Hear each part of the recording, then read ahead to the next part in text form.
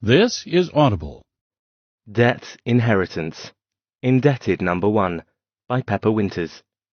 Read by Kylie C. Stewart and Will M. Watt. Jethro. The world was a dangerous place, but I was worse. The human race left the dark ages behind.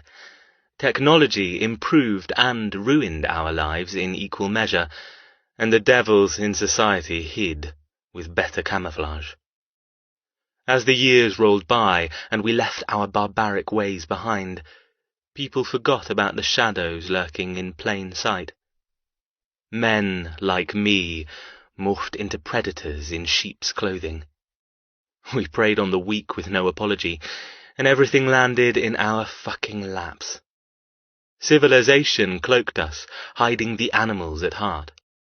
We traded caveman mentality and murder for suits and softly spoken curses.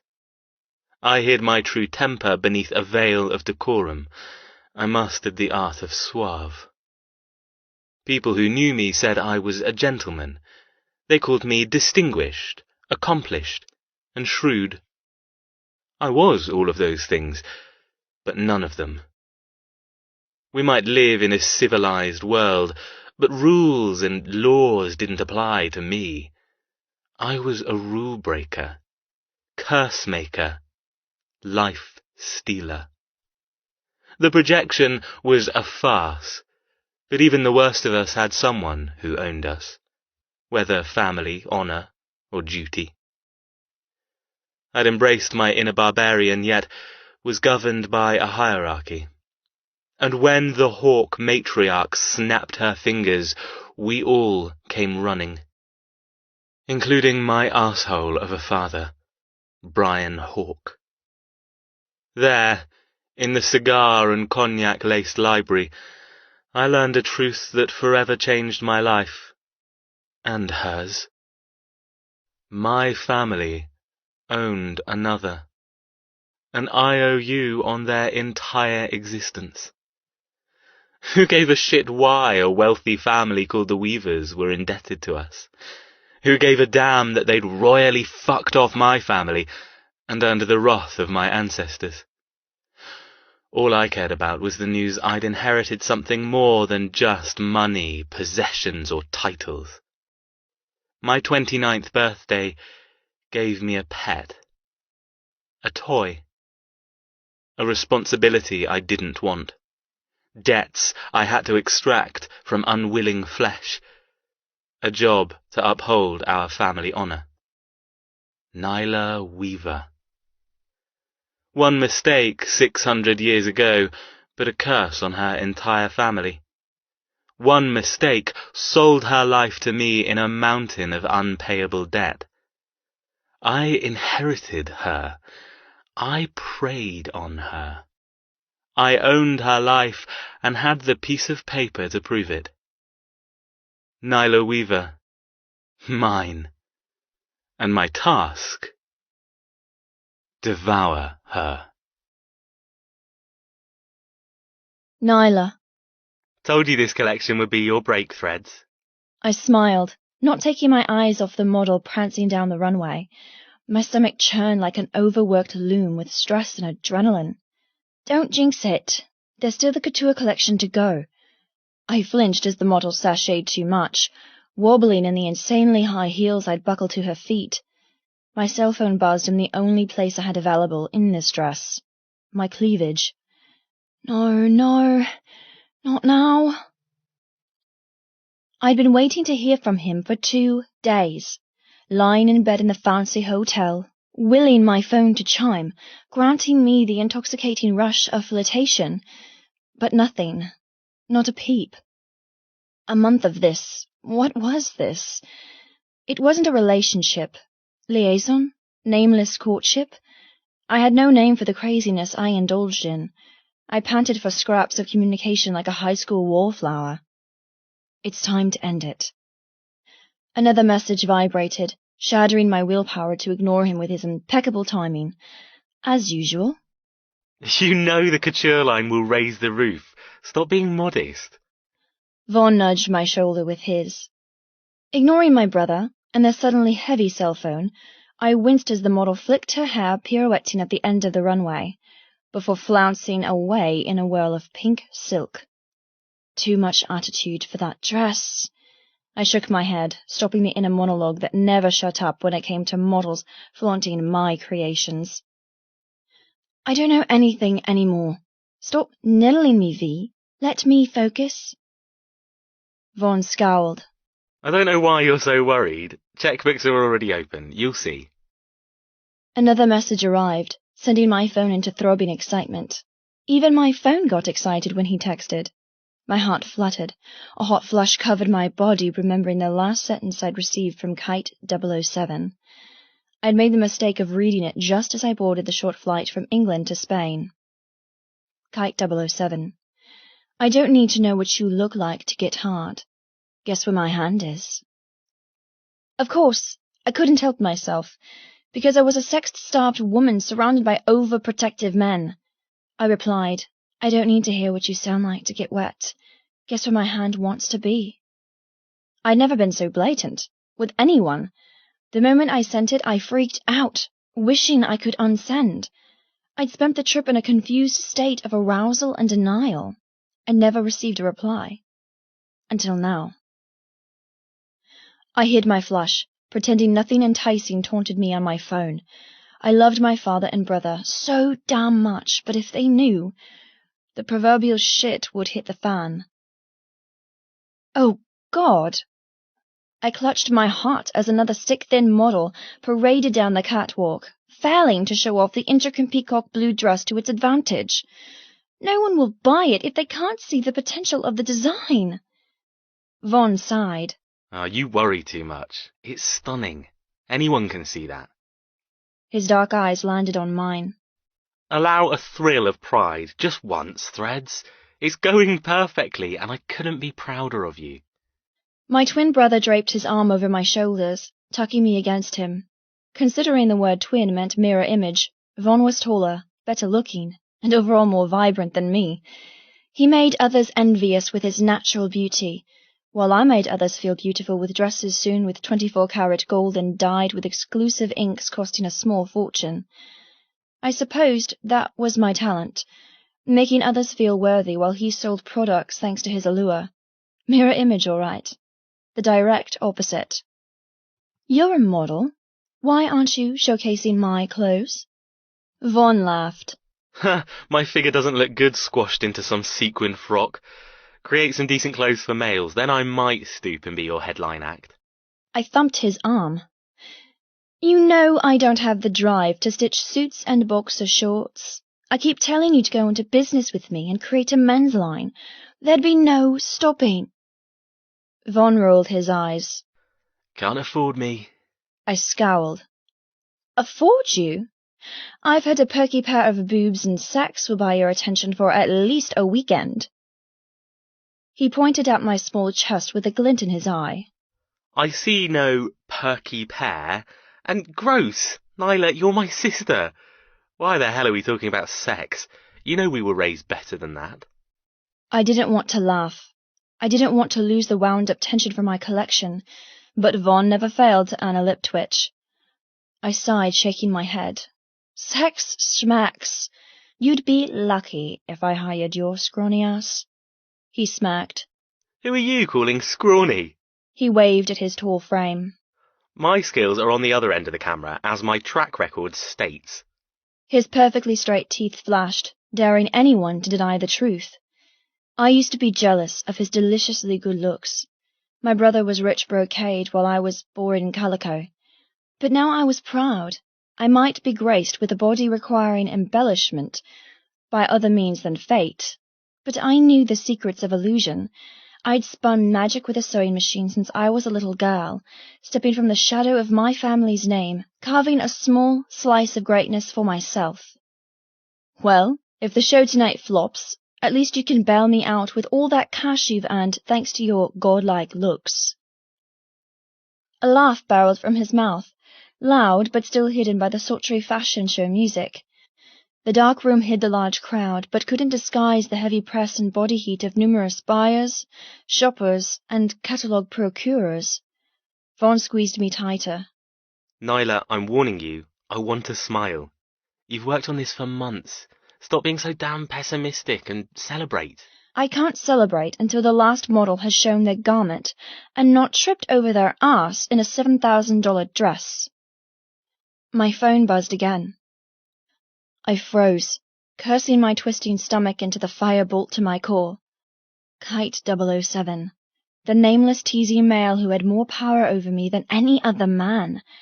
A stupid secret crush, with a stranger no less. It's a sad day when I'm emotionally invested in a fantasy. I should have never replied to that incorrectly sent message a month ago. Then I might have directed the small energy I had left after working so hard and find a real man, one I could kiss and flirt with in person. The jagged pain lashed again. Rejection. I'd asked Kite, after a late-night volley of messages, if he'd be interested in meeting. Needle and thread. So, I was wondering, I'm sitting here drinking a glass of wine and thought you might like to do that sometime. Go out for a drink, in person together? I'd pressed send on the jumbled, awkward sentence before I lost my nerve. I'd never asked anyone on a date before. It nearly gave me a heart attack. He'd never replied. Silence was his usual reaction to dealing with something he didn't want to discuss, only to message a few days later on a completely different subject. Where sexual innuendos were hard for me, Kite 007 was a master. He used it as a weapon, making me forget we had no depth to our conversation. Not that they were conversations. When he did reply, it had been a clever mix of teasing and emptiness, reminding me not to read into this shallow form of communication. Kite 007. I'm in a meeting, and all I can think about is your nun outfit. You wearing underwear today? Yep. That stopped my wishful thinking of meeting him in person. Untangling myself from Vaughn, I pretended to scrutinize the remaining models, while I indulged in the very first text I received, the one that began it all. Kite 007. Tonight won't work for me, but waiting will only make you wetter. Be a good girl and don't argue. I'll make sure to reward your patience. A shiver worked its way under my expensive gown. I'd never received a message like that, ever, and it wasn't meant for me. I imagined some lucky woman looking forward to her reward. I tried to delete the message, I really did, but after 24 hours of being hidden away from boys, I couldn't help myself. My reply was utterly ridiculous. Needle and thread. I'm afraid you're talking to a nun who understands nothing of sexual hints and not-so-subtle suggestions. Patience to me is payment after waiting for a microwaved chocolate pudding. Wet to me is the brief enjoyment of a shower before the slave labor of my job. If your intention was to make me, an unknown stranger who could be your mother-in-law or an arthritic 80-year-old, wet and impatient, perhaps you could bribe me with sugar, a hot bath, and a night off from work. Then perhaps I'll obey and deserve your veiled insinuation of pleasure. By the way, if you haven't guessed, wrong number. And so began a mistake that I had no intention of stopping. I groaned under my breath, never failing to suffer a wash of embarrassment. I had no idea where the flippancy came from. I wasn't a nun, but I wasn't far off. Thanks to the 2 permanent men in my life, dating was a rare event. A curvy model coasted down the runway in my favorite creation of cream lace, Victorian collar, and external bustle. I intended to head the trend of a historical fashion comeback. That would look better on you. Vaughn's husky voice cut through the graceful music. I shook my head. No chance. Looking down at my small cup size and overly trim frame, thanks to my obsessive running, I added, You need femininity to pull off a corset like that. I'm a rake. Only because you exercise too damn much. Only because I have you and father stopping me from getting exercise in sexual form. I didn't believe in self-pleasuring. Running was my only hope at a release. The model spun in place, swirling her train before disappearing up the catwalk. I suffered a moment of envy. It would be nice to have boobs and hips. Vaughn's strong fingers caught my chin, breaking the unlockable stare I had on the strutting model, guiding my nondescript black eyes to his vibrant chocolate ones. We're going out tonight, hitting the Milan nightclubs. The low lights around the runway made his skin glow with a natural, dusky tan. His blue-black hair was the one beautiful thing I shared. Thick, dead straight, and so glossy people said it was like looking into black glass. My one saving grace. Oh, and my ability to sew. And flirt with a stranger on an impersonal device. My phone buzzed, a reminder my inbox had something delicious for me to read. And it would be delicious. Damn it! The urge to look almost broke my self-control. What the hell was he doing messaging me? We knew nothing about each other. We shared nothing but dirty fantasies. My mind once again jumped back to the first relay of texts. Kite 007. Shit, you're a nun? Sorry. What's the correct term of address, sister? I apologize for the incorrectly sent message. Despite your godly perfection and sheltering, you deduced correctly. It was in fact very sexual. The woman in mind would never be welcomed into a sanctity such as yours. I'd had no reply to that, but he'd sent another 20 minutes later. Kite 007. Sister, I need absolution. I find myself consumed with the image of a sexy nun stripping and sliding into a hot bath with chocolate sauce on her lips. Does that make me the devil, or are you for making me lust for someone I shouldn't? For the first time in my life, I had felt the rush and power and need. This unknown man lusted for me. He'd replied based on what I'd sent. He'd been right about the blushing, but only because I was sheltered, not because I decided to dress in black and white garb for the rest of my life. I came from rainbow fabric. I drank textile ink as mother's milk. I learned how to sew before I could walk. I could never become a nun, purely because of the boring fashion choices. My fingers shook as I messaged him back. Needle and thread. I'm blushing, but happen to be wearing something a lot more interesting than black and white or a boring shift. I had no idea what made me reply. I'd never been so bold that he was taken, obviously. He'd been messaging a girl. Kite 007. Oh, see, you can't say things like that to a complete stranger who mistakenly messaged a hot nun who doesn't conform to the dress code picked out by God. Tell me. Needle and thread. Tell you what? Kite 007. What are you wearing? And that was where I freaked. He could be a 29-year-old pervert who tracked down my number from one of my runway shows to stalk me. Nothing was as it seemed in today's world. Needle and thread. I hope you find the person you were trying to contact. Enjoy your night of sexual torture. Goodbye. I'd closed my phone and done exactly what I'd said, microwaved a chocolate pudding and slid into a hot bath, only to be interrupted by a reply. And another. And another. I lost count of how many messages I received. I managed to ignore him for 5 hours. But then my innocent soul became corrupted by a man I'd never met. What do you say?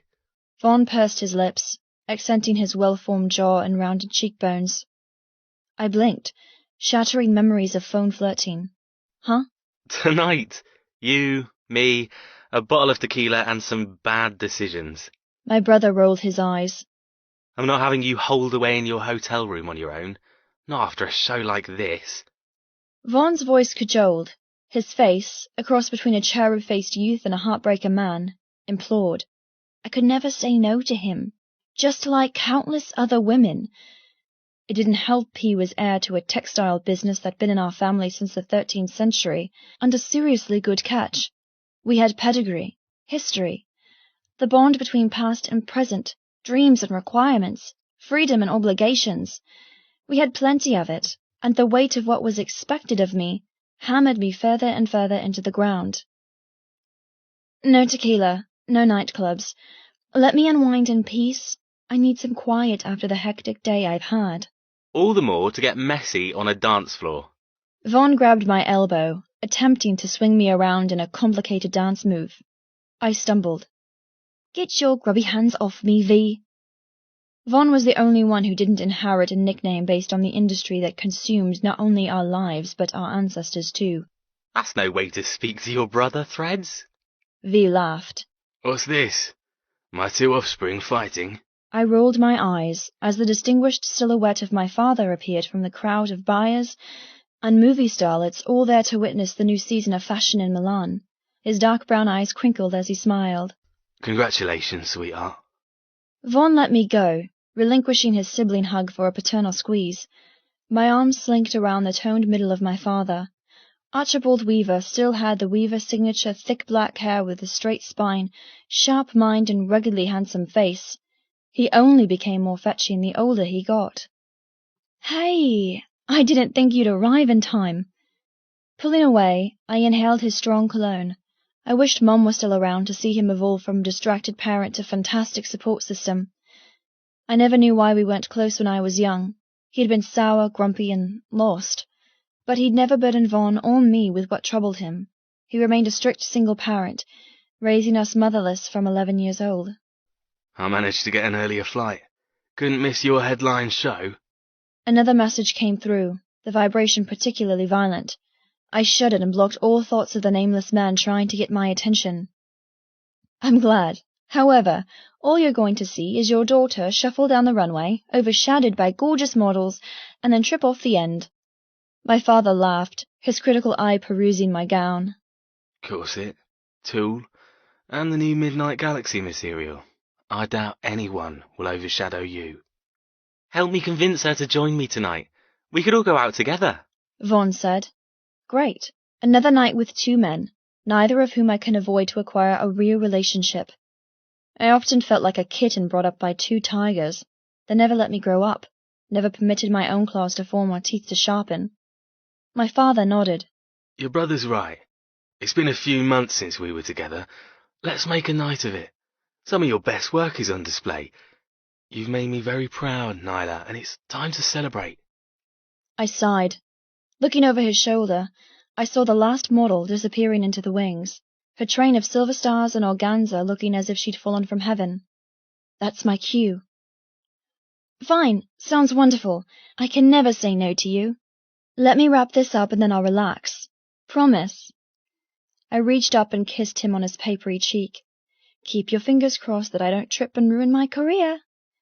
He grinned, slipping into the much-loved and well-known persona of Tex, short for textile, a nickname he'd had all my life. You don't need luck. Knock 'em dead. His brown eyes faded. The melancholy I was so used to seeing swallowing him whole, hiding his jovial spirit. It was his curse. Ours. All of us.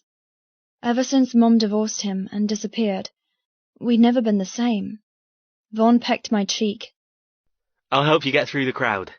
I nodded and weaved through the crush of bodies to the small staircase at the side of the runway. The organizer, with a headset, frantic blonde curls, and dog-eared notebook, squealed when her eyes landed on mine. Ah! I sent out ninjas to find you. You're up, like right now. Vaughn chuckled. I'll wait here for you. He faded into the living organism that was the fashion-hungry crowd, leaving me at the mercy of blonde curls. Bunching the overflowing train of my dress, I climbed the steps, hoping against all odds that I wouldn't faint. Yes, I know, that's why I'm here. Thank God. Okay, stand there.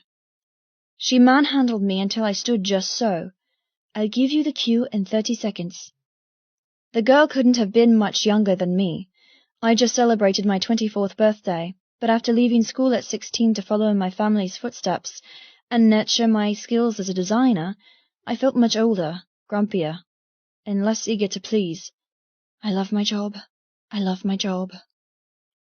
And it was true. I did love my job. I loved transforming plain fabric, sourced by my father, into works of art thanks to the accessories, silks, and diamantes my brother imported when he wasn't modeling. We were a true family business, which I loved and would never change. It was the public eye I hated. I'd always been a homebody, partly out of choice, partly because my father never let me date. Talking of dates, my fingers itched to grab my phone. The girl nodded, pressing her headset hard to her ear. Gotcha. Sending on now.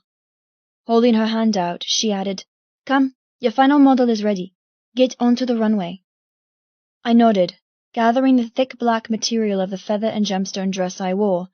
Completely impractical, completely couture, a bloody nightmare to wear, but the effect of soft wispy feathers and the glint of black diamondettes set my hair off better than any other color. Some said color was what made your mood. I said black protects. It gave me strength and boldness where I had none.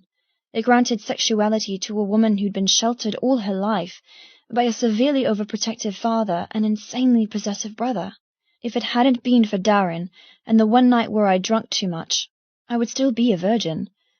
Taking my place in the middle of the runway, I smiled tightly at the model chosen to wear my centerpiece. My heart fluttered, falling in love, just like I always did, with the garment I'd adoringly, intimately created. Wrapped around the girl's zero-sized frame and shimmering in the low lights of the packed room, the dress was revolutionary. My career would reach new heights. It wasn't pride glowing in my heart. It was relief. Relief that I hadn't let anyone down, including myself. I'd done it. Despite my nerves, I'd done what I'd always needed and carved a name for myself despite the huge inheritance of the Weaver name and empire. My collection was mine. Every item from handbags to shoes and scarves was mine. Nyla. Just my first name. I hadn't wanted to use the power of our legacy. I hadn't wanted to let anyone down in case I failed. But now I wanted to sequester my success and hoard it. The room hushed with anticipation as the music changed from Latin to symphony.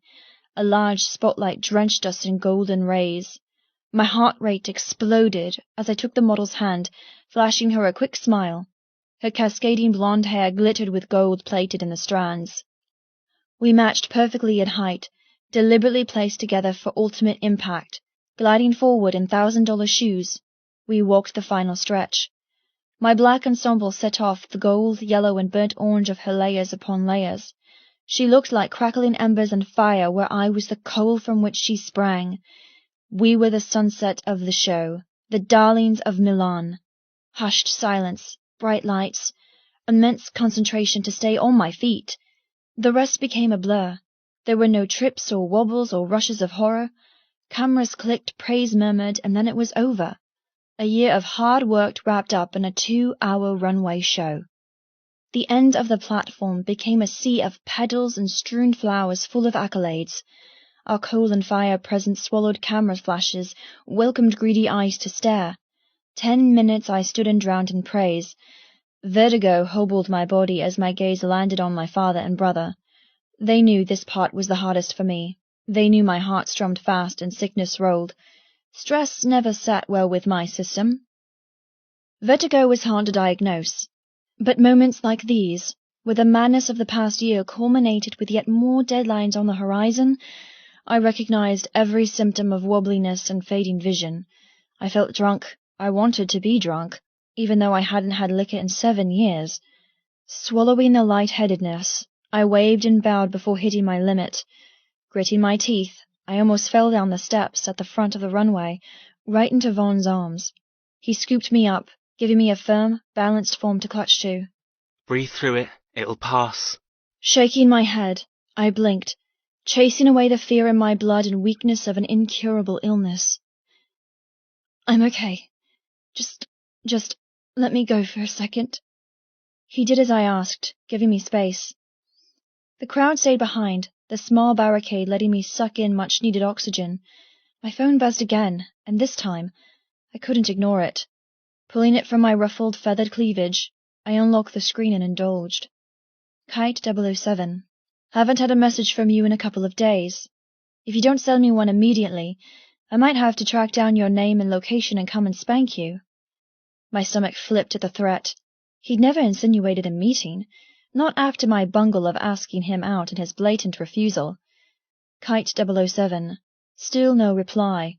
If threats of physical harm won't make you respond, perhaps the mental visualization of me stroking myself while reading some of your old messages will persuade you to. My core clenched. He'd pleasured himself while thinking of me? A stranger touching himself shouldn't give me such a thrill. Kite 007. My naughty nun. I don't know what you're doing, but I've disgraced myself by coming all over my hand at the thought of you naked and smeared in chocolate. Hope you're happy. What are you reading? Vaughn peered over my shoulder. My cheeks flamed, and I wiped the screen of evidence that despite his and my father's best intentions, I'd managed to find a man interested in talking sex with me. I couldn't wait to be in private to respond. Kite seemed more open. Maybe we could talk about real things and not just dirt. Nothing. Vaughn scowled, then a large grin brightened his face. Guess how many orders? My brain couldn't switch from wanting desperately to respond to Kite to normal conversation. Orders. He threw his hands up. Oh, seriously, your collection. Oh, sometimes I worry about you, Threads. Still grinning, he added. Your fire and coal collection has orders from all major retail chains in Europe and America, and the couture line is currently in a bidding war for exclusivity between a London boutique and Paris. He bounced with happiness, infecting me with energy. I told you this was your break. You've cemented your name. Nyla will be worn by celebrities around the world at their red carpet premieres. He lowered his voice. You're your own sister. You're more than just a weaver, you're you. And I'm so damn proud of what you've achieved. Twin intuition had always been strong, showing just how much he understood without me ever having to voice it. Tears sprang to my eyes. Vaughn didn't get sentimental often, so his praise was a well-placed dagger in my self-control. This time I couldn't stop the smile breaking through my defenses, or my heart glowing with accomplishment. Thank you, V. That means... Nyla. I spun around to face my father. Instead of the grin and look of love I expected, he stood cold and fierce. My stomach tensed, sensing something was wrong. So wrong. It was the same look he got whenever he thought of Mum. The same look I'd grown accustomed to hating and running from. Dad, what? He wasn't alone. My eyes trailed from my father's pressed tucks toward the tall, svelte man beside him. Holy hell! Who on earth? Thoughts died like wildless kites, littering my mind with silent dumbness. He was a stranger, but I felt as if I'd seen him before. He was a mystery, but I sensed I already knew everything about him. 2 extremes, 2 confusions. Nyla, I want to introduce you to someone. My father's jaw ticked, hands clenching into white-knuckled fists. This is Jethro Hawk. He's a big fan of your work and would like to take you out tonight to celebrate your success. I wanted to rub my eyes and have my hearing checked. Since the day of my birth, my father had never introduced me to a man. Never. And he'd never lied so obviously. This man wasn't a fan of my work, although he did have incredible fashion sense. He had to be a male model, with his height, envious cheekbones, and perfectly styled salt and pepper hair. His white skin was flawless, no wrinkles or blemishes.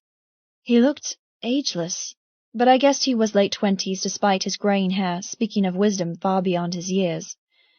His hands were concealed in pockets of a dark charcoal suit, with a cream shirt open at the throat and a diamond pin piercing his jacket lapel.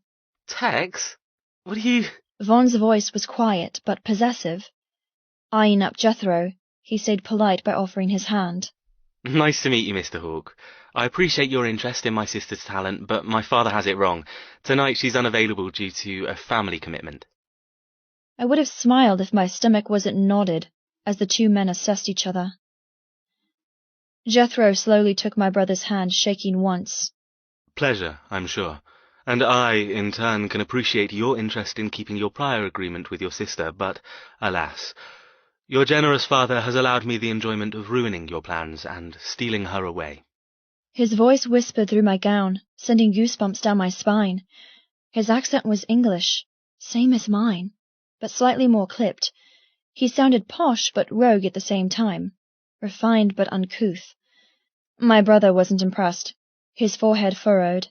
I hope that isn't going to be an issue, Mr. Weaver. I've heard a lot about you and your family and would hate to upset you. Mr. Hawk's eyes landed on mine, capturing me in a cage of golden irises and effortless power.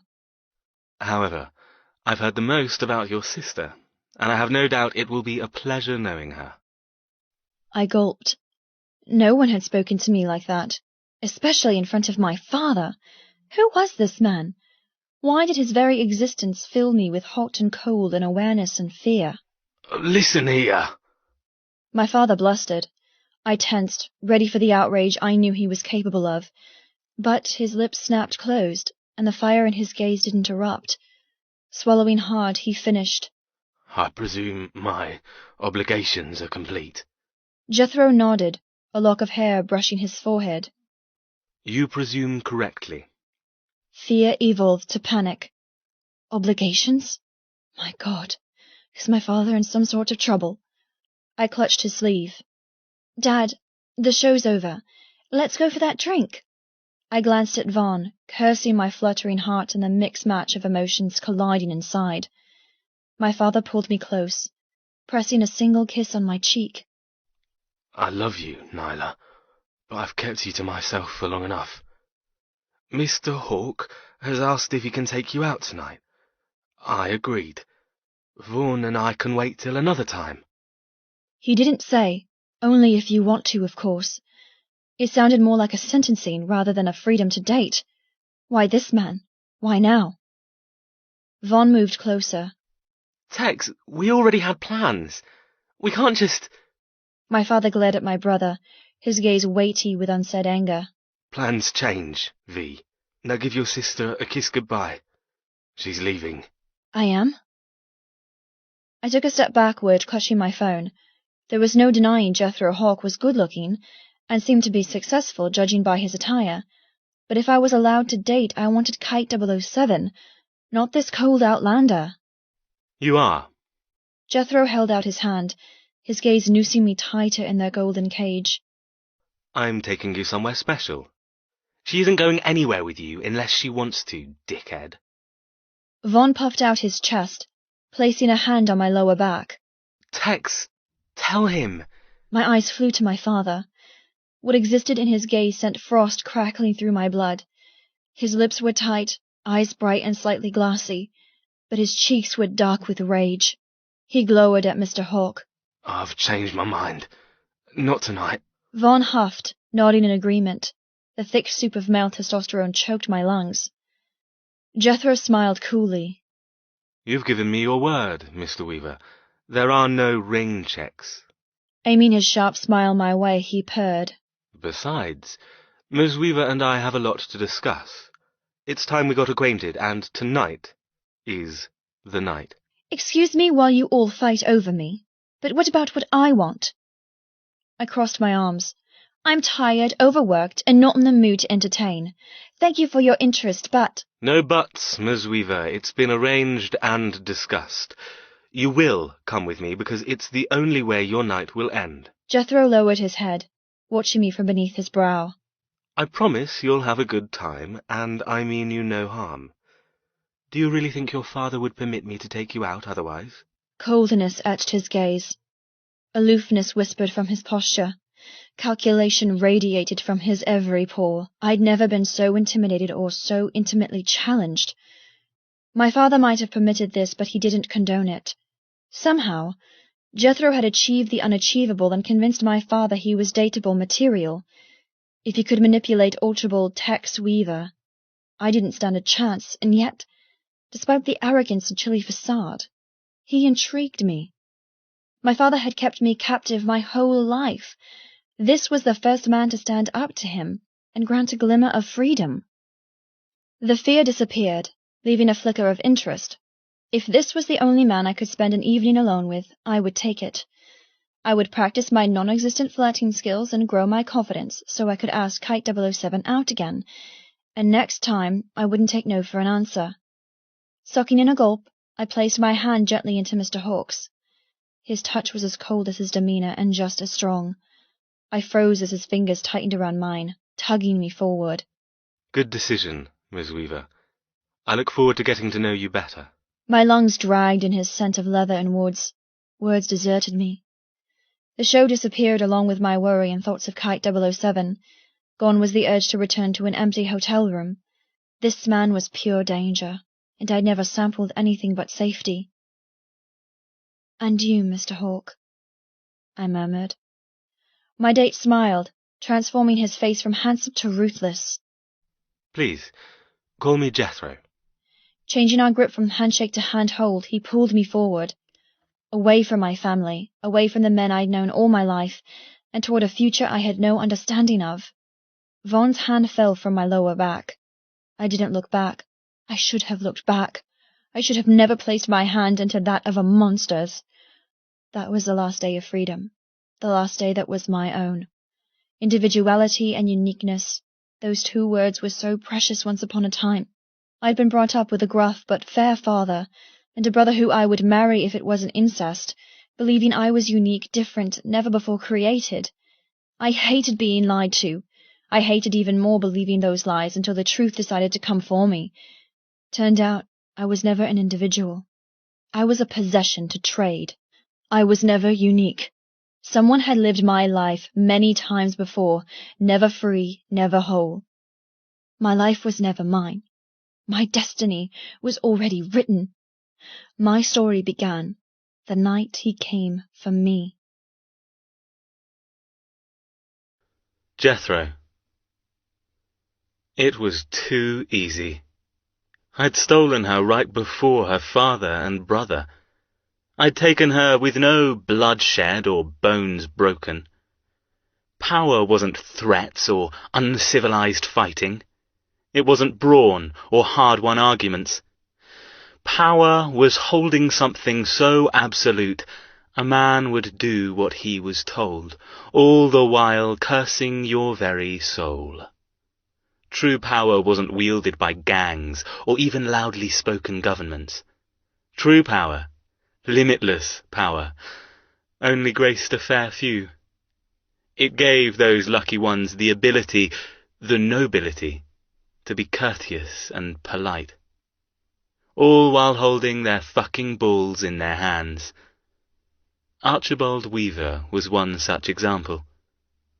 I shook my head, disbelieving how the so-called enemy of my family handed over his only daughter, the same daughter I'd seen in tabloids as a rising star of designers, the same offspring who was never photographed with a man on her arm or seen sneaking out of a restaurant with a hidden lover. He'd wanted to kill me. I had no doubt he would try to kill me, but he would fail. Just like he failed to protect her. Because he had no fucking power. All it had taken was 2 sentences, and Nyla went from his to mine. A thrill ran down my spine, remembering the rush of sensation when I tapped him on the shoulder. His dark eyes had been cool but welcoming, believing I was a stranger there to congratulate. That all changed when I handed over a black-flocked business card and said, "The time is nigh to pay your debts. Your past has found you, and there will be no peace until she's ours." His eyes went from cool to glinting with horror and rebellion. He knew everything I did. He knew there was only one thing he could do, no matter that it would break his heart. This was his fate. Her fate, their fate. It had been written and understood the moment he'd knocked up his wife. He knew the consequences, and he also knew the power we controlled. No matter his unwillingness and terror, there was no other course of action. Without a single word, he'd marched me to his daughter and placed her life in my hands. I hadn't believed my father when he said it would go so smoothly. After all, none of this made sense, but it had and it did, and now it was all on me. My education had begun a month ago. I'd been told of my upcoming duties, given history lessons of past debt collections, but I was as new to this as her. We came from generations interlocked in the same untiable way. Now it was our turn, and we would have to learn together. I glared at my conquest.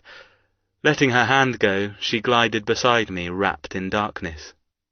I didn't need a physical claim on her now that she was outside, alone. Was it trust in her father's judgment guiding her feet, or stupidity. Either way, I would be the last person she would ever see. Nyla. I breathed a lungful of crisp Milan air as we left the ornate building where the fashion show was held. For late summer, the temperature danced with chill rather than heat. The night had finally claimed the day. It didn't get dark until 10 p.m., so it was late for me. This time of evening I would normally be buried under a mound of cotton, with a chalk pen and scissors deciding what my next creation would be. Coldness darted through my blood, not from the cool breeze but from him, the silent, foreboding man walking soundlessly beside me. Who is he? And why don't I trust a thing about him? Studying him in my peripheral vision, he seemed to give off two personas. One, a cordial, well-dressed gentleman who looked as though he'd stepped through a wormhole for some ancient century. And two, an assassin who moved like a dancer, only because he'd been taught the art of war and murder from the crib. No words were spoken, no dalliance or small talk. His silence was strangely welcomed and hated. Welcomed because it meant I could focus on my vertigo and not let stress topple me over. Hated because I wanted to know him. I wanted to know why my father had vouched for him, and just where the hell was he taking me? I don't believe you, I said, my voice slicing through the crisp evening. Even in the gloom, with only streetlights for illumination, his eyes were bright, and such a light brown they seemed otherworldly. His eyebrow rose, but no other interest showed on his face. What don't you believe? He fanned his arm to the left, indicating for me to travel that way. My feet behaved, tottering obediently in the black velvet heels, but my brain swam with a sudden gyroscope of vertigo. I focused hard on the diamond glittering on Jethro's lapel. Find an anchor, hold on tight. Do this and you'll be all right. The stupid rhyme echoed in my brain. My brother had made it up when we were 8, after I'd broken my arm falling off the bottom step of our porch. That you convinced my father that you're dateable material. I brushed the front of my skirt, wishing I could have changed before traipsing through Milan in a couture dress. You either bribed him or threatened. Just like you're threatening me, with your silence and imposing attributes. Threatened. Interesting word. His voice positively purred. Placing his hands into his pockets, he added, And if I did? What difference does it make? You're still here, with me, alone. Dangerous, really. The footpath decided to roll beneath my sudden unsure feet. Breathe. Get it together. Heroines in books were portrayed as quaint and lovable if they were clumsy. I had more bruises and scrapes from falling and slamming into things than I would ever admit, and there was nothing quaint about it. I was a hazard, especially if I had a pair of wickedly sharp dress scissors in my hands and stood up too fast. Anyone in a 2-meter radius was in danger if my brain decided to throw me helter-skelter into a wall. It was also a huge inconvenience when faced with an overbearing stranger who just used the words alone and dangerous. Dangerous isn't a good word, I muttered, allowing a little physical distance to grow between us. Stupid isn't a good word either, but it's been echoing in my head. I slammed to a halt. Stupid! Jethro glided to a stop. Looking so cultured and sharp I had a terrible urge to rip his jacket or ruffle his hair. He was too perfect, too collected, too restrained. My heart stuttered. What exactly is he restraining? You say I threatened your father, as there's no other explanation as to why you're standing here with me. I say, if you feel that way, then you're stupid for agreeing. It was you who took my hand. You who followed me from the crowd to empty streets. Leaning down, his eyes narrowed. Stupid, Miss Weaver. Very stupid indeed. I should have been insulted, beyond livid at being ridiculed and slandered, but I couldn't deny the idiocy of my situation. I'd meant it as a joke, sort of, but how could I ignore the truth blazing bright in his dark words? I'm 24, Mr. Hawke, and you were the first man my father agreed I could spend an evening alone with. If it makes me stupid to want something I've been denied all my life, then yes, I guess I'm incredibly stupid. But you've just proven that no matter how much I wanted freedom, I love my family more, and I didn't say a proper goodbye.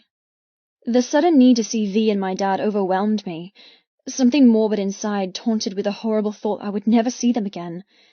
Glaring at Jethro in his imposing silence, I sucked in a breath. This was a mistake. I'm sorry. Gathering my train, I spun on my heels and stalked toward the huge portico and arched doorway. Blessedly, my head remained clear and my feet suffered no stumbles or falls. The heaviness in my train billowed in the rush. I had no logical explanation why I suddenly needed to be around people again, but I couldn't deny the strong pull toward family. Jethro didn't say a word. He stayed statuesque and proud in the evening darkness. With every step I took, I expected him to call out or find some way to stop me. He didn't seem like a man who accepted no for an answer. But only silence followed, pushing me faster toward the door. The moment I stepped through the polished entry and into the hive of heat and voices, I plucked my phone from my cleavage. There was one person in particular I wanted to speak to, a stranger I'd never heard or seen. My father had allowed me one night of freedom. I didn't want it with Jethro, but I did want it with someone else. Maybe Kite lived close by. His number prefix said he dwelled in the United Kingdom. Like me, it wasn't a long flight to get back home. I lived in London all my life, moving from the outskirts to downtown 5 years ago. The Weaver Empire had always been based in London, right from conception, and probably always would be if business continued to boom. I opened a message to Kite 007. Needle and thread. Sorry I didn't reply before. I was busy cementing my career and ensuring I have a lifetime of servitude ensuing.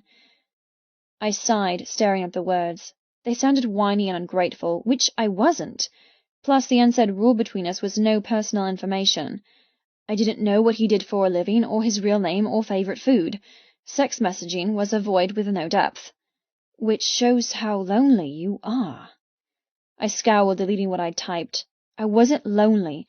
I had the best family and support in the world. I was just tired.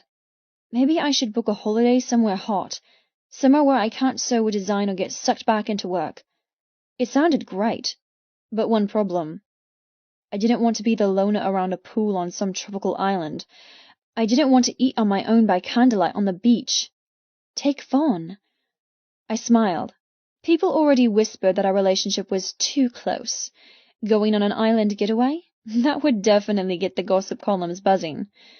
My heart panged for the only relationship I had and how shallow it was. There was so much I wanted to say. I want to meet you. Please, can we skip the innuendos and just talk? I'm at the Nyla Coal and Fire exclusive in the heart of Milan. I want to go for a drink with you. I want to get to know you. I couldn't type any of that as it was against the rules. The unsaid rules hinted at by Kite. No personal details. No oversharing. No information of any kind but sex.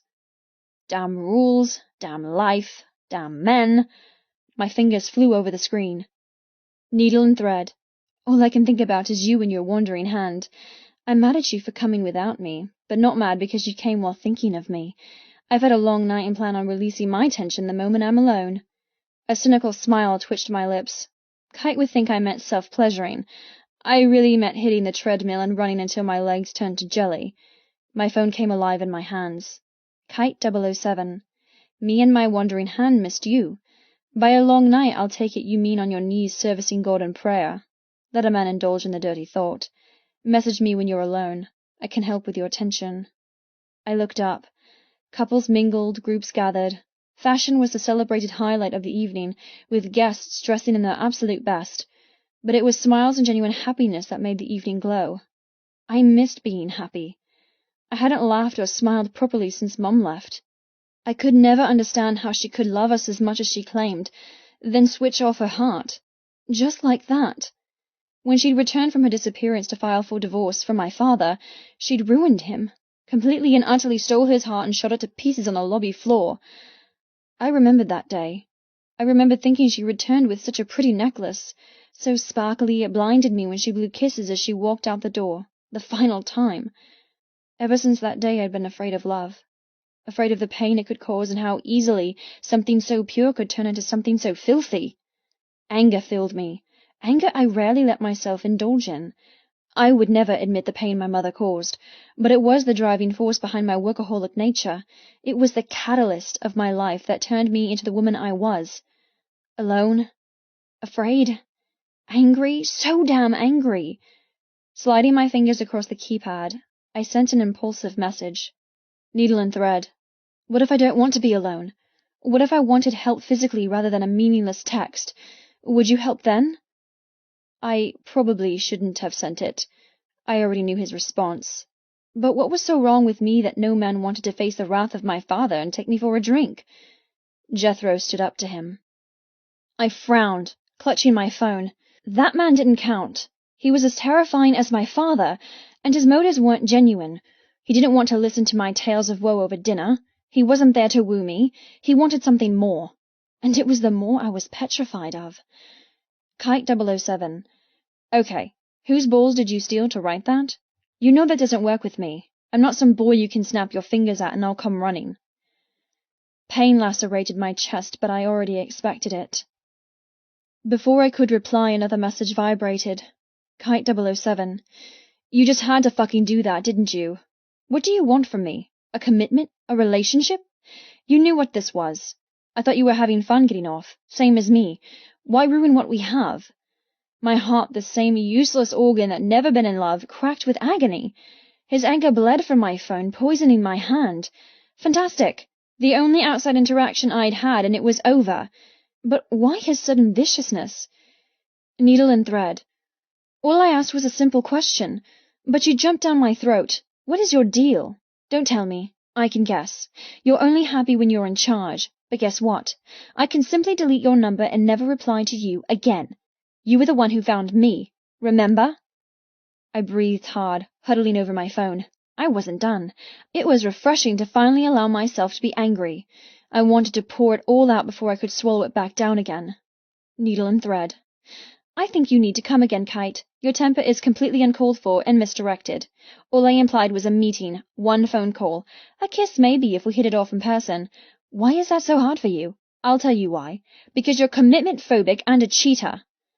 Congratulations on your collection, Nyla. I'm sure. I looked up into the eyes of a stranger. The woman had plump lips and wore black eyeshadow. She paused mid-sentence. Are you okay? I hated her concern. I hated that I came across as some stupid girl who could make exquisite clothing but never grace someone's arm. I don't want to be here anymore. I needed fresh air. I needed silence. Him. The silent masculinity of Jethro Hawk suddenly called to me like a cooling balm after a burning fire. He might scare me, but he had a body to touch and a mind to explore. Motives or not, he wanted me for the evening, and I was feeling reckless. Yes, I'm fine. Excuse me. Bunching my skirts, I dodged groups of people heading for the exit. My phone buzzed as I reached the door. Kite 007. Don't call me that. You lost the right to call me anything the moment you changed from tempting to annoying. I'm not a cheater or commitment-phobic. And it's hard for me to deny a meeting with you because I already have women to fuck. I already have enough physical connections and stupid girls making demands of me. You just broke something that wasn't broken. Congratulations. My nostrils flared. I broke it? There was nothing to break. This whole thing had been a mistake. Unknowingly, he'd taken advantage of some loser grasping for friendship. I was done being that girl. I was done living life in black and white. I wanted color. I wanted passion. And there was only one man who could give me what I wanted tonight. I would use him and throw him away, just like Kite did to me. Kite 007.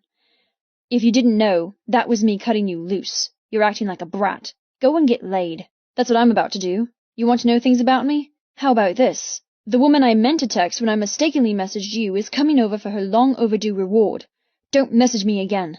The jerking off to your timid replies has bored me. Whoops, I just lost your number. My teeth gritted. My heart thundered. Pain was swamped by livid rage. How dare he break up with me? How dare he hurt me? How dare I let myself be hurt by a fucking arsehole who I'd never met? I didn't care. I don't care. But I did care. I'm so stupid. Stopping in the entranceway, my hand shook, jingling my glowing screen. People mingled around, skirting the huge puddle of black material from my dress. I stood surrounded, yet I was all alone. Tears pricked my eyes, but I swallowed them back. It was my own stupid fault. I'm so stupid. Stupid! I sent my final message. Needle and thread. When you end up alone and unloved, I hope you remember this moment. You aren't breaking up with me, I'm breaking up with you. Thank God I'm not a nun, so I can curse the very ground you walk on. You don't want to meet me? Fine. You just got your wish. I'm done. I hope you wank so much your dick falls off.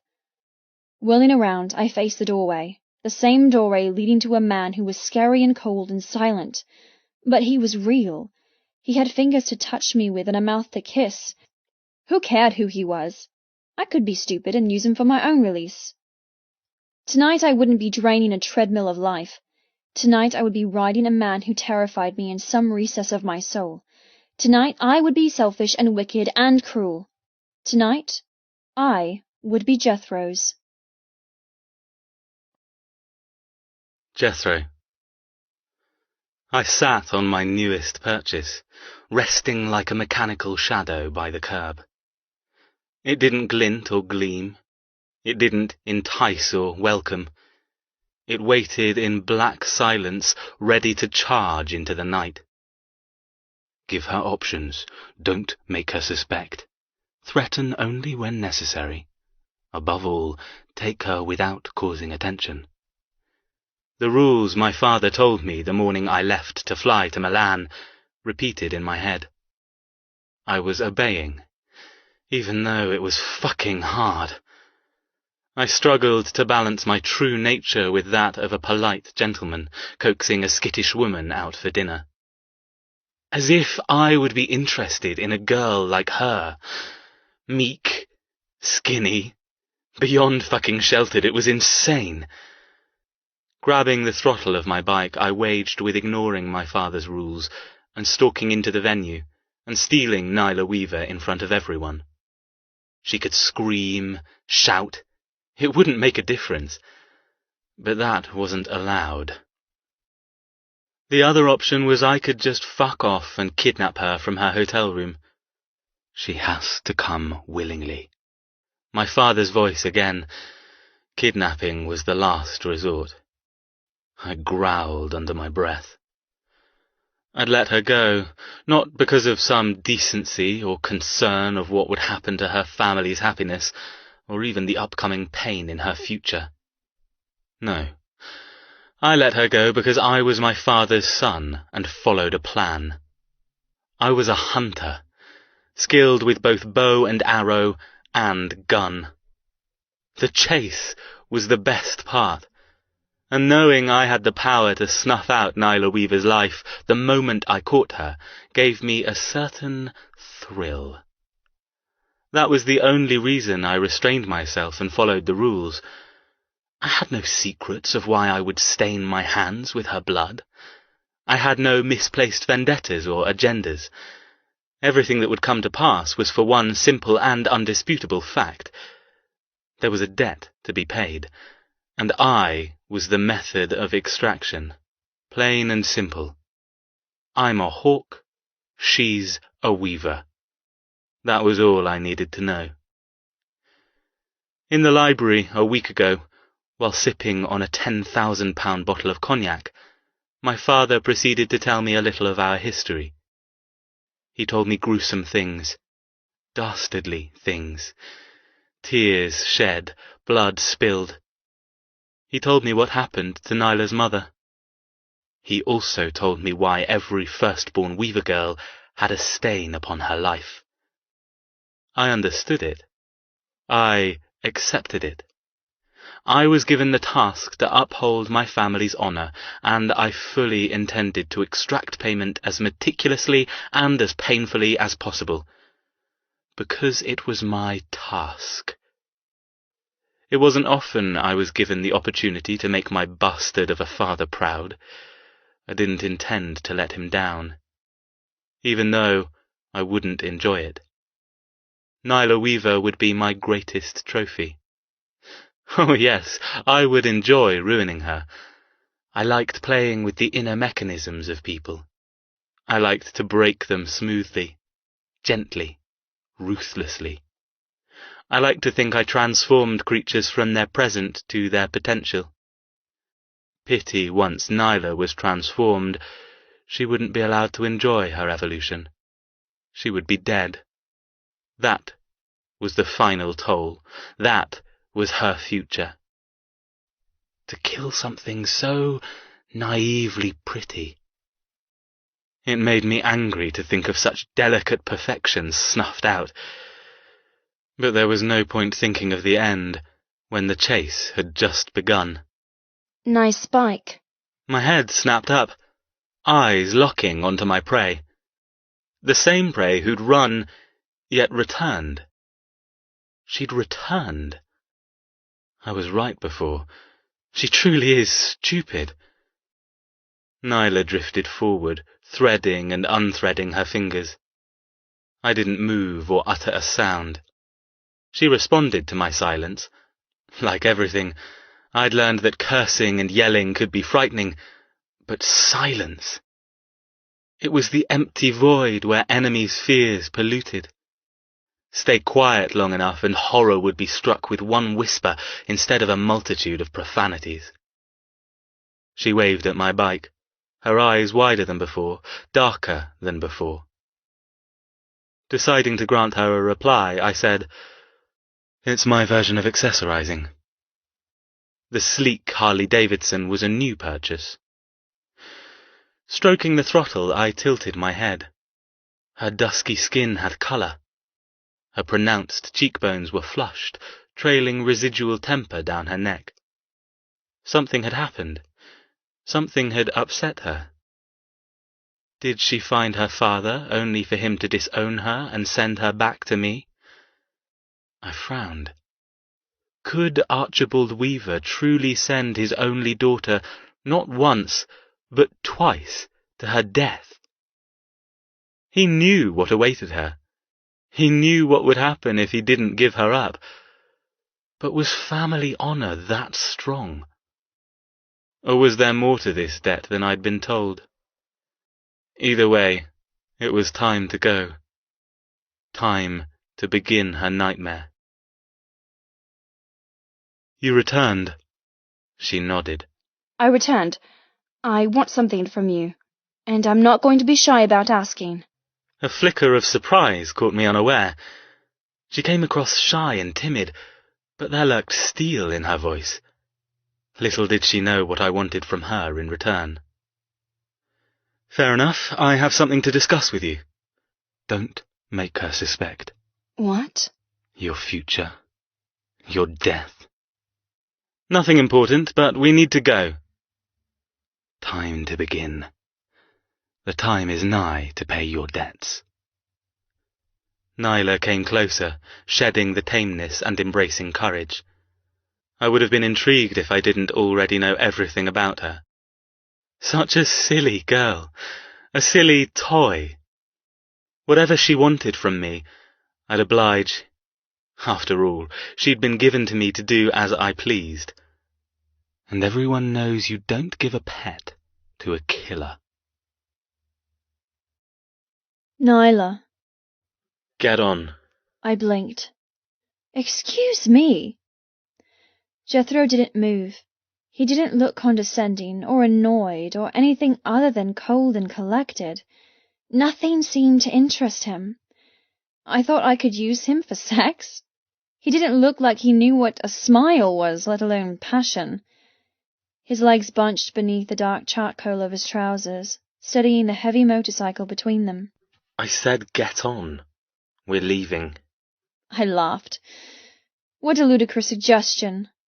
Waving down my front, I hoped he wasn't blind, because no one could ignore the kilograms worth of black diamantes or acres of material I wore.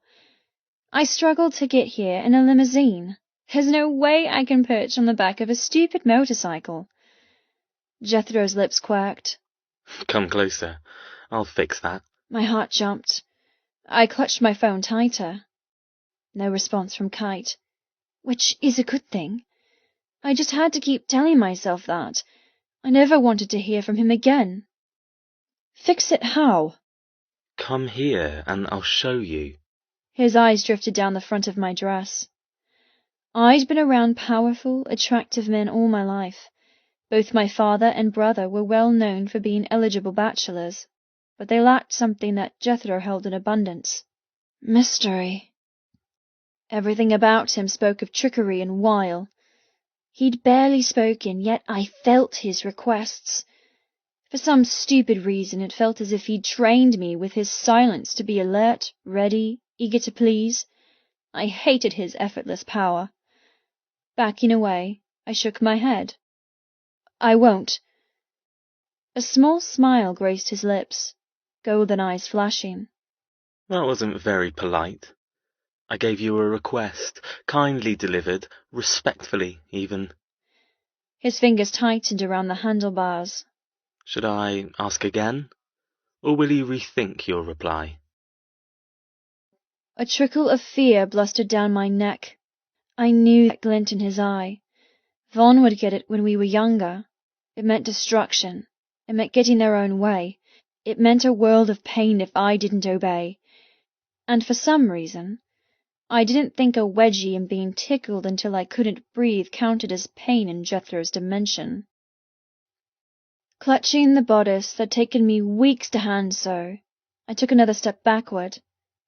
I'm not being impolite, I'm stating the obvious. If you wish to leave, we need a different method of transportation. Speaking so formally sounded odd after screaming via text message to Kite. And besides, I don't want to leave yet. I promised myself I'd ask you something, and I'm not going anywhere until I do. God, Nyla, what are you doing? Nerves attacked my stomach, but I kept my stance. I wouldn't back down. Not this time. Jethro shook his head, displacing his longish, salt-and-pepper hair. His smooth face remained expressionless with patience, but it didn't relieve. It terrified. With precision born of wealth and confidence, he kicked the stand down and placed the bike into a resting position. Swinging his leg over the machine, he climbed the curb and hunted. No, don't let him touch you. I stumbled backward, a slight edge of dizziness catching me off guard. Jethro caught me, placing his large, cold hands on my waist. I froze, breathing shallowly. Shoving away the moment of wobbliness, I fixated on his strong jaw and glinting diamond pin. The temperature of his touch seeped through the ruffles on my hips, bringing with it fear manifesting like icicles over an innocent dawn. What's wrong with you? Jethro jerked me closer, peering into my eyes. The first sign of animation lurked in their golden depths. It wasn't concern, though, merely annoyance. Are you ill? Annoyance turned to carefully hidden anger. I swallowed hard, hating my condition all over again. To him I would come across as weak. He wouldn't understand the strength it took to live a normal life while shackled to an improperly balanced form. If anything, it made me stronger. No, I'm not ill. Not that you're worried for my health. Twitching in his hold, I searched for a way free, but his touch only tightened. Blowing a blue-black strand from my eye, I added, It's not contagious. I suffer from vertigo, that's all. Google it. That's all? I scrape my knees if I get out of bed too fast and faint if I swivel my head too quick. But that's all? Jethro scowled. Perhaps you shouldn't wear such heavy clothing. He plucked the dense material and delicate stitching on my waist. It's a hindrance, and delaying my night's activities. My eyes flared. Night's activities? Perhaps he had the same conclusion of where we'd end up? Captive in his strong hands, I stared up. I wasn't short for a woman, but Jethro had at least half a foot on me. He didn't move, only watched as if I were an interesting specimen he couldn't decide to enjoy or throw away. My breathing grew shallow the longer he held me. Dropping my gaze to his lips, it didn't help my anxiety at having them so close. It's now or never. I knew nothing about him. He scared me. But he was a man. I was a woman. And once, just once, I wanted pleasure. I want something from you, I murmured. He stilled. What exactly makes you think you're in a position to ask something of me? I shook my head. I'm not asking. A moment thickened between us. His nostrils twitched. Go on. Take me for a drink. I want to get to know you. Not quite what I wanted to ask, but I couldn't be so bold. He laughed once. Believe me, Miss Weaver, I'll save you from a mundane conversation. The most you'll ever know about me is my name. Everything else, let's just say ignorance is bliss. His aftershave of woods and leather came over me again. The chilliness in his gaze warned not to push, but I couldn't help myself. Not after the way Kite treated me. Bliss. That's a word I don't understand. Jethro cocked his head, the trace of annoyance coming again. What exactly are you trying to do? A rush of wobbliness hit me. I looked over my shoulder at the cafe across the street. Have a nightcap with me, over there. I motioned with my head. I didn't care in the least I wore a huge gown or that the coffee shop was empty. The couch in the window looked comfy, and I wasn't ready to have this small freedom destroyed. He looked to the small venue, a flicker of confusion filling his eyes. You've... Cutting himself off, he straightened and let me go. Fine. If that's all you want, I see no reason why I can't prolong our true agenda for 30 minutes. Capturing my elbow, he half dragged, half marched me across the street. My heart sank at the lack of romance and anticipation. I'd hoped he'd relax a little, knowing I was interested, and drop the chilly facade. What if it's not a facade? His demeanor was steadfast and ingrained. I doubted he'd ever been carefree or impulsive. The propulsion was fast, too fast for someone like me with the balance of a down butterfly, but his hold was firm and granted a certain safety. Striding over the curb, Jethro yanked open the glass door, scowling at the bell jingling above. A young Italian girl looked up, smiling in welcome. The rich aroma of coffee and warmth instantly stole the stress from my blood, from Kite, the show, and Jethro's company. Sit. Jethro let me go, pointing toward the faded yellow city with the purple and orange throw cushions. And don't move. I stood frozen. Jethro had no wish to be here, especially with me. What the hell was going on? First my father pushed me on him, then Jethro barely tolerated my company. Am I that repulsive? Wait, I said. Aren't you going to ask what I want? Jethro raised an eyebrow. No. Want to know why? I did, but I didn't want to play his ridiculous games. The night had turned from promising to disastrous. When I didn't reply, Jethro waved his hand. It doesn't matter what you prefer in beverages. You only get one request, and you got it. I'm here against my plans, therefore you'll drink what I give you. My mouth parted, amazement stealing my ability to shout the incomprehensible phrases jumbled inside. Seriously, who was this man? Jethro strode away, leaving me gawking at his powerful back, dressed in an immaculate tailored suit. He completely ignored me while he ordered. Not wanting to stand like a dismissed damsel, I moved to the couch and sat in a cloud of Midnight Galaxy material. The underwire and other tricks to keep my dress buoyant argued against sitting, but my feet breathed a sigh of gratefulness. Jethro returned with 2 cups of coffee. Espresso. Tiny cups, no biscotti, or anything to prolong something he obviously didn't want to do. Placing the hot drink in front of me on a low table, he sipped his own, glaring at me over the rim. I broke eye contact, collecting the cup of black liquid. Truth be told, I hated coffee.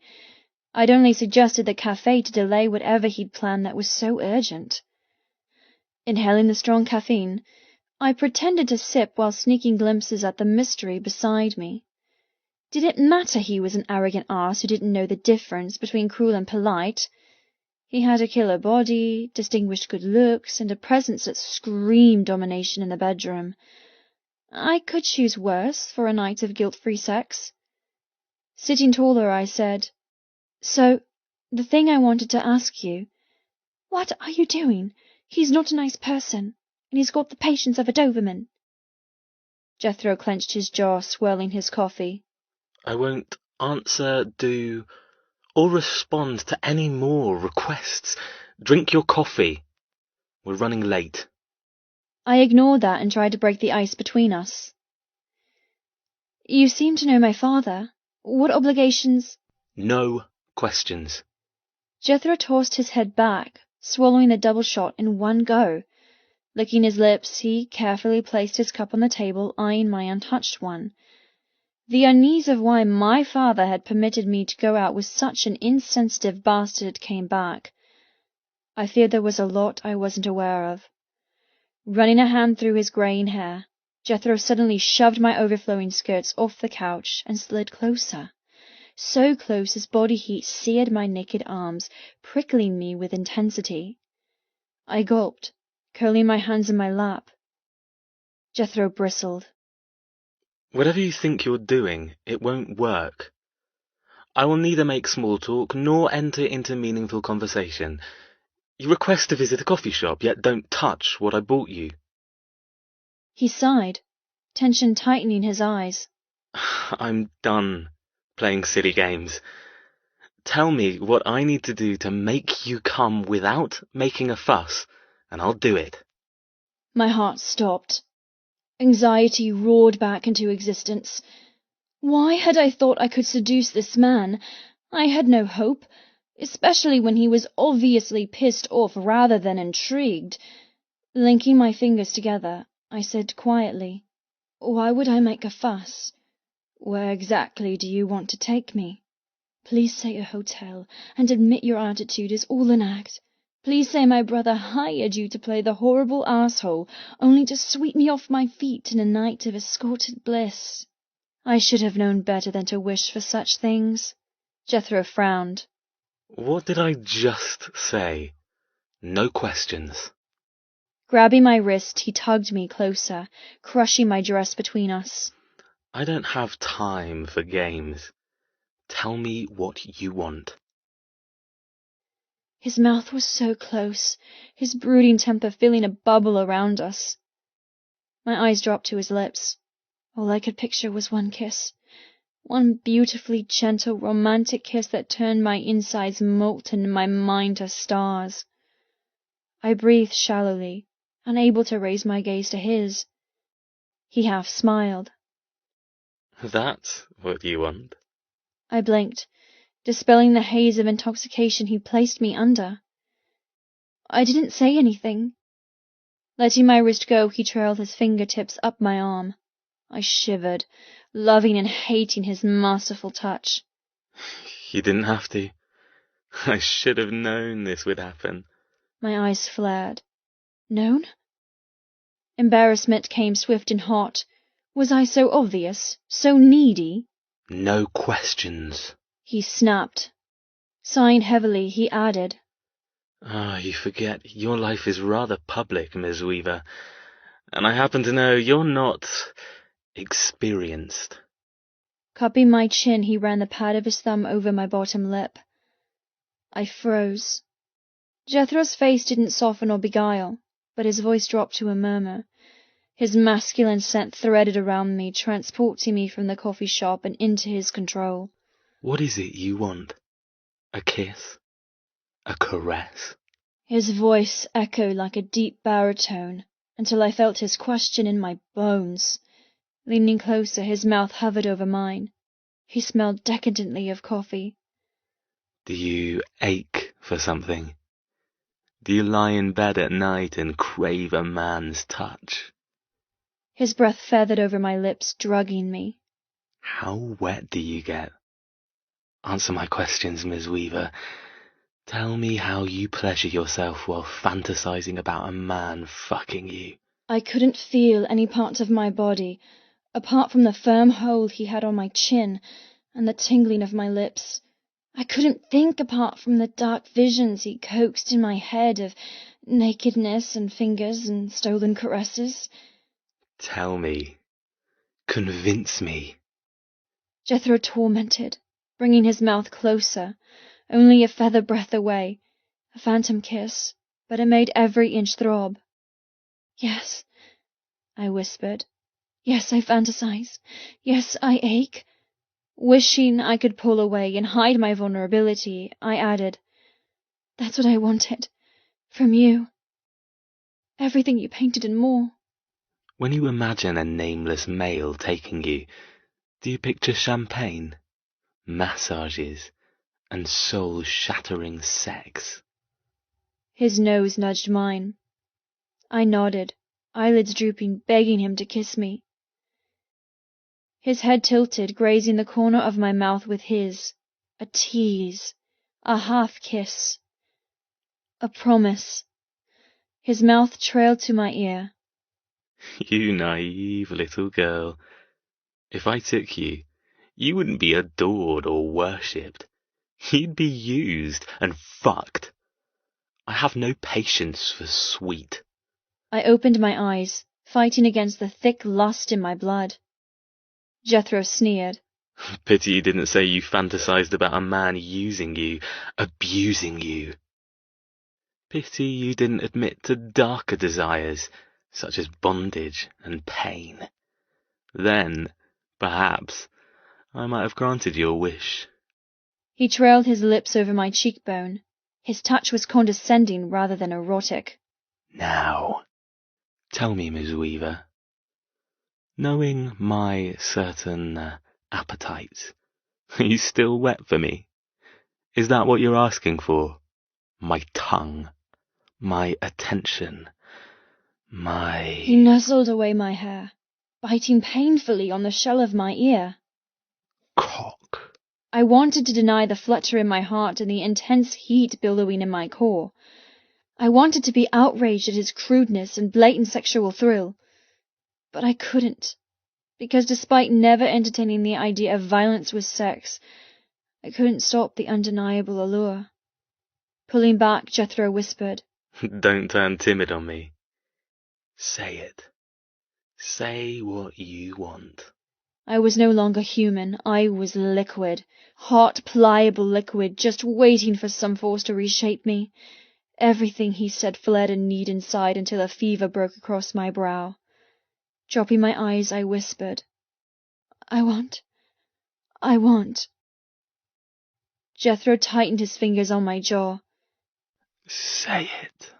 His eyes flashed in the misconception that he didn't know passion dissolved. He knew it. He wielded it. He hid it beneath layers and layers of mystery I would never hope to unravel. Taking a shaky breath, cursing the damned corset, I said, I want your mouth. He nodded. Fine. But I'll have yours first. His thumb stroked my lips again, breaking the seal of my red lipstick and penetrating my mouth. I froze, eyes wide and locked on his. Where do you want it? His voice dropped to a barely murmured curse, impossible to ignore, deadly to my ears and body. He didn't care about the waitress or that anyone on the darkened street could see us. He just pinned me with unswerving golden eyes and hooked his thumb against my tongue. I couldn't speak. His large palm held me immobile while his fingers rendered me silent. I didn't know what to do. Should I suck? Bite? Do nothing? Jethro smiled. It wasn't his usual icy edge, but it wasn't soft either. Follow your instincts. You want to suck? So suck. He forced his thumb deeper into my mouth, eyes darkening. He so easily placed me into a position of submission, but I'd never felt so powerful. Closing my lips, I sucked. Once. His jaw clenched, but nothing more. I did it again, licking his finger with an eager tongue, my mouth filled with liquid, tasting him, wanting him.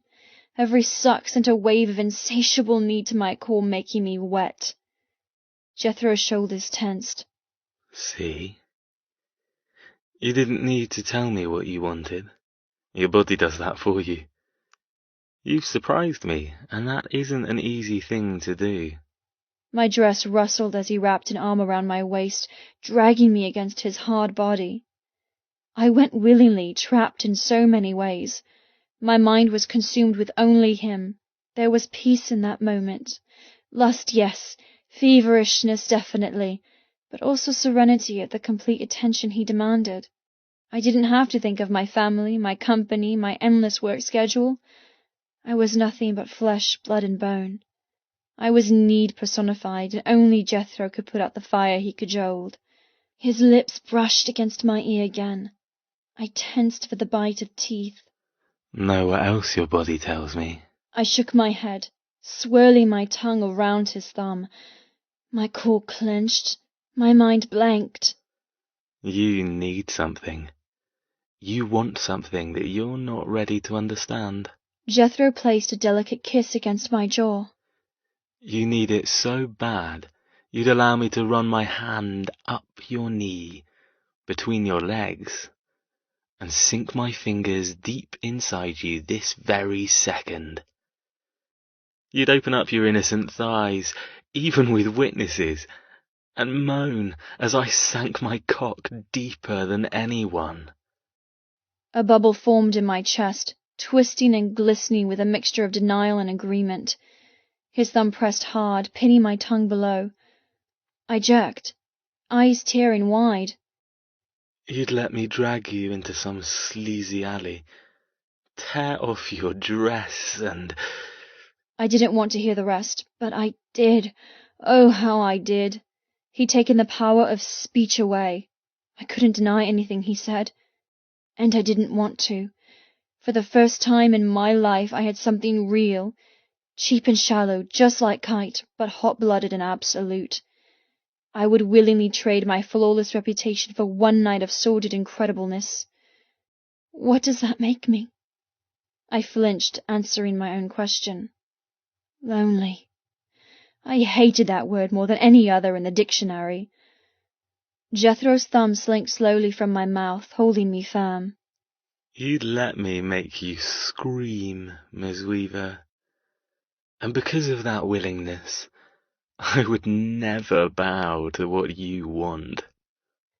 The heat generated from the intense conversation dispersed, faster and faster. He curled his lips. Whatever would your father say if he knew his daughter secretly wanted to be fucked against an alley wall by a stranger? The crudeness of his words slammed me back to reality. He dropped his hand and plucked a napkin from the table. Imprisoning my gaze, he slowly wiped his glistening thumb before tossing the tissue into his empty coffee cup. I dare you to deny any of that. Or pretend you didn't want every inch of me. He smirked at the double entendre. The flush of mortification crested over my breasts to my cheeks. My tongue bruised from his rough handling, my mouth empty from tasting him. I couldn't sit there and be ridiculed any longer. This was karma, and it stung like hell. Grabbing the mountains of fabric wedged around me, I tried to stand, unsuccessfully. I'm leaving. I can't. If you can't speak the truth, I don't want to hear your other excuses or reasons why you suddenly need to run. You're not permitted to leave my side, so be a good girl and fucking listen and obey. His voice whipped me, but his body remained immaculate and collected. The two dynamics of temper and poise pierced my stupid haze, slamming me back into fear. Who was this man? And why didn't I run the moment I set eyes upon him? Something wasn't right. Something was building, rushing toward a conclusion I wanted no part in. Jethro stood upright, jerking me to my feet. I take by your silence you've made a sensible decision and acquiesced. I'm also assuming that this, whatever this was, is over? His fingers bit into my bicep, shaking me. Stop acting the fool, and realize what is happening. Anger replaced my embarrassment. It was like Kite all over again, only worse, because this was real and I had nowhere to hide. I have no idea what's happening, and I'm not going anywhere with you. You've proved that you find me gullible, stupid, and unworthy of your precious time, so leave. I'm not keeping you here. Twisting my elbow, I tried to get free. I don't want to do this any more. Jethro smiled coldly. Ah, there's the conundrum, Miss Weaver. You're not keeping me, but I'm keeping you. I stopped with my hand over his, unsuccessfully trying to pry his fingers off my arm. What? The dreaded drunkenness of vertigo took that moment to tilt my world. Jethro took my weakness as an opportunity, pulling me toward the door. He didn't give me any support other than the harsh hold on my upper arm, leaving my untouched coffee on the table. I'm leaving, and you're coming with me. The door jangled as we exited in a flurry of bustle and feathers. I gasped as a frosty gust cut through the warmth lingering on my skin, decimating all remainders of the cafe. Slamming my heels into the pavement, I snarled. You seem to have the wrong information. I'm not going anywhere with you. Jethro didn't reply, dragging me effortlessly across the road to the shadowy entrance of an alley and his bike. An alley. He couldn't mean what he threatened, could he? You want me to make you scream? I fought harder, but no matter how much I struggled, he didn't break his stride or look back. Tripping forward, I winced as my flesh bruised beneath his hold. I angled my nails, preparing to drag them over his forearm, but he stepped onto the curb and yanked me forward. The inertia propelled me into a spin, slamming me painfully against his motorcycle. My black hair whirled over my shoulder, sticking to the fear perspiring on my chest. I struggled to keep up, to believe how stupid I'd been. I prided myself on being smart, but I'd allowed the temptation of sex to cloud my judgment. Jethro glowered, his suit as crisp as his unflappable control.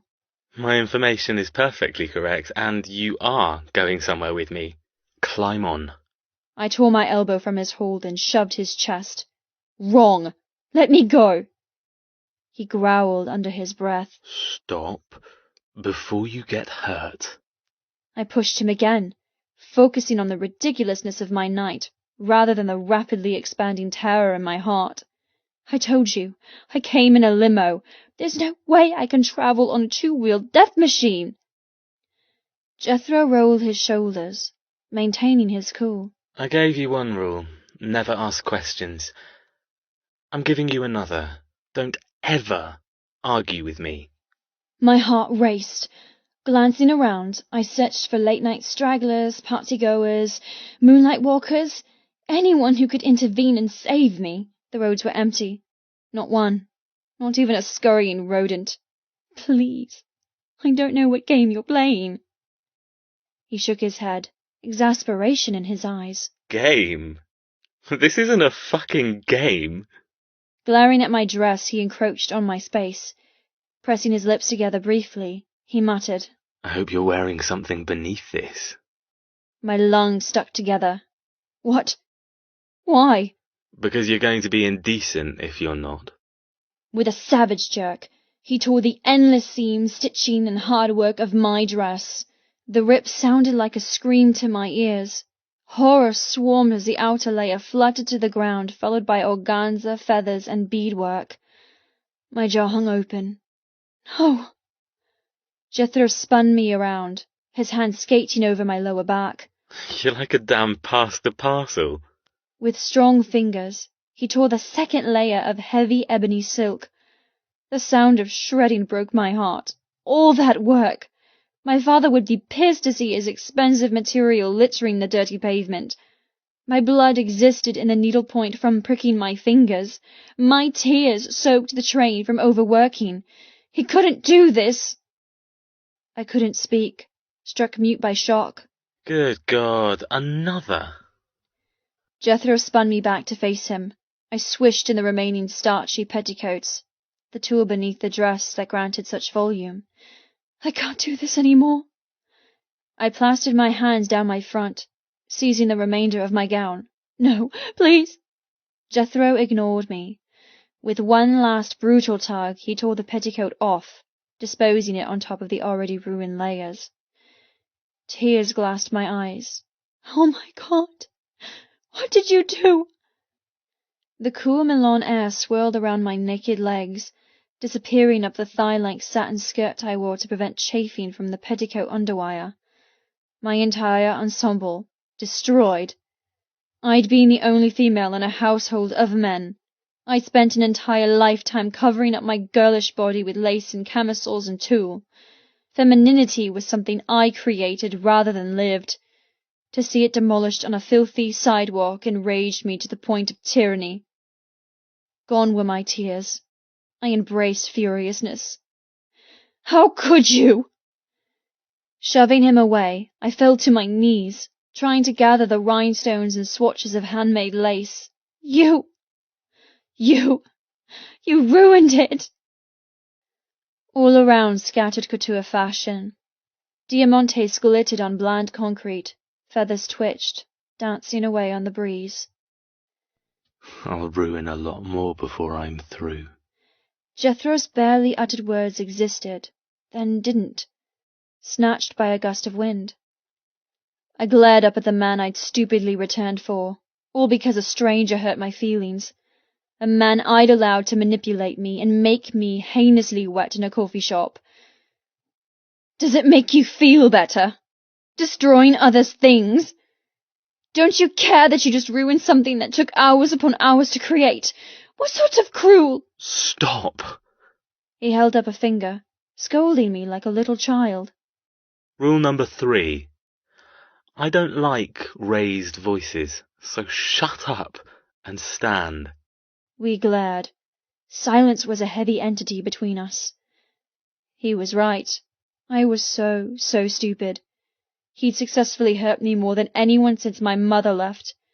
His callousness gave no room for hope or tears. And I knew it all along. I'd seen his coldness. I felt his hardened will. Yet it didn't stop me from being an utter fool. Grabbing a puddle of cloth, I yelled, "Leave me alone!" God damn it, you're testing me. He ducked suddenly, grabbing my bicep and hauling me to my feet. He shook me, hard. My corset dug into my hip bones now that it had no bustle or layers to rest upon. You don't get to ask any more questions. You don't get to yell or act ridiculous. This is happening. This is your future. Nothing you say or do will change that. It will only change the level of pain you receive. He shoved me back against his bike. Your dress is conveniently no longer an issue. Get on. We're leaving. Fury exploded through my heart, thankfully keeping my terror at bay. Don't think about his threat. Focus on making him yell. Loudness. I needed commotion to garner attention and safety. You just ruined my showpiece. That dress was already sold to a high-end boutique in Berlin. You think I want to go anywhere with you after you ruined over 2 months' worth of work? You're insane. I'll tell you how this is going to go. Ms. Weaver, shut the fuck up. I'm done with this charade. His face remained impassive, but the muscles beneath his suit bristled. Moving horribly fast, he tugged my long, unfettered hair, crowding me against his bike. Wincing against the pain in my scalp, I tripped, splaying over the leather seat. Looking around quickly, he relaxed when he noticed we were still alone. If you knew me, you'd know how I react to incorrect statements about my mental health. If you were smart, you would know never to raise your voice and to maintain proper decorum in public. He bowed his head, brushing his nose threateningly against my ear. But seeing as you don't know me, I'll withhold the punishment, for now. But a word of warning, Ms. Weaver. Just because I don't lower myself to the unattractive use of volume doesn't mean I'm not pissed. I'm very fucking pissed. I gave you an order, and you've disobeyed numerous times already. This is the last time I'll ask politely. Pulling away, he grabbed my middle and with strength that terrified, plucked me from the ground and plonked me on the back of his bike, side saddle. Giving a mock salute, Jethro said, Thank you for obliging me. I'm so glad you decided to climb aboard. With a scowl, he noticed my high heels. Dropping to one knee, he tore them off my feet, throwing them over his shoulder.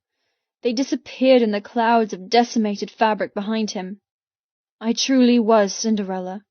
Only my prince threw away the glass slipper and stole me away before midnight struck. My prince was evil. My prince was the villain. I couldn't breathe. Run! Kick him! Do not let him take you! All manner of horrible situations ran wild in my head. I'd been brought up in a safe neighborhood, instilled with common sense and morals. Yet nothing had prepared me to fight for my life against a lunatic who came across as sane. "You can't do this! I don't want to go with you!" I tried to jump off, but Jethro's sleek bulk prevented me from moving. He loomed upright like a terrible sentence, a judgment of my past and present. You have no choice. You're coming with me. Your wishes have no relevance. Stabbing him in the chest with my fingertip, I shouted, "My wishes are completely relevant. You can't take me against my will. That's called kidnapping." My body flushed with hot anger. Let me go before I scream. Vaughn. Shit. I wanted my brother. The amount of times he protected me growing up from bees and badgers and boys who picked on me at school. Vaughn! Jethro shook his head.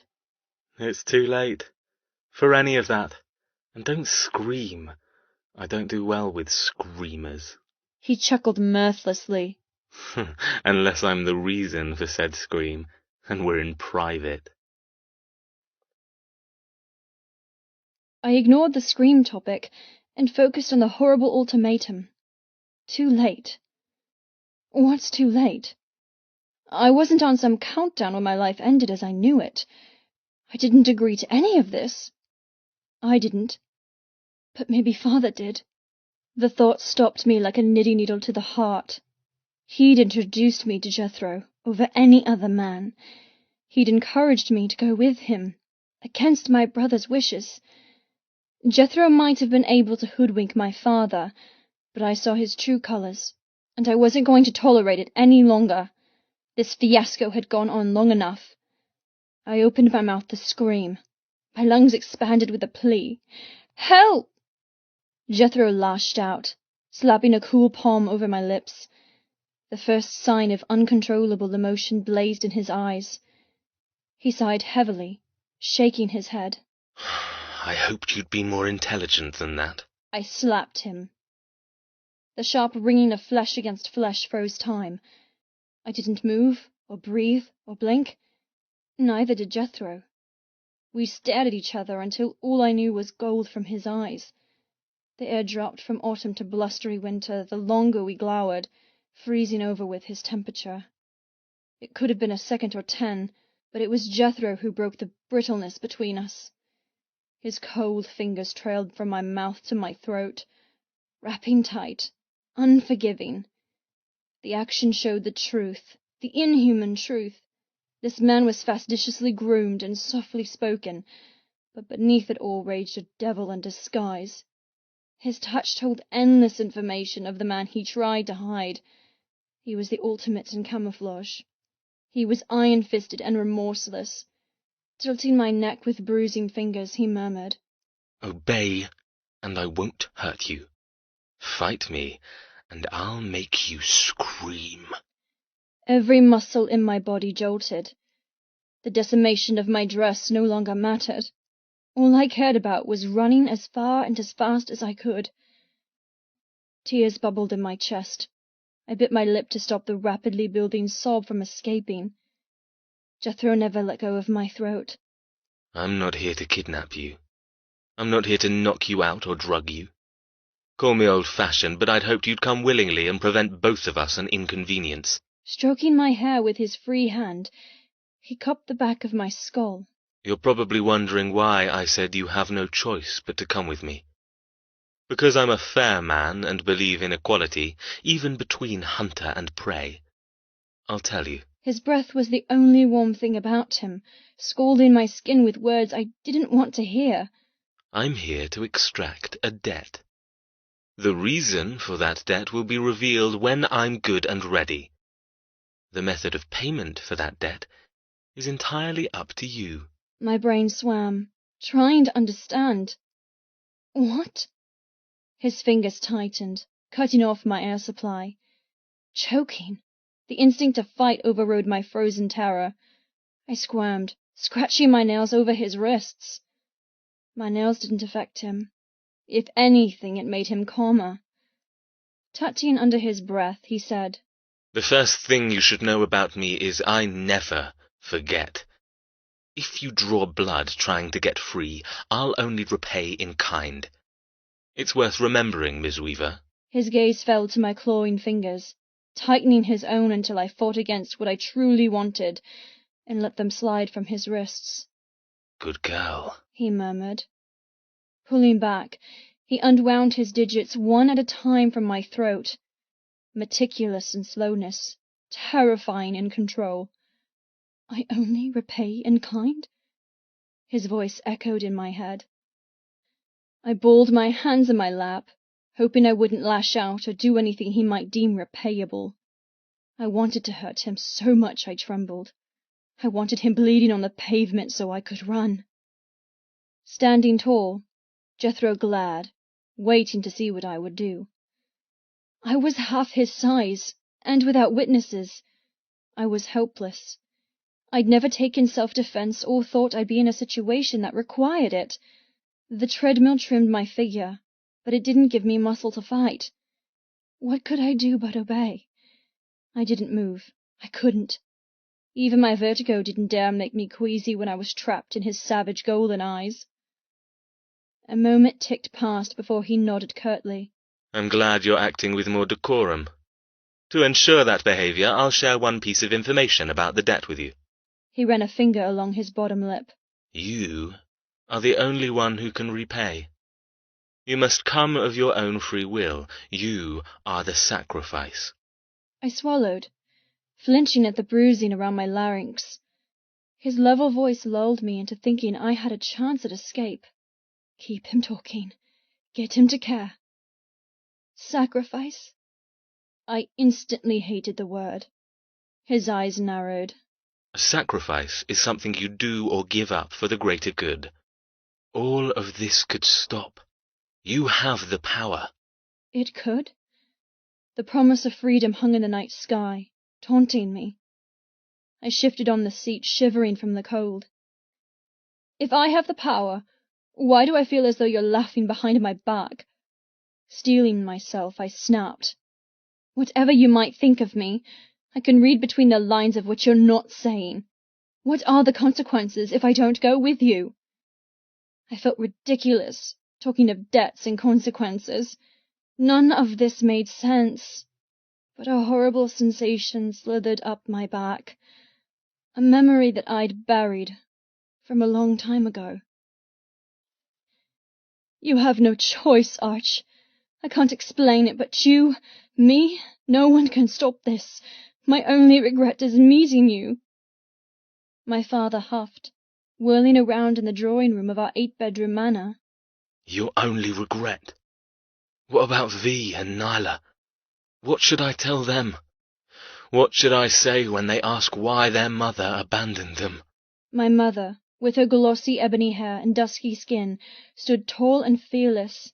But from my hidden spot by the stairs I knew the truth. She wasn't fearless. Far from it. She was petrified.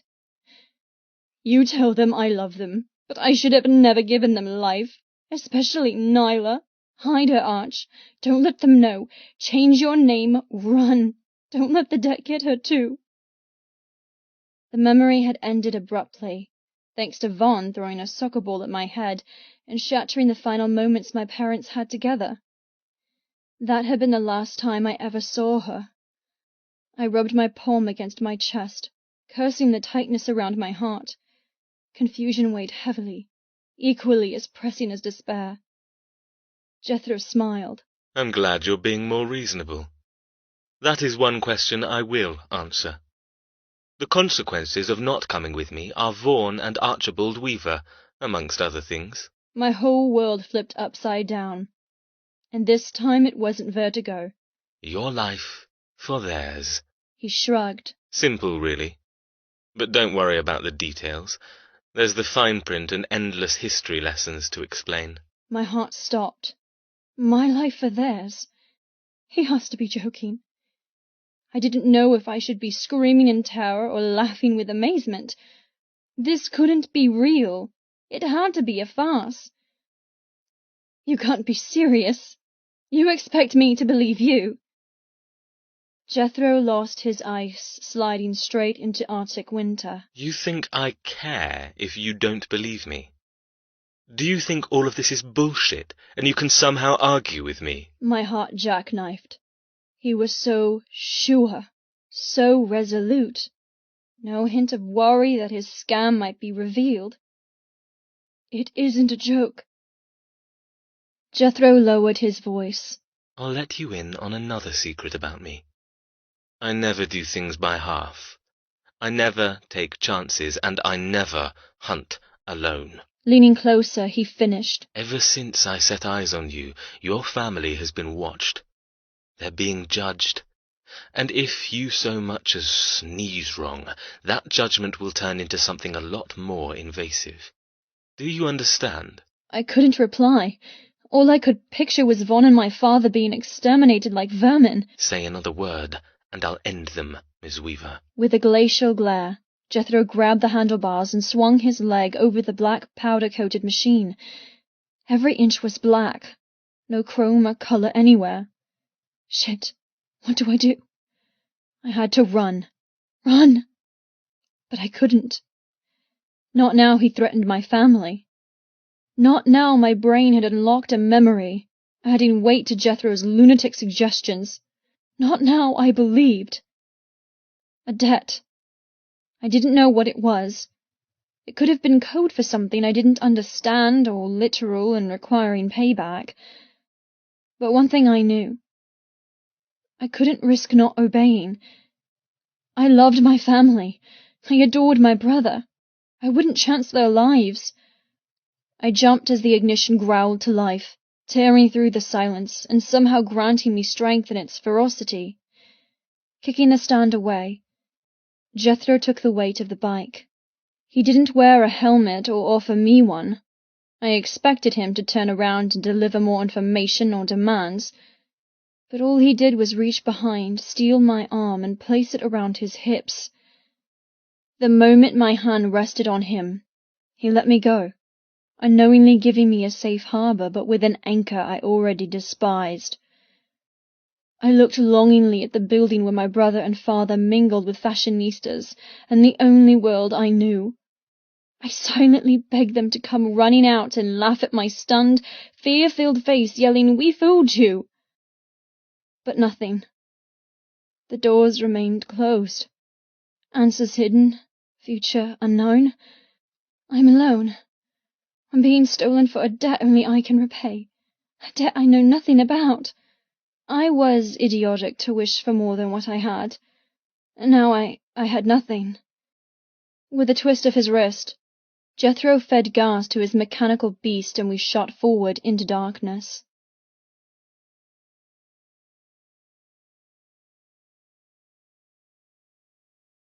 The Milan airport welcomed me back. It felt like an eternity since I flew in, though in reality it had only been 2 days. My skin was icy, and despite my repellent dislike for Jethro, I hadn't been able to stop huddling against him while he broke speed limits and took corners at hyperspeed on his death machine. My tiny skirt and sleeveless corset weren't meant for gallivanting around Milan so late. Pulling into a short-term parking bay, he killed the engine and kicked down the stand. I immediately sat back, unwinding my arms from around his waist. The fear remained in my heart, growing thicker with every beat. I couldn't look at the so-called gentleman without swallowing a cocktail of murderous rage and teary terror. His profile showed a man with a 5 o'clock shadow, windswept thick hair, and an edge that catapulted him from sexy to dangerous. He stood out from a crowd. He drew need and desire effortlessly, but there was nothing tame or kind or normal. He reeked of manipulation and control.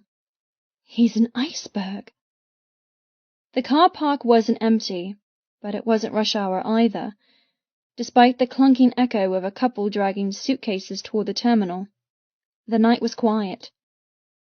Jethro climbed off the bike. Once standing, he rolled his neck, rubbing the cord of muscle with a strong hand. His eyes latched onto mine. They looked darker, more autumn leaf than precious metal, but still as cold. I glowered back, hoping my hatred was visible.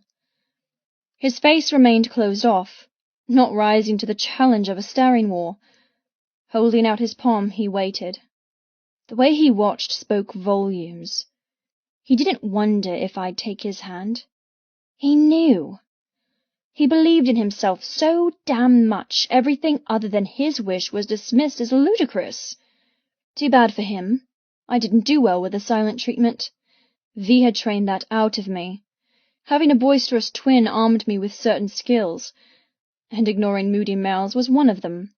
Swatting his hands, I pushed off from the black leather and landed on bare feet.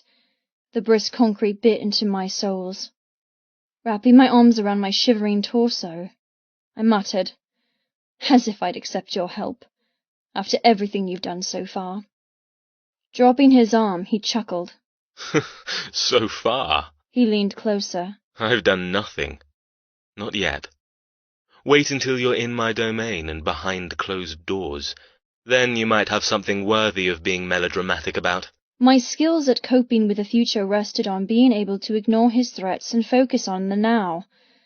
Standing tall, I said, "I could ask something stupid like why are we at the airport, but I can guess why.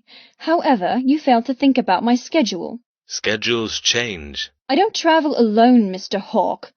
I had tickets booked for my brother, assistant, and wardrobe organizer, not to mention the excess luggage. They'll be expecting me. Hell, my assistant will be expecting me back at the hotel tonight. All of this, it's a waste of time. It's a waste because the police will be told, and if you don't think my father won't come for me, you're mistaken." Even as I said it, doubt crept over my soul. Tex Weaver shoved me into this nightmare. Why did I think he'd come and bring me home?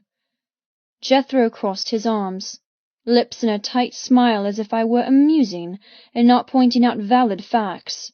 There were a multitude of mistakes in that paragraph, but I'll focus only on the relevant points. Tilting his head, he continued, Your father is fully aware of everything. Your loyalty to the man who gave you away with no fight is misplaced. His hands are tied, and he damn well knows it. As for the police, they have no relevance in your future. Forget about them. Your family. Hope. It's over. His voice dropped to a growl. Do you know why it's over? It's over because your life is over. There's so much you don't know, and so much I can't wait to tell you. He shed his icy exterior, grabbing my hair and jerking my head back. You'll learn about your peerage, your rotten family tree, and you'll pay. So shut up, give up, and appreciate my kindness thus far, because I'm running low on decency, Ms. Weaver, and you won't like me when I hit my limit. My shivers evolved to full-blown tremors. I don't like you now, let alone the future. Let me go. He surprised me by stepping away, releasing me.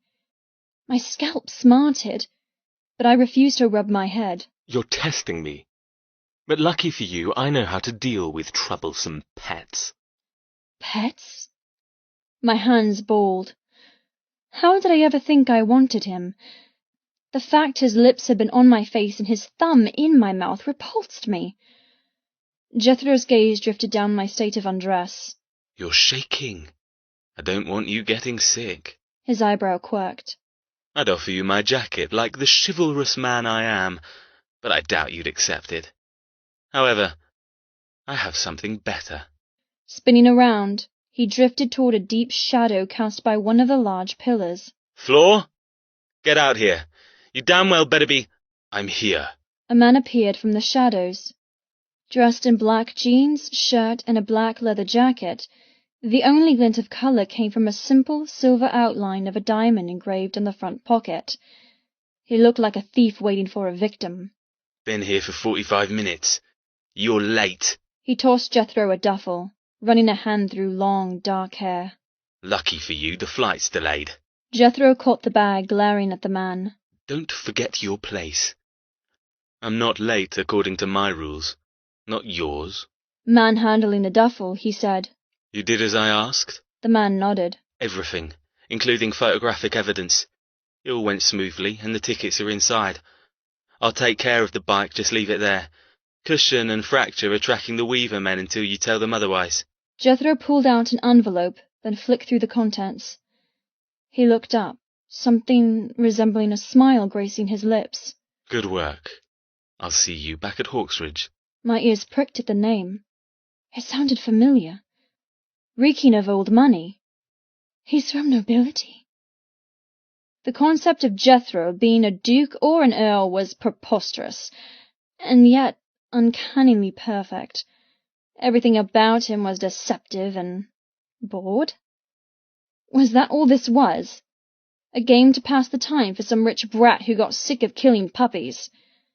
I couldn't stop my teeth from chattering, both from disgust and cold.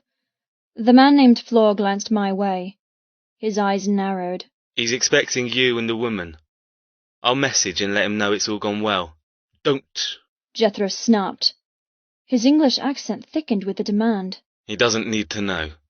He'll see us soon enough. Dismissing the man as if he was the hired help and no longer required, Jethro stalked toward me, holding out the bag. Flor dissolved back into the shadows like a scary apparition. This is yours. Get dressed. You won't be allowed in the building half naked and shoeless. Taking the duffel, I muttered under my breath. I was dressed in an outfit worth thousands of pounds before you tore it off me. I had two wishes. One, that he'd heard me and knew just how pissed I was.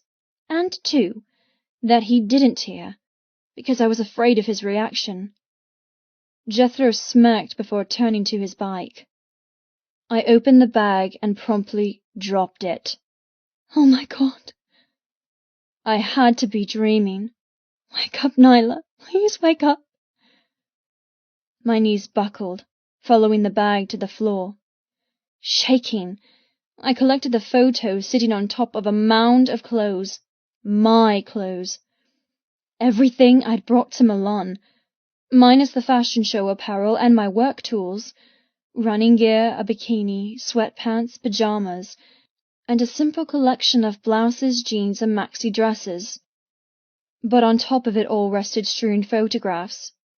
Photoshopped images that never happened. Doctored snapshots of lies. Such horrible, horrible lies. No one will come. Jethro was right. The police would laugh if anyone asked for their help. What I held cemented my new life being Jethro's plaything. Shuffling through the deck, I couldn't stop a hot tear searing down my cheek. There was me, smiling, glowing.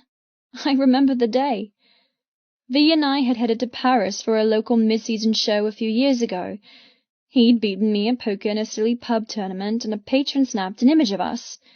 Laughing, overly warm, arms wrapped around each other in sibling affection.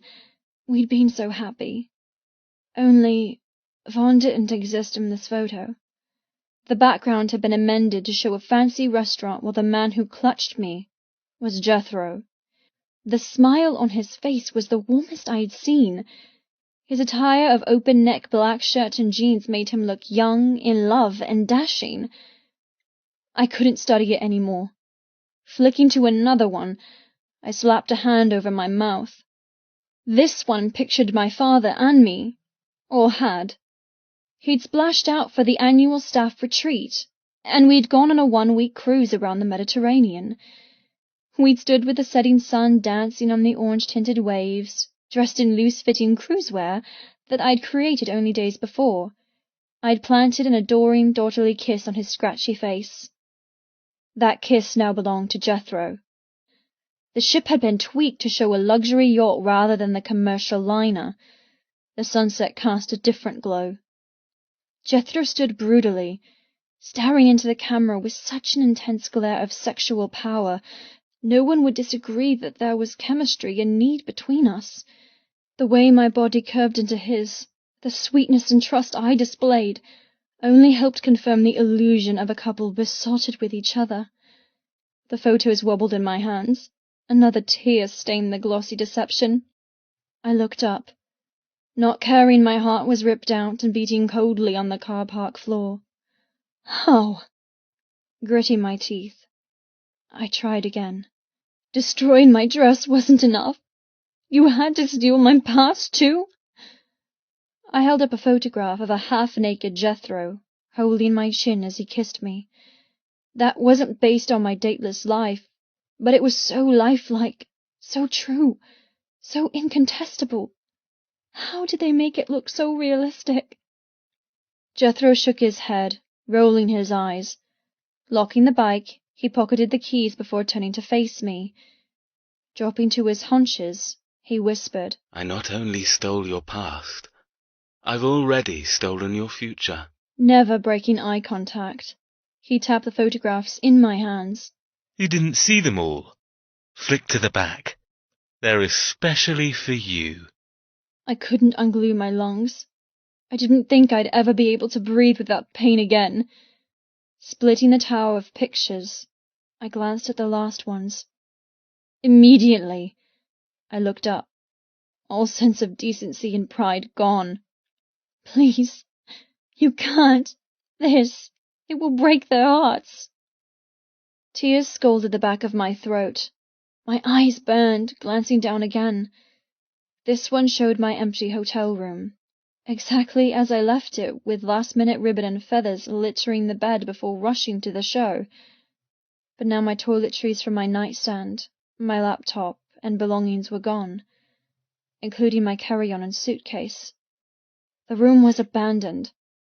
It looked as if I'd packed up and left my dreams, livelihood, and family without so much as a backward glance. This would break my brother and father's heart, because it was the exact same way of how my mother, Emma Weaver, left us.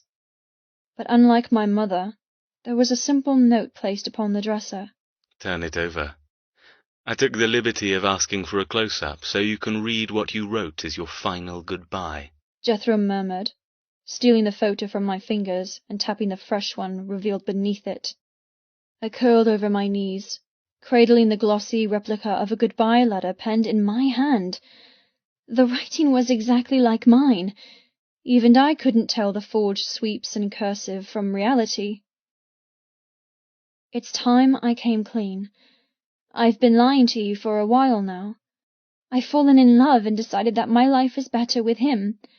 I'm done with the deadlines and unachievable pressure placed on me by this family. I know what I'm doing. Don't try and find me. Nyla. I looked up. My heart collided with my rib cage, bruising, hurting. So much pain. I couldn't contain the sorrow when I thought of V reading this. To be left behind by both his mother and sister. They won't believe this. They know me better than anyone. They know I wasn't in a relationship. You said Tex knows all about you and why you're doing this. Please. Jethro laughed. It's not for your family, Ms. Weaver. It's for the press.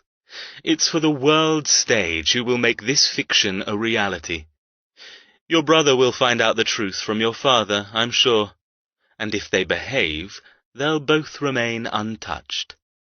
Believe me, this isn't to hurt them. If I wanted that, I have much better means. He cupped my cheek, brushing away long strands of my hair. No, this was just an insurance policy. For what? I breathed. So no one believes your family when they break and try to find you. They'll be all alone, just like you, controlled by the Hawks who've owned the Weavers for almost 600 years. 600 years? But... Jethro sniffed, his temper building like a ghost around us. Stop crying. The images portray the truth. It proves you did what you did, and no one can be angry or distrustful. What did I do? Ah, Miss Weaver, don't let shock steal your intelligence. You left voluntarily. He waved at the photo. This confirms it. But I didn't. I whimpered. I didn't leave. Jethro tensed. Don't forget so soon what I taught you. You are the sacrifice, and you— His eyes dared me to finish his sentence, to admit to everything I'd done by protecting my family. His fingers twitched between his legs, looking like he wanted to strike. I'd never been good at confrontation. Not that my father yelled often, or Vaughn and I argued. I'd grown up with no need to fight. I knew how precious my family was. My mother left, proving just how heartless someone could be if they didn't hold on to love. So I'd held on with both hands, feet, every part of me, only to have it torn away so easily. You'd rather they lived and never saw them again than die because of you? Hanging my head, I murmured. A sacrifice comes of their own free will. Therefore I left voluntarily. Jethro nodded, patting my thigh like the pet he thought I was. Covering the photos with his large hand, he pressed down until my elbows gave out and I lowered them. Good girl. Keep behaving, and the next part won't be too hard to bear. Another rush of tears suffocated me, but I swallowed them back. He told me to stop crying. So I would.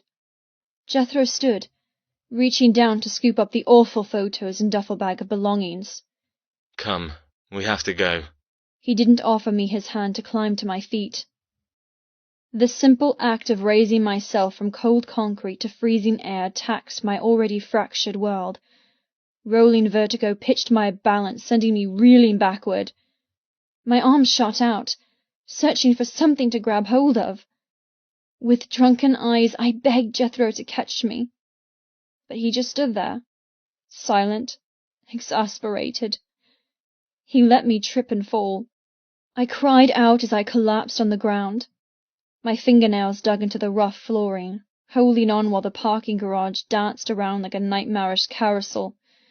Pain radiated from my hip bone, but it was nothing compared to the overwhelming nausea. Stress. It wouldn't be Jethro who ended up killing me, but the inability to deal with the gauntlet of emotions. Closing my eyes, I repeated Vaughn's silly nursery rhyme. Find an anchor, hold on tight. Do this, and you'll be all right. Get up, goddammit. Stop acting the victim. A pinching hand grabbed under my arm, jerking me to my feet. I doubled over, holding my stomach as another wave of sickness threatened to evict the only food I'd had today, a luncheon prior to the rehearsal of the runway show. You're useless. When the debilitating wave left, I glared up. I'm not useless. I can't control it. Breathing hard, I begged.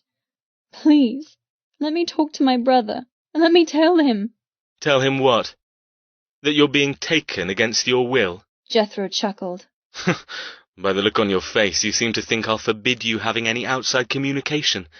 Cut you off from everything you hold dear. Letting me go, he scooped my heavy hair from my neck, giving me a reprieve from the sticky heat of not feeling well. Contrary to what you think, I have no desire to dictate what you can and can't do. Twisting my hair, tugging lightly, he added, This may surprise you, seeing as you have such a low opinion of me. But you can go online, keep your mobile, even continue to work if you wish. I told you before, this is not a kidnapping. It's a debt. And until you understand the full complications of the debt, I suggest you keep what's happening to yourself. I couldn't understand. I was being stolen, yet was allowed access to avenues that could bring me safety. It didn't make sense. You've made a decision to come with me, and it's irreversible. You can't change your mind, and you can't change the payments required, so why make others worry on your behalf? His eyes glinted. I suggest you become good at pretending if you wish to maintain the pretense of freedom. But I won't stop you from creating extra worry and strain for yourself. Bowing over me, he smiled. It only makes my job easier. Grabbing the black rope he'd made from my hair, I stepped away from him. You're insane. He gave me a sideways look, rummaging in the duffel to grab a handful of clothes.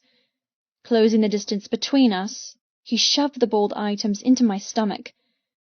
Oxygen exploded from my lungs from the force. Jethro pulsed with anger. That's twice you've questioned my mental state, Ms. Weaver. Do not do it again. Running a hand through his hair, he growled. Now get dressed. Time to go home. Jethro. I couldn't do it. It was like looking after a needy, sickly, disobedient child. Brian Hawke, my father and orchestrator of this mess, assured me it would be a simple matter of a few threats and blackmail. She'll come easy if you threaten the ones she loves. Bullshit. The so-called inexperienced dressmaker had her own agenda. Beneath the chaste little girl lurked a devious woman who was so tangled and confused she was fucking dangerous. Dangerous because she was unpredictable. Unpredictable because she didn't know herself. I was clueless on how to control her. I didn't understand her. For instance, what the fuck happened at the coffee shop? She'd gravitated toward me. She'd licked my thumb like she imagined it was my dick. She surprised me, and I didn't do well with surprises. My structured world, my rules and agendas, were not something that had room for twists and turns, unless I was the one creating them. And I definitely didn't have time for my cock to twitch and show an interest in the woman I meant to torture and defile. I would get hard when she was alone on my estate. I would come with her gagged and subdued, hating me with the intensity of her forefathers. Her pain was my reward. The fact she got me hard by being shy but so bloody tempting was completely unpermitted. I checked my watch. The plane was due to leave in 30 minutes. Do it. You know you want to. I couldn't stomach her presence any longer. I couldn't answer any more of her idiotic questions, or pretend I wasn't raging to teach her a lesson. Her tripping and stumbling got on my nerves, not to mention her blind love toward a family that no longer had any right to her. She needed discipline, and she needed it now. Your hands are bound until you get her home. If I had to listen to one more beg, or witness another tear, I'd end up killing her just to shut up her loud emotions. Nyla craned her neck, trying to read the boarding passes in my hands. Flor, my right-hand man and secretary to the Black Diamonds Brotherhood, had already checked us in, along with dealing with shipping my new purchase, the Harley-Davidson, and staging the runaway scene at Nyla's hotel. In precisely 6 hours, a housekeeper would find the photos, notes, and abandoned items. Then the gossip columns would spread the story like a well-incubated disease. Nyla Weaver's found love. Nyla dispels rumours she's in love with her twin by running off with some unknown English aristocrat. My lips quirked at that. Me, an aristocrat. If only they knew my upbringing, my history. If only Nyla's father had spent the years he'd had with her preparing her for this day, informing her of our shared heritage. Then perhaps she wouldn't look so fucking ill. I told her the truth. Vaughan and Archibald Weaver were under strict monitoring. If they obeyed and went along with the ruse of Nyla leaving for love, all would be harmonious. If they didn't, well, the Weaver line would be snuffed out with the aid of a silenced pistol. And we didn't want that. After all, if there were no more Weavers, who would the Hawks reign over? Who would continue to pay the debt? I looked at the woman destined to die for the mistakes of her ancestors. She caught my eye. Where are you taking me? Her cheeks were colourless, even though she had to be warm with the amount of layers she'd put on. I told you. Home. The words scratched across her face like carving knives. Home, to me, would be hell to her. I should have been more understanding. I could practically hear her heart shatter. But I'd been born into a family where emotion was a weakness. I prided myself on being strong, unbreakable. Empathy was the downfall of any human. The ability to feel their pain, the nuisance of living their trauma. That inconvenient ability had been beaten out of me as a child, lesson after lesson, until I embraced the cold. The cold was emotionless. The cold was power. Nyla sniffed, striding a few steps away. Her curves were hidden in her new wardrobe of dark purple dress that came to her ankles and denim jacket. I hadn't permitted myself to truly look at her. She was skinny, too skinny, but her black hair was thick and begged to be fisted. Watching her dress in the parking garage irritated me. Her unsureness came across as coyness. Pulling the dress over her skirt was a reversed striptease. Her shaking fingertips had turned the ice in my blood into a lust I hadn't felt before. It wouldn't take much to snap her petite frame, but despite her breakable body, her eyes gave a different story. She ran deep. I didn't bother caring how deep, but it did tempt me in a way I hadn't expected. A girl like Nyla, well, that wasn't something to be broken lightly. Her complexities, subtleties, depths and secrets, each layer begged to be unwrapped and enjoyed. Only once she stood before me, stripped bare of sanity and dreams, would she be ready. Ready to pay her final debt. Nyla rubbed her cheek, displacing another silent tear. That single fucking tear stopped everything, freezing over the unwanted feeling of excitement at what my future held. Her sniffle gave me a layer of obligation rather than anticipation. I wasn't going to, but she's given me no choice. Fuck it. Moving closer, my hands opened to throttle her, to give her something to truly cry about. But I restrained myself. She looked up, eyes glassy. I forced a smile, a half-smile, letting her believe her tears affected me, offering false humanity. I let her believe I had a soul, and didn't punish her for hoping I was redeemable. She bought it, stupid girl, allowing me to offer my arm as if it were some sort of consolation, and guide her from purgatory into hell.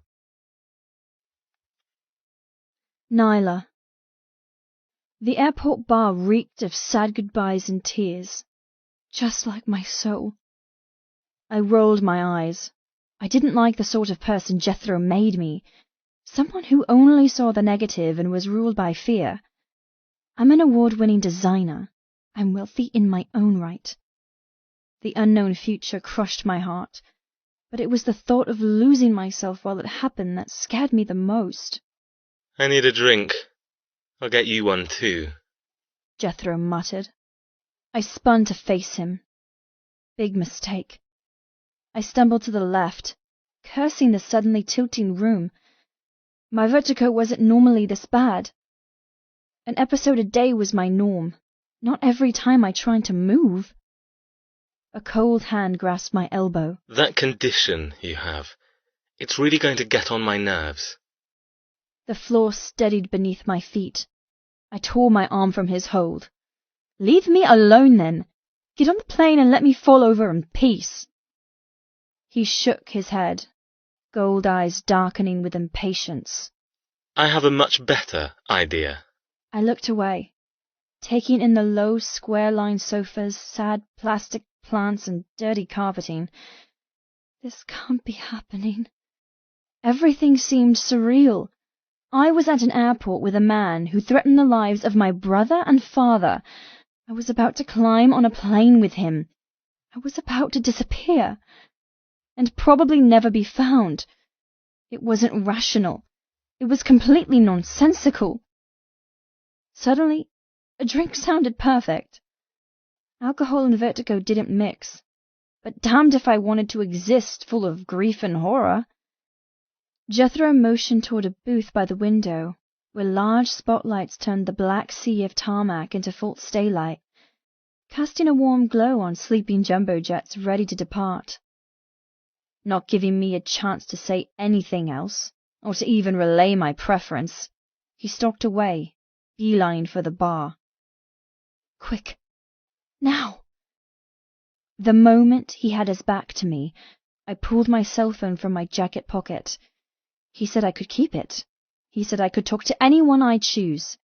He hadn't said when, now, or when we got to his home, but I desperately needed Vaughn.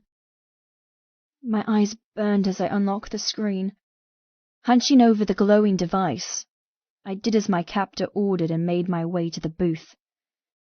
Typing in the number I knew by heart and practically the only number I ever called, I sucked in a breath. A wall planted itself in my way.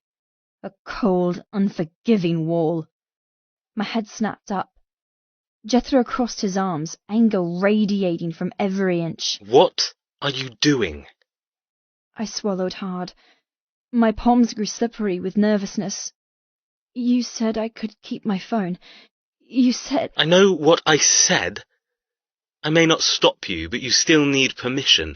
I am, after all, in control of your life from now on. Peering into my eyes, he added, Don't make a rash decision you can't undo, Ms. Weaver. His English accent clipped my name in an unfamiliar way. He spoke it as if it were dirt, a filthy word contaminating his mouth. My finger hovered over the call button for my twin, the one man who I could say anything to and he would understand. Summoning what useless power I had, I said, Please, may I make a phone call? I won't be stupid. I know what's on the line. Jethro tutted under his breath. That's the problem. You don't know. You think you do. You think all of this is a joke. You're not grasping the depth of what this means. Nor will you until you've been educated. Taking a step, closing the distance between us, he breathed. But you do know one thing. You know what I will tolerate. Lying to me is another offence that comes with swift punishment. Stay honest, polite, and obedient, and your heart will remain beating. I wanted to scream at him. His quiet voice was worse than being yelled at. It was so decent, so eloquent. It made all of this seem normal. And it so wasn't. So not normal. I understand. Do I have your permission? My jaw ached as I gritted so hard, refraining from what I really wanted to say. If I wasn't so afraid of the psycho, I would hit him. I would leap onto his back and pummel him until he bled, just to see if he did bleed, because a part of me expected him to be nothing but stone. He frowned. Fine. But I'll remain in earshot for this first conversation. I shook my head. No, I need privacy. He smiled, a thin ribbon of emotion. You need to realize privacy is a luxury you'll no longer have. Everything you do from now on will be monitored. Nothing will be hidden. Everything must be approved. Everything. A horrible image of me begging to go to the bathroom only to be refused filled my mind. Not only had he taken me for something I didn't understand, he'd stolen my basic rights as a human. I truly am a pet.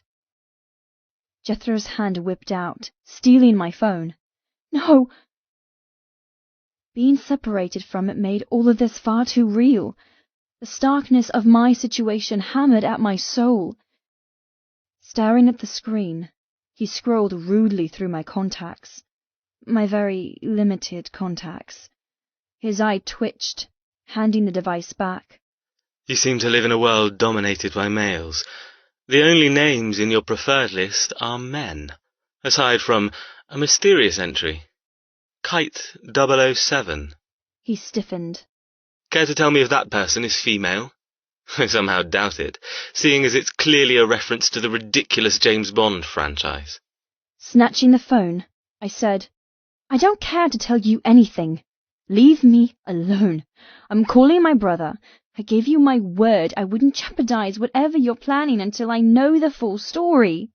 Jethro placed his hands into his pockets. His cream shirt and diamond pin were the epitome of class. In an ordinary circumstance, I would have been honored and thrilled to have a date with a man with deliciously thick graying hair and a handsome face.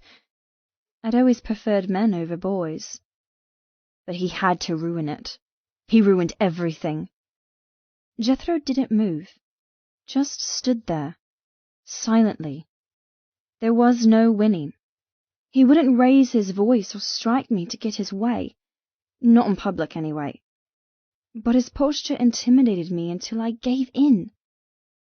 Staring at the awaiting number, I deliberated against calling V. What did I hope to achieve? It would kill me to hear his voice. But what if it's a lie, and the moment he's got you where no one can see, he takes the only thing you have left? I couldn't risk it. Not if I could speak to V one last time. Locking eyes with my gorgeously groomed nemesis, I pressed the call button and held the phone to my ear. Being granted no privacy was horrid. My back stayed straight, and all feelings of weakness were buried beneath false strength. Do not cry. Do not cry. The call connected on the first ring. Vaughn never kept me waiting, almost as if he sensed it was me calling. Twin empathy connecting us once again. Shit. What if he hears? What if he sensed my unhappiness? How would I stop him from coming for me? Wherever I was going. Vaughn's husky voice came down the line. Nyla? Tell me where you are. I'm coming to get you. Tex is acting really strange, and I'm done not being able to get a straight answer. I sighed, turning my back on Jethro, staring at the airplanes below. So many things ran through my head. I wanted to ask how Dad was acting strange, what all of this meant, but I kept it all bottled up. For him? For them? I'm fine, V. I need you. Come get me. Save me, please. You don't sound fine. Where are you? In hell with a monster. Looking around the bar, I shrugged. I'm exactly where I need to be. To keep you safe. Stop the bullshit, Threads. What's really going on? Sighing hard, I pressed a palm against my feverish forehead. I sucked at lying, especially to V. Something's come up. I'm going away for a little while. A holiday where I can unwind. I should be able to contact you if the Wi-Fi and phone lines are good. I couldn't stop rambling. Tonight really put a strain on me, you know. It came together so well, but it wasn't easy. You saw how bad it got towards the end. I just need... What you need is a fucking spanking. You don't just leave without talking this through. Vaughn paused, a disbelieving huff coming down the line. You can't be serious. We had plans. You said you'd come with me when I went to Bangkok next week for more merchandise. We've booked the flights and everything. I didn't want to be reminded of everything I was walking away from. I'm sorry, but I can't go. You have to trust me and not push. Just accept what I'm telling you and that I need some alone time, okay? You'll be able to contact me by phone and email. This is bullshit. V, please. Be supportive like you always are. Don't make this 10 times harder to say goodbye. Skype? I need to see you, Threads. Something doesn't feel right. You're keeping things from me. A firm fingertip prodded my shoulder. Jethro whispered. No Skype. I didn't know how he heard V, and didn't want to ask why Skype wasn't permitted. Why doesn't he want my family to see me? Because who knows what you'll look like when he's finished. The fear I'd been able to keep leashed suddenly swamped me. I moved forward, collapsing into an uncomfortable booth. Threads? Threads! Vaughn's voice echoed down the line. God damn it, Nyla, what the fuck is going on? Sighing, I rested my elbows on the table. The weight of aloneness and depression settled heavily. I don't know, I whispered. The phone disappeared from my fingertips. Hello, Mr. Weaver. We met earlier. Jethro Hawk. Jethro glowered, making me wish the seat would devour me. A loud stream of curses came through the phone. Jethro pinched the bridge of his nose. No, see, that's where you're wrong. If you have an issue with me enjoying your sister for a time, speak to your father. For now, Nyla is mine, and I won't have anyone saying differently. He held the mobile phone away from his ear for a second while Vaughn exploded. A furious shadow darkened his face. Jethro gripped the phone, growling like a rabid wolf. That's none of your concern. I'm taking her. I've already taken her, and there's nothing you can do. Goodbye, Mr. Weaver. Don't make me regret my kind generosity toward your sister so soon. He hung up, tossing me the useless phone. If you want a piece of advice on how to survive the coming months, don't talk to your brother again unless you want to pay a serious price. He's detrimental to your willingness to obey, and a fuckwit. Tears welled. I didn't want to cry. Damned if I'd shed any more useless liquid over this bastard. Don't call him a... I stopped mid-sentence. There really wasn't any point in arguing. He'd win. Just like he'd won up till now, without a curse uttered or shout yelled. I'm meek. He was controlling me with no ropes or chains or curses. I was under his horrible spell, threatened by the illusion of him murdering the people I held most dear. My eyes flickered toward the exit behind him. Jethro followed my gaze. He sidestepped, waving his arm toward the temptation of running. You want to leave? Go. If you're so selfish to let others die for you, I'm not going to stop you. One phone call from me, Miss Weaver, and this all ends for them. I didn't move. Deliberation a heavy cross on my shoulders. How could I sit there and let him take control of my life? But how could I ever live with myself if I ran? He'd kill my family, and there'd be nothing to run toward. I hunched, deliberately looking away from the exit. Jethro came closer, crowding me into the booth. Good choice. Now sit there, don't move, and I'll get you something that'll make this easier. He turned away, but not before I heard his murmured. For me, at least. I waited until he stood at the bar, smiling at the barmaid before I opened a new message. My hands shook, jiggling the phone, but I wouldn't stop. He might not let me talk to people I love, but people I hated didn't matter. The one person who drove me into this mess might be my only hope at surviving it. If he forgave me. Needle and thread. Kite. I don't do this lightly, but my life has taken a certain change and, well, I would like to be able to message you if it gets too much. I'm sorry if I overstepped. I'm not going to say any more than, please. I need to be able to talk to you if I need to. I pressed send, hating myself and how weak I sounded. He wouldn't understand the strength and courage it'd taken to write that or bow into the meeker role.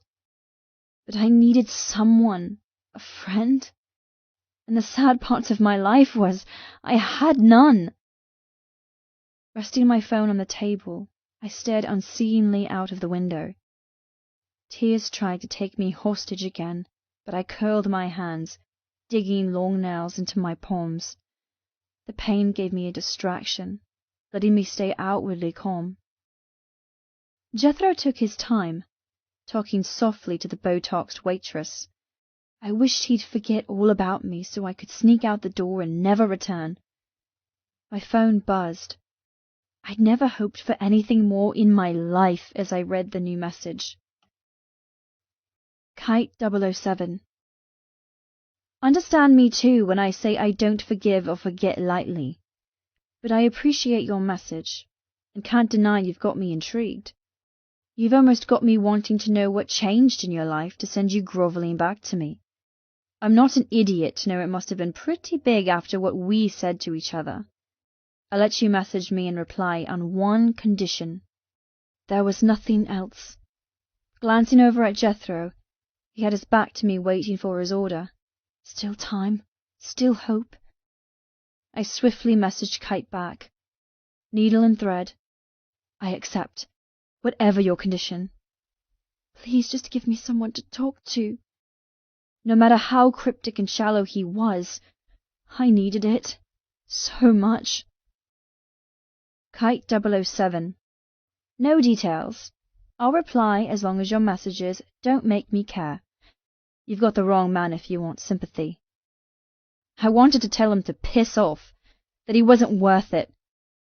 But I swallowed my pride just as Jethro placed a single shot of white liquor in front of me. Whoever you're messaging, stop. Glaring into his light, unfeeling eyes, I flicked a curtain of hair over my shoulder. In my first, but definitely not my last, act of defiance, I typed a single word. One word that gave me a shallow friend who didn't care if I lived or died. The only person I had left. Needle and thread. Deal. Jethro. I tried. If anyone asked, I could tell the truth. I did try to stay a gentleman. But who the fuck was I kidding?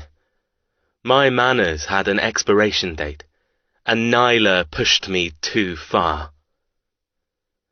I guided her from the dismal excuse of a bar, through the terminal, and past security.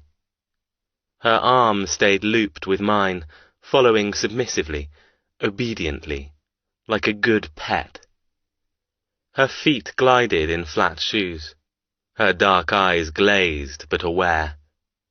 It had been too easy, both breaking my word and dissolving the tablet into her drink. I said I wouldn't kidnap or drug her. That was before she showed some backbone in the coffee shop, and had the fucking audacity to ask me for something. Sex. She willingly wanted some sort of meaningless connection with me. That pissed me off. I'd been too soft, too genteel. It was time to make my prey fully understand the nightmare she'd walked into, and put a stop to the stupid fantasies she entertained. And I couldn't think about her brother without wanting to fucking punch something. I shouldn't have been so lenient. I didn't care who she talked to, as long as she remained mine to torment. But him, he could ruin everything. The Weaver men had been a constant pain in the arse since the Hawks started taking their women. War had broken out.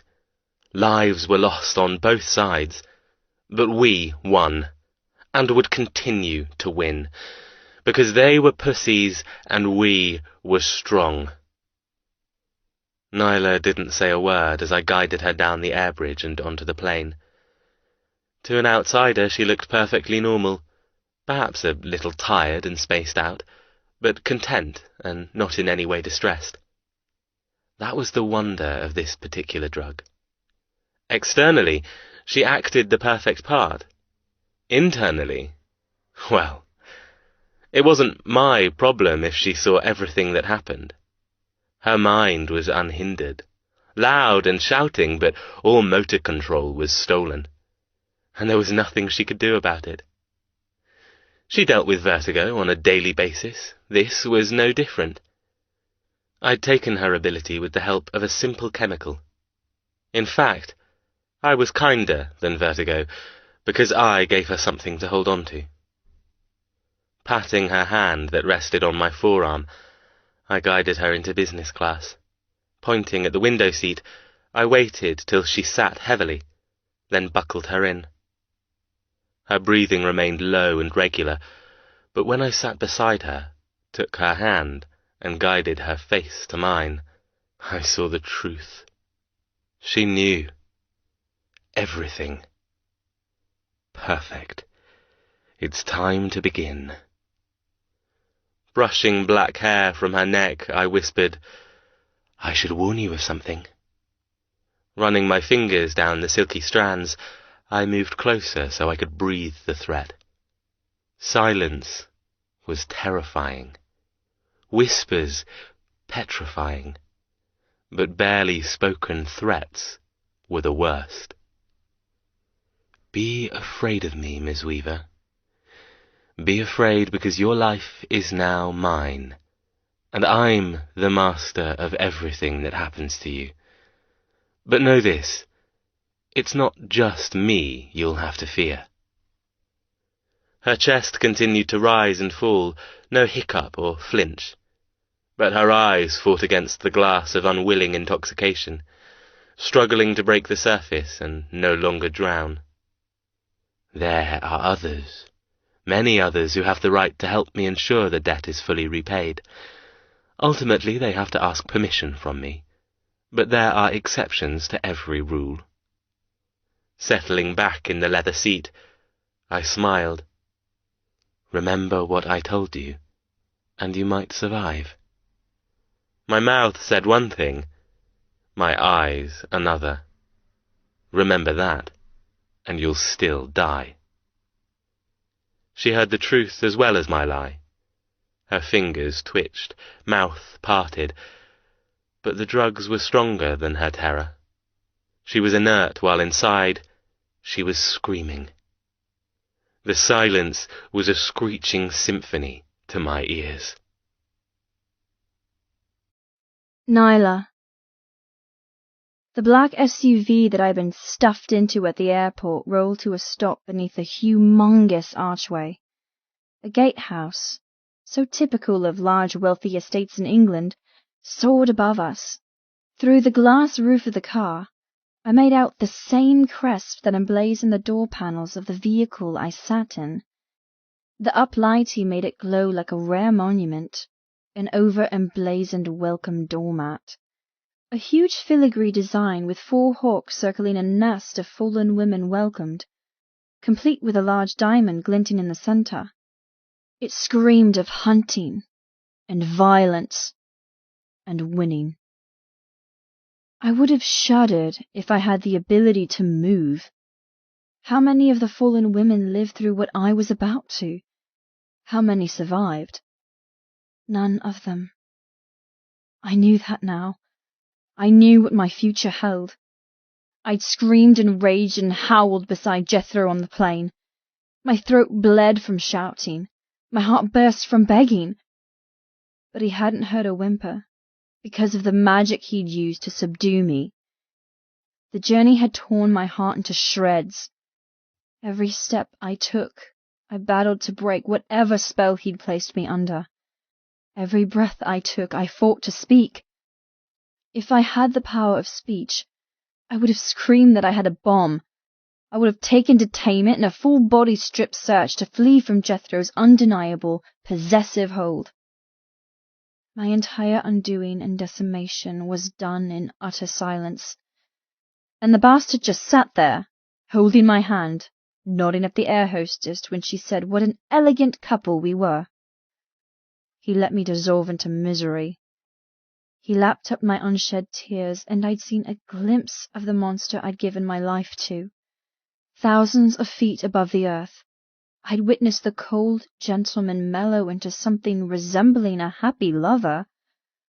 Someone who'd won and got their way. Welcome home, Miss Weaver, Jethro whispered against my ear.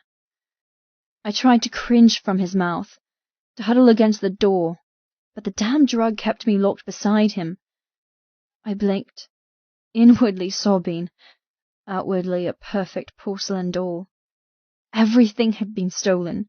My sense of touch, ability to speak, muscles needed to run. A man in his early 20s appeared from a large pillar of the archway, manifesting from the dark like a ghoul on Halloween. Jethro stiffened. The new arrival opened the front door, sliding into the seat and nodding at the elderly man driving us. Clive? The driver nodded in return, gripping the gear stick with an arthritic hand and engaging the car once again. He hadn't said a word since picking us up at Heathrow. Perhaps he doesn't have a tongue? Jethro and his family probably ripped it out to protect their sadistic secrets. We inched forward, trading the soft lighting of a hawk engraved logo for the deep darkness of forest. I stared out the window into pitch black. From Italy to England, from night to night. The engine purred, following a quaint road slicing through dense woodland. I wanted to run and scream. I wanted so much to scream. Jethro scowled as a newcomer twisted in his seat, awkwardly facing us. I struggled to make out his features thanks to the dark, but the high beams of the SUV cast shadows enough to see. Jet? He gave a mock salute. Jethro sniffed. Daniel? This her?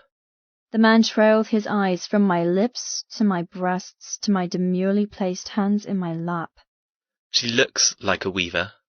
Jethro sighed, sounding bored and annoyed. Obviously. Daniel reached over, grabbing my knee. His touch sent shivers of repulsion over me, even through the cotton of my dress. I felt that. I held my breath. Sense of touch was the first sign of the drug wearing off. I knew when Jethro touched me because of the pressure of his fingers. They acted like a punishment, a leash, and a reminder that my life was his. But up till now I hadn't been able to feel temperature or texture, neither hot nor cold, gentle or soft. But now I could. It's fading. I hope joy didn't show on my face. If I could move, I could escape. Oh, Nyla, don't be so stupid. My joy fizzled out as fast as it arrived. There would be no escaping. It was yet another thing I knew just by what Jethro wasn't saying. I'd learned something in the short flight here. His silence told me more than any part of him. His silence shouted too loudly to be ignored. I was dead already. My last breath hinged only on how quickly he tired of his new toy. Keeping my emotions buried, I stared blankly at the man who dared touch me. His lips pulled into a cruel smile. His fingers tightened until every inch of me wanted to jerk away. Jethro sat still, letting him touch me. Daniel's nose was slightly crooked from a bad break, face fuller, body softer than Jethro's, but there was no denying the family resemblance. Jethro was cold stone with sharp contours, gravelly voice and imposing personality, while the younger brother had more animation. If it wasn't for the greed glowing in his eyes, I would have preferred him. But despite Jethro's granite exterior and sharpness, I knew in my heart I was better off being his plaything than this new hawk. There was something missing inside him. A soul. With a sneer, the man ran his palm up my inner thigh, bunching the material of my dress. I must say, you're very well behaved. He dug his nails into my delicate flesh, only a hand distance from my crotch. You don't flinch. His hand suddenly left my thigh, connecting with a loud, stinging slap on my cheek. The force of his strike set my useless body falling into Jethro. You don't cry. My face smarted and throbbed, making my heart race. I squeezed my eyes, wishing the sense of touch hadn't returned. I didn't want pain. I didn't want any of this. Jethro grunted, pushing me upright with a rough shove to my shoulder. She's not normally like this. Couldn't shut her up or stop her endless questions. So I drugged her. The man's eyebrow rose. With what? Eyes slithering over my cheek, he planted his hand back on my leg. Pushing my dress out of the way, he inched higher and higher and higher on naked skin. I wanted to curl into a ball and cry until I drowned from tears. I wanted oblivion from this nightmare, but the drugs kept me sitting prim and willing, a perfect toy to play with. There are others, many others who have the right to help me ensure the debt is fully repaid. The sentence had been on repeat in my head ever since Jethro whispered it on the plane. Was that why he permitted his brother to manhandle me? Would I be given to him to do as he pleased? Please, God, please don't let that happen. I had enough strength to stay true to myself and survive one man, but multiple. They'd tear me into smithereens and ruin me even for death. Jethro placed his hand, slightly larger and far more scary, on my other leg, pressing me hard against the leather. His touch hurt, burning my exposed skin like dry ice. I gave her diamond dust. Daniel's vile touch stopped as the tips of his fingers brushed the crotch of my knickers. I sat frozen, every part of me humming with horror. Diamond dust? Shit, Jet, that stuff hasn't finished testing. You know Cut didn't authorize it to be sold yet, let alone be used in public. What if she had a seizure? How would you have explained she's nothing and deserved to die? You couldn't. You'd end up in fucking prison. My heart hammered. Not only had he stolen my mobility, he'd run the risk of killing me. The fear crusted again, burning through the drugs bit by bit. Even with the knowledge that I'd have to live through countless horrors before my time was up, I was glad I hadn't had a seizure. Death was so final, and as long as I breathed, I might find some way to survive. You say that now. My pain threshold hadn't been tested. I had no guide on how strong I'd remain or how precious my life would be when I no longer wished to live. Jethro shrugged. If she died, then the final debt would have been paid sooner rather than later. Glancing at me, he added, I admit it's taken longer than I thought to leave her system, but it did a nice job shutting her up. His fingers turned to pincers. See how enjoyable silence is, Miss Weaver. I stayed immobile beneath his touch, but my heart flew with terror, burning off the residual frozenness, leaving me at the mercy of reactions. Every second the drug weakened only meant I had to work extra hard to maintain the deception I was still its prisoner. Daniel's fingers inched further. His eyes locked on mine as he touched my clit through my knickers. His touch was horribly warm, invasive, and gross. I wanted to kick him in the damn nose, but I just sat there and died a little. I sat there because I had no damn choice. Don't. I swallowed, drinking the tears fighting so hard to be shed. Don't spiral. I couldn't let myself be sucked into useless sadness. I'd never claw my way out. I'd never be ready to fight. And I mean to. My life might be earmarked for extinction, but I meant to be the last Weaver the Hawks ever took. At least I don't have children. Once they killed me, there'd be no more Weaver women. Oh my God. Unless Vaughn has children. The fist around my heart squeezed until lightheadedness made the car swim. Daniel yanked me from my horror, rubbing my clit. He grinned. She looks younger than 24.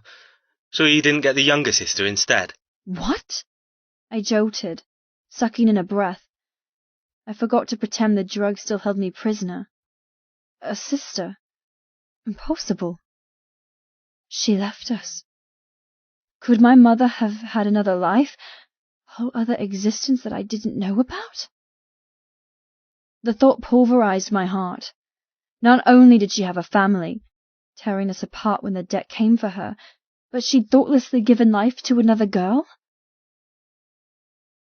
Jethro's head snapped toward me, his light brown eyes flashing in the darkness. I stayed as statuesque as possible.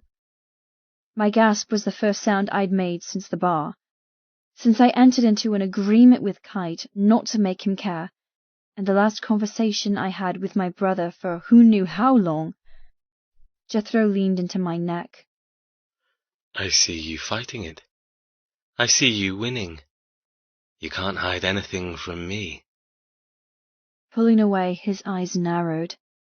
You'd do well to remember that. Don't give me a reason to hurt you so soon. Looking to his brother, he muttered. She's the right one. His fingers clenched and unclenched on my thigh. In a lightning move, he snatched Daniel's wrist and jerked his probing fingers from my core. She's the right one, and mine. Enough. I couldn't stop the sigh of relief. Only one other man had touched me there. Only one boy had seen me naked and taken my virginity. I never thought I'd be in a situation where I'd be forced. And for a fraction of a second, I was grateful toward Jethro for stopping it. I can touch her if I want. Shit, I can fuck her too. I didn't say you couldn't. I just said, enough. He bit the word into pieces. Sharp, deadly, unforgiving. Daniel tore his arm from Jethro's grip. Fine. But don't climb up your ass thinking she's just yours. She's not. She belongs to all of us. There are others. Many others who have the right to help me ensure the debt is fully repaid. No. But she's mine until I say you can have her. Hierarchy, little brother. You know how receiving charity works. Fuck off, Jet. Pointing a finger at Jethro's face, he said. Cut changed a few things tonight at the Gemstone. He's named me VP, given me your role.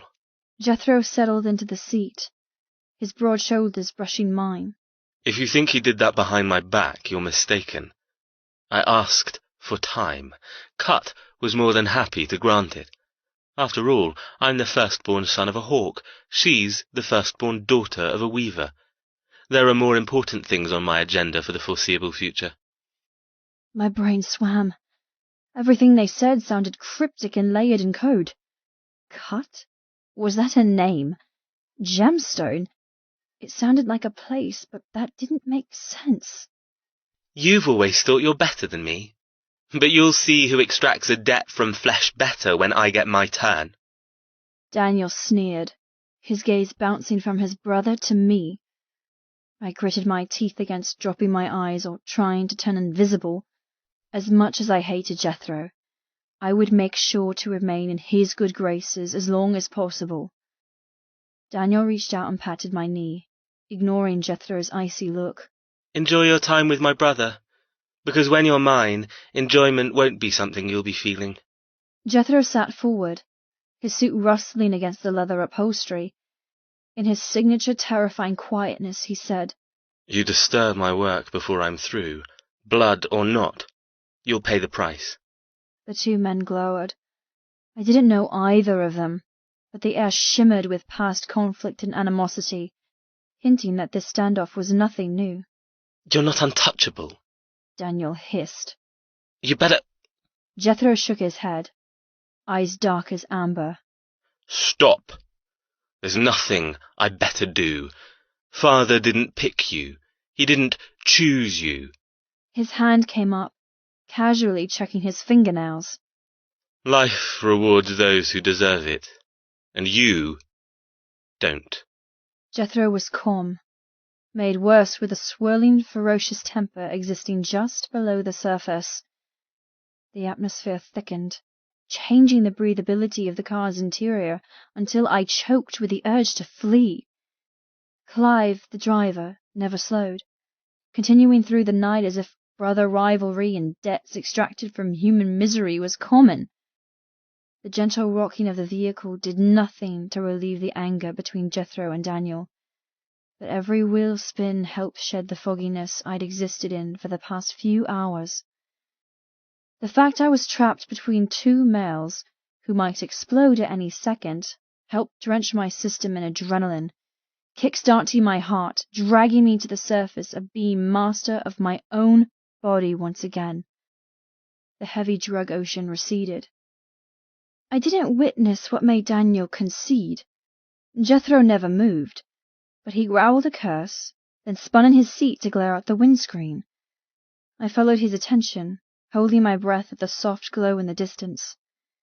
If that was our destination, it was giant, a looming residence breaking the darkness with false warmth and welcome. My new home, my new hell, my end. It's called Hawksridge Hall. Take a good look, because it's the last place you'll ever live. Grabbing a handful of my hair, Jethro tugged me closer. His hot breath disappeared down my dress, making me tremble.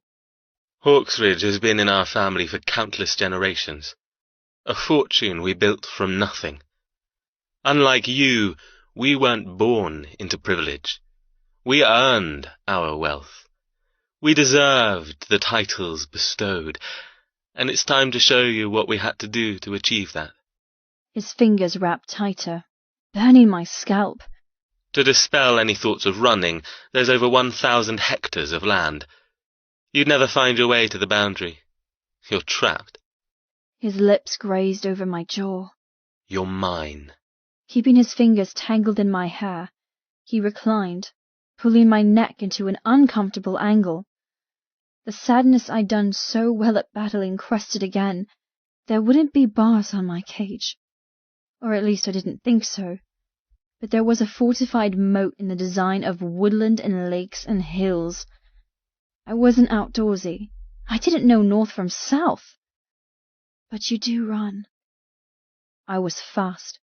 I had stamina. If the opportunity came, I wouldn't hesitate to put my obsession with running to use.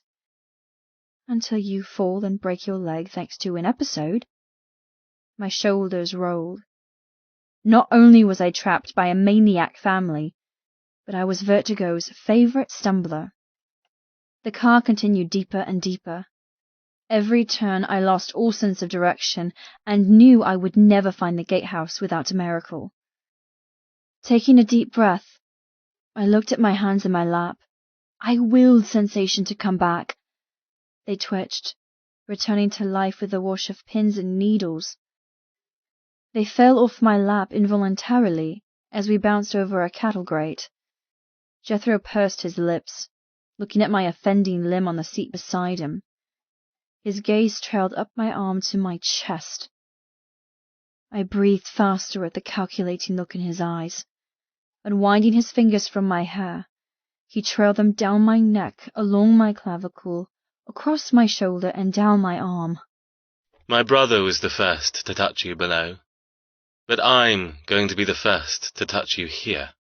His hand skated across to my breast, clamping around the sensitive tissue. The soft cotton of my dress did nothing to protect from the coldness of his grip. You seem to want my attention at the cafe. Don't say I never give you anything. His finger pinched my nipple, rolling it painfully. There was nothing sexual about his hold, only punishment. Giving up pretense of being under the influence of whatever he'd given me, I squeezed my eyes, swallowing back a whimper. He twisted my nipple again, shifting from demeaning to the edge of painful. But what made it worse was I wanted him to touch me there. I would have willingly slept with him only hours before I knew the animal inside the cultivated man. You're too skinny. I prefer a woman with more assets than you, he whispered, cupping my other small breast. However, your tiny stature might prove to be a blessing with some of the things I have planned. He pinched me again, turning my nipple like a corkscrew. I flinched, forehead furrowing against the pain. He chuckled. I knew it was wearing off. His touch turned from painful to excruciating. I bit my lip, barely holding back a cry. Just in time. Letting my breast go, he captured my hand, linking his icy fingers through mine. There was nothing romantic or caring about Jethro holding my hand. It was a pure reminder that I had no chance in hell of getting free. Vaughn, Tex. I wanted so badly to talk to them, to beg for rescue. But I could no longer be the woman I'd been. I couldn't be the workaholic who blamed others for my unhappiness. I'd accepted my father's old-fashioned law about not being permitted to date, because in all honesty, I wasn't ready. I would never be ready, because meeting someone meant the possibility of falling in love, which meant the worst pain imaginable when they left. If anything, Jethro had done me a favor. I never wanted male company again. If I could return to my sewing machines with no other companionship but my twin, I'd be happy, eternally grateful, and would live the rest of my life in peace. Tugging my hand into his lap, Jethro murmured, I meant what I said on the plane. Play your part, and you'll live to see another sunrise. Something snapped inside as if the drug suddenly gave up its hold on me, along with everything I'd been trying to avoid. The tears, the fears, the constant worrying of what was to come. It all disappeared. I couldn't afford to drain my energy with useless wonderings. Jethro said I could work. I intended to drown myself in fabric and continue designing my next runway show. I would pretend my world hadn't become a monster-filled nightmare and lock my mind in a place where it was safe. Mundane was safe. Routine was safe.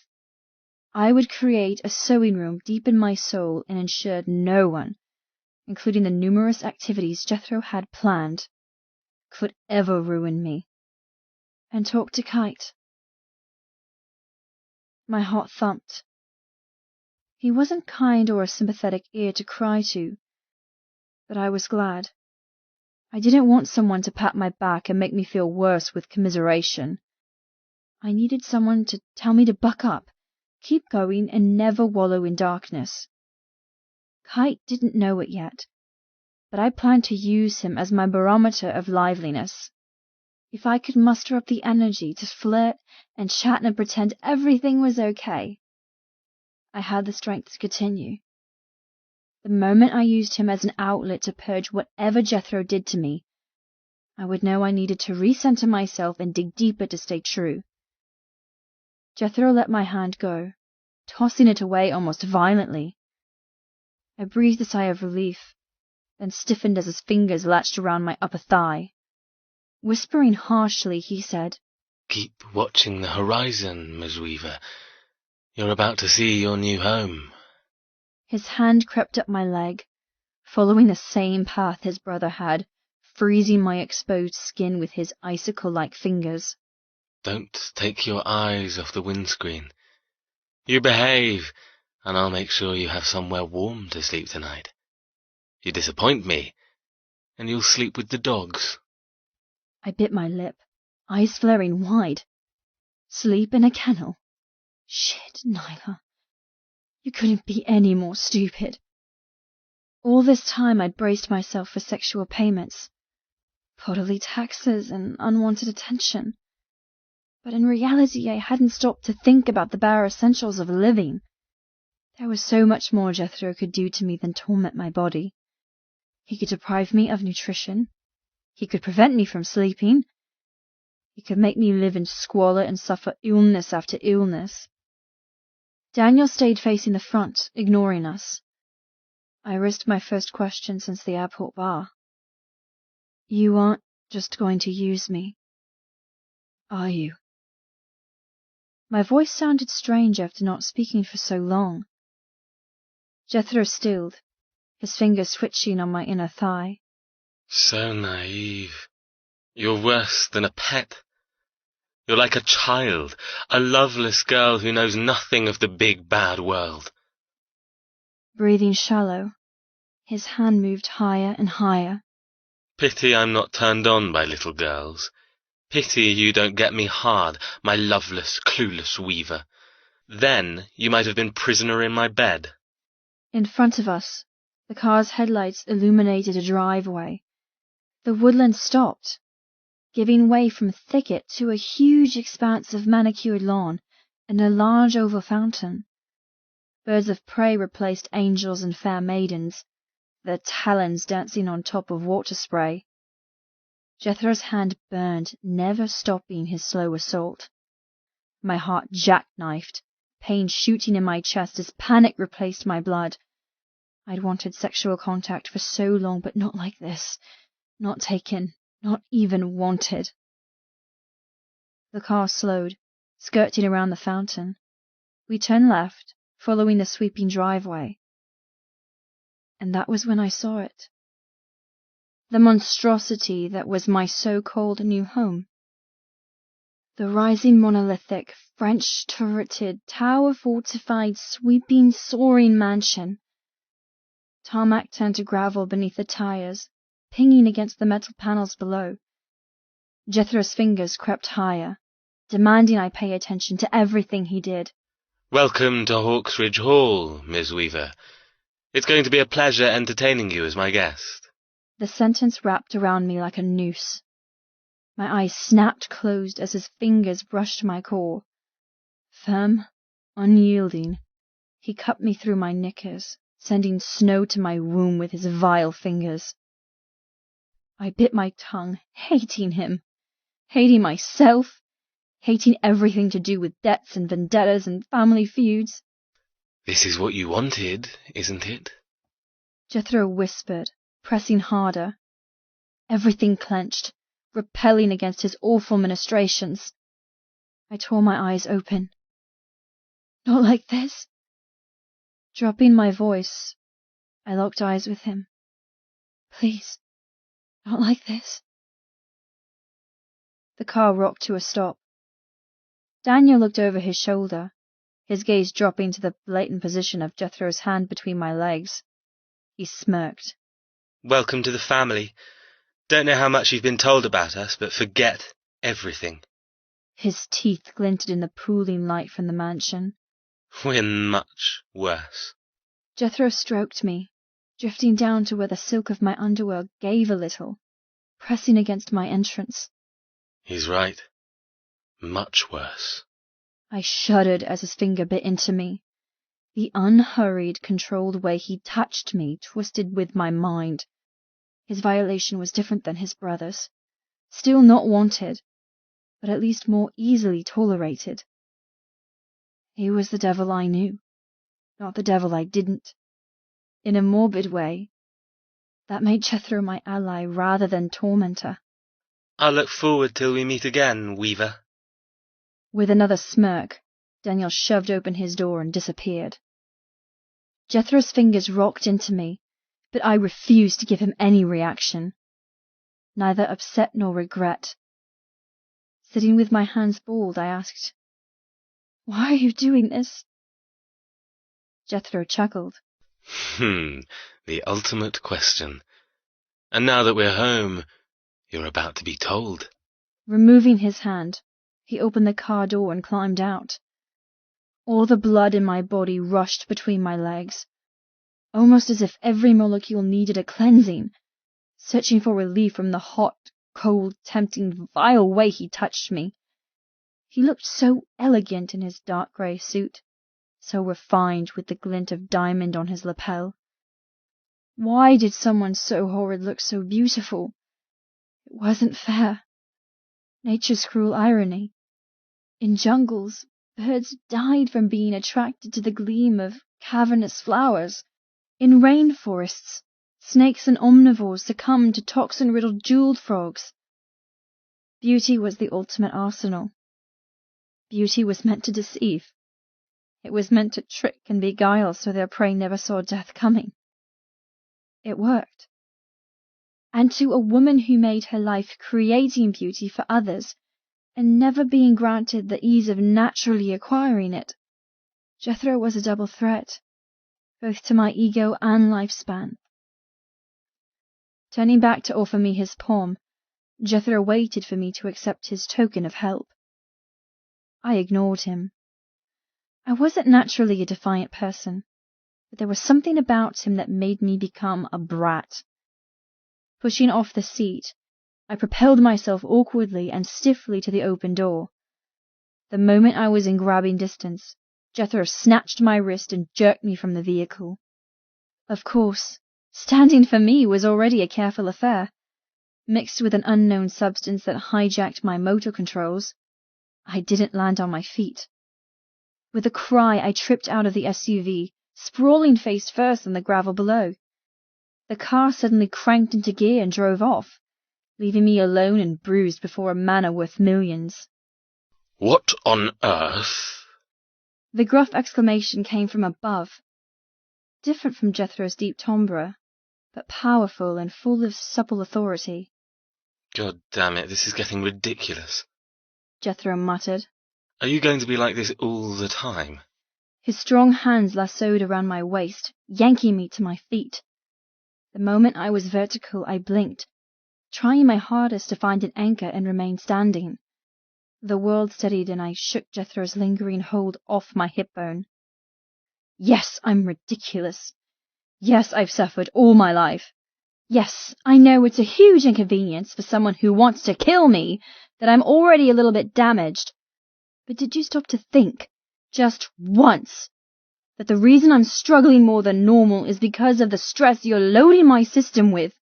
Have you never dealt with an upset stomach or a tension headache?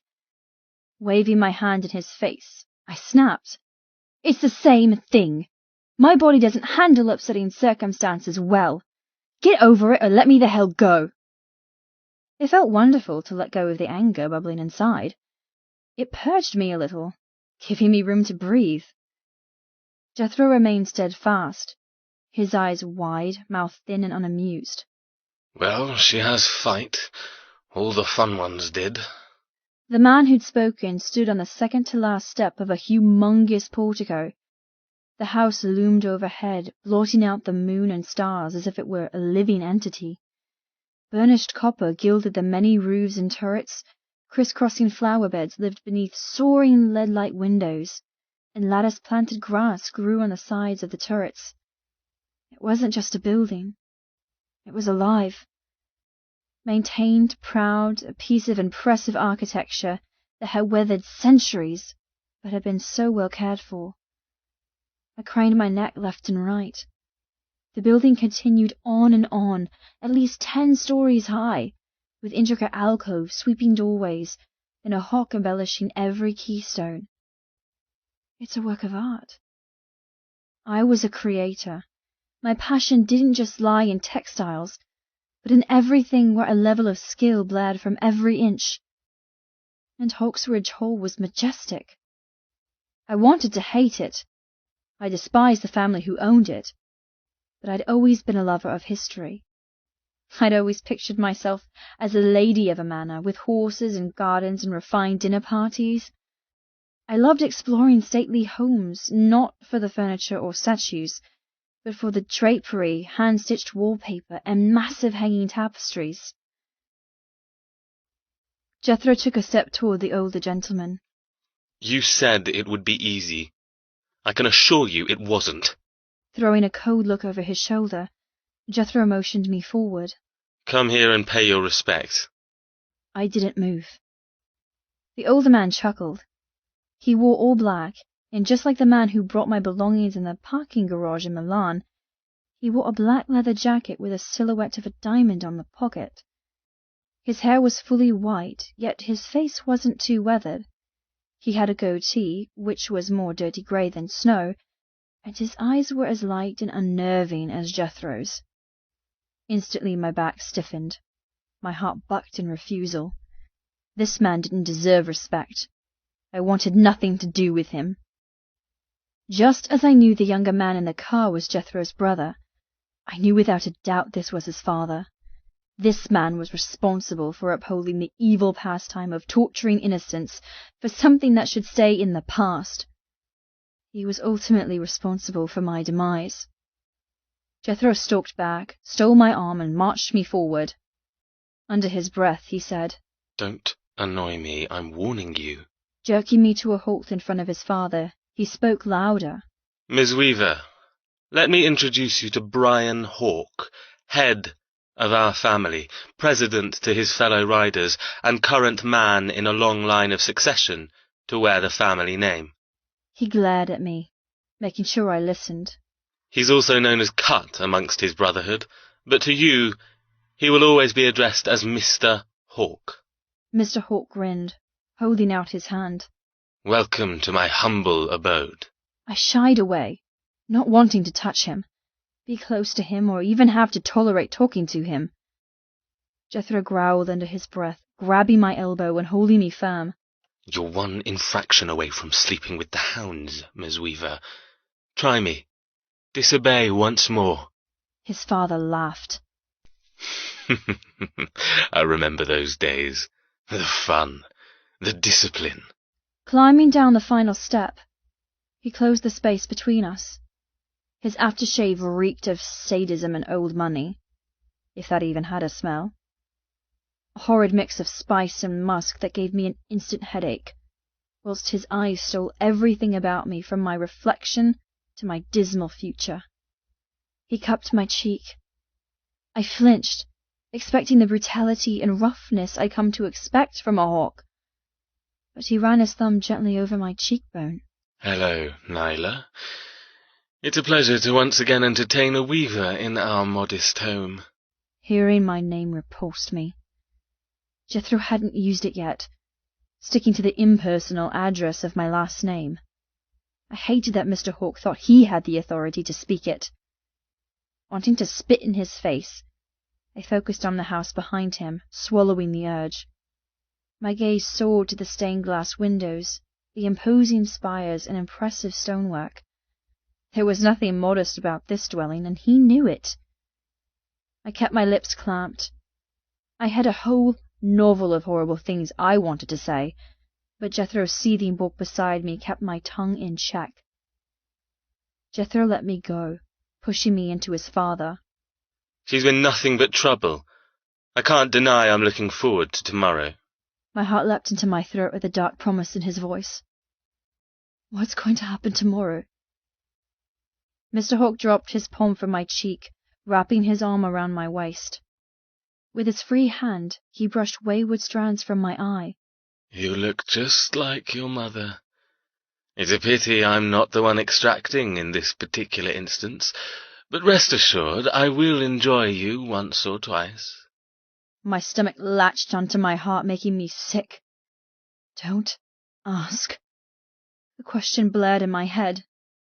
What did you do to my mother? I'd been so young and full of righteous anger at her leaving my father.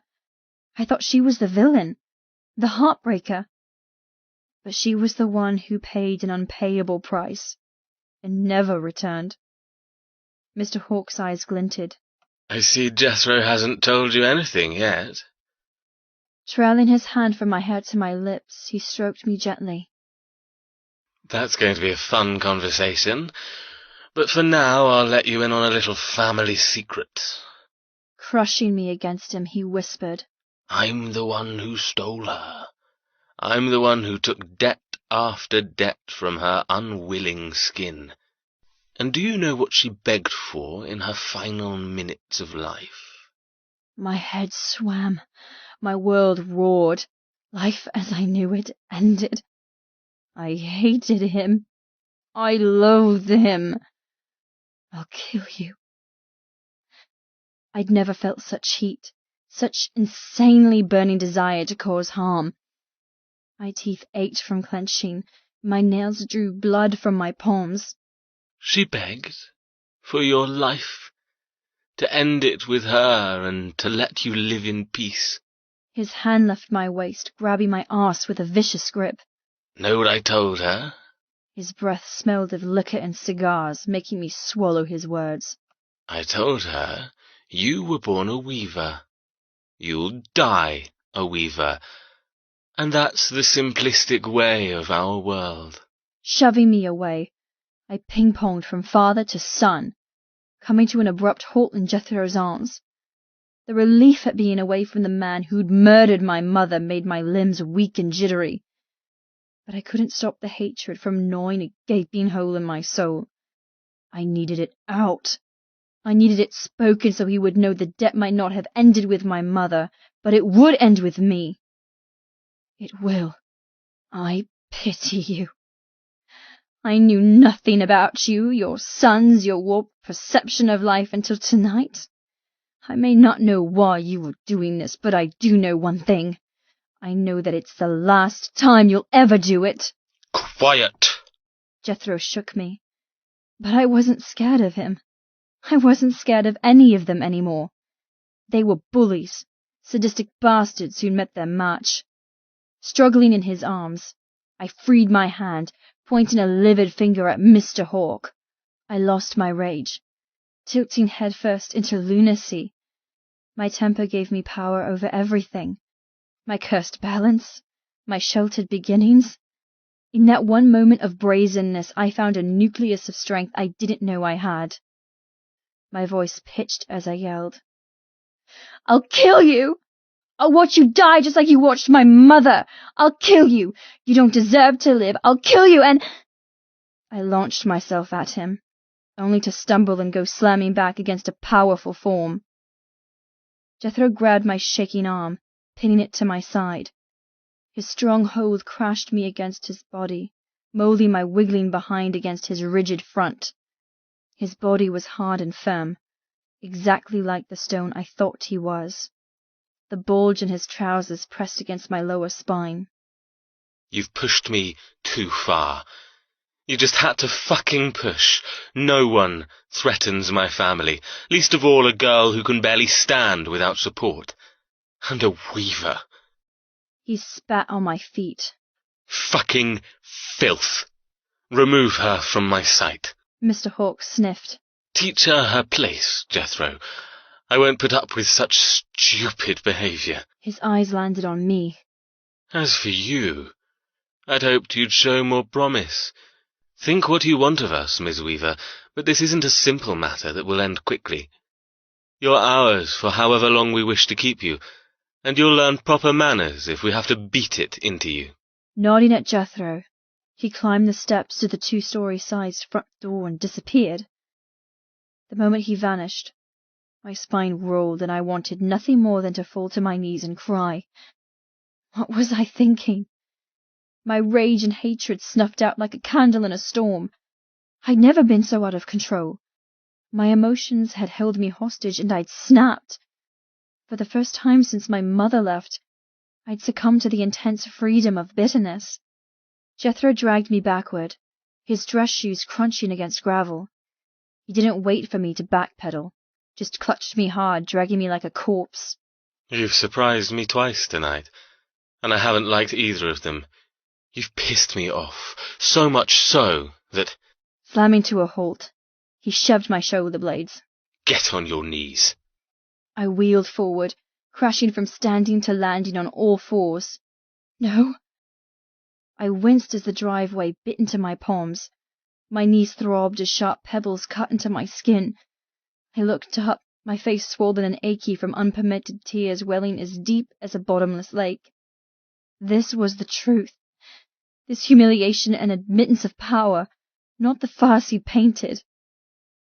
Jethro towered above, his legs planted wide, face etched in livid anger. I'm a firm advocator of rewarding good behaviour. But after tonight, you've proven there's nothing to reward. You're wild, unwilling, and a spoiled brat who will learn her place. Leaning down, he grabbed my long hair, jerking it hard.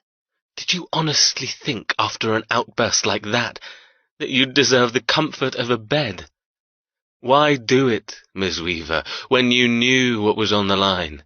I couldn't speak. My throat was pulled back, the pressure stopping all sounds and swallows. I have a good mind to fuck you right here, to smash whatever sense of entitlement or hope you're holding on to. He shook me. My eyes watered at the pain.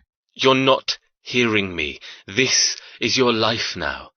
I am your only friend. Stop pissing me off. You're not my friend. I have one and his name isn't Jethro. Kite. I didn't think I'd want to message him so soon, but I needed someone from the outside world. I needed reminding that the universe hadn't entered an alternate dimension and there was still hope. When I remained silent, Jethro snarled. You're sleeping with the dogs. They have better obedience than you. Perhaps you can learn from them on what we expect. I sniffed, fighting so hard against tears. I didn't even care that I wouldn't sleep in a bed. I was past worrying about sanitary conditions or nutritious food. All I wanted was freedom. Move. Jethro breathed, his beloved silence smoothing his outburst from before. Don't make me show you how a good dog moves. He wants you to crawl. It had begun. This was the beginning, and I'd brought it upon myself. He wants to destroy you. Using my hair as the leash, Jethro paced beside me as I went from stationary to crawling. I crawled like an animal. I crawled like a pet. I crawled through manicured gardens, past ponds and statues, all the way from manor to kennel. Jethro. I stretched, looking up at my ceiling. The plasterwork around the huge chandelier never failed to let me know who I was. A hawk. The intricate rosettes and architraving were a testament to my namesake. Birds of prey swooped, hunted, and devoured small animals from above. My hard cock lay heavily against my stomach. My hands clenched beneath my head. I was so fucking close to breaking the rules and taking Nyla last night. She'd pushed me too far. I'd wanted to see how smart her mouth could be with my dick jammed down her throat. I should have taken her. Removing my hand from beneath my pillow, I grasped my morning wood and stroked. My eyes snapped closed as I imagined a different outcome to last night. Nyla's pink, plump lips opening. Me sliding inside her mouth. My balls tightening as her timid tongue welcomed my cock. She'd lick me just like she'd done my thumb. Eager, inexperienced, a novice with so much to give. I'd rock forward, holding her head, giving her no choice but to take more of my length. I'd thrust harder, driving her from accepting to choking. Fuck! My hand worked tight and fast. The large bed creaked as I arched my back, giving into the fantasy of blowing down Nyla Weaver's throat. Fuck, yes. Take it. Yes. My quads tightened, and I groaned as the first spasm of release shot from my balls, creating a sticky mess on my stomach. Fantasy Nyla kept sucking me, drawing another wave of pleasure. I liked her a lot more with my cock in her mouth. She was silent, incapacitated. I shivered as the last spurt of my orgasm joined the mess. I opened my eyes. God damn it. I hadn't meant to do that. Fuck it. It was a long night. I deserved a little unwinding. It's going to be an even longer day. I might have blown my load with an imaginary vision of Nyla on her knees, but it would soon become real. Today, Nyla would be initiated. She'd be welcomed, and not just by me. Swinging my legs out of bed, I prowled across the thick red carpet toward my private bathroom. I smiled, perversely happy with the day's upcoming activities. The next few weeks weren't about debt repaying or vengeance.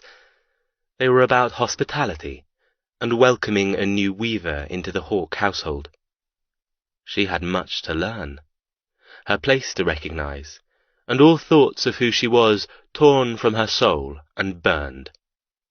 I'd use her. My father would use her. My 2 younger brothers would use her. If I let myself, I would feel sorry for her. But that permission had long since been beaten out of me. After spending some time alone with her, I knew the handful she was. Despite her disobedience, I rather liked her fire. Pity that fire would snuff out almost instantly. I paused, searching inside to see how strong my barricades were, to see if I had enough ice inside to do everything expected of me. She was pretty, I had to admit. She had a certain intrigue. But she was just a woman. A woman who confuses you. Scowling, I shoved the thought away. She confused me, which wasn't a good thing. It was almost as bad as surprising me. One moment she seemed so sure and strong. The next she was brittle and breakable. And her bloody vertigo was getting on my goddamn nerves. No. I was more than happy to let my fellow brothers share the work in ruining her. It would be over faster, and I could go back to my life before I knew of the stupid scroll stained with the blood of the first Weaverdettes. The sun spilled like a golden carpet, leading the way from bed to shower. My room was vacant of personal touches, but reeked in history of past owners. Rococo-style dresses, Victorian-designed chairs. The wallpaper was embossed maroon leather with gold accents. The entire space was brooding and temperamental.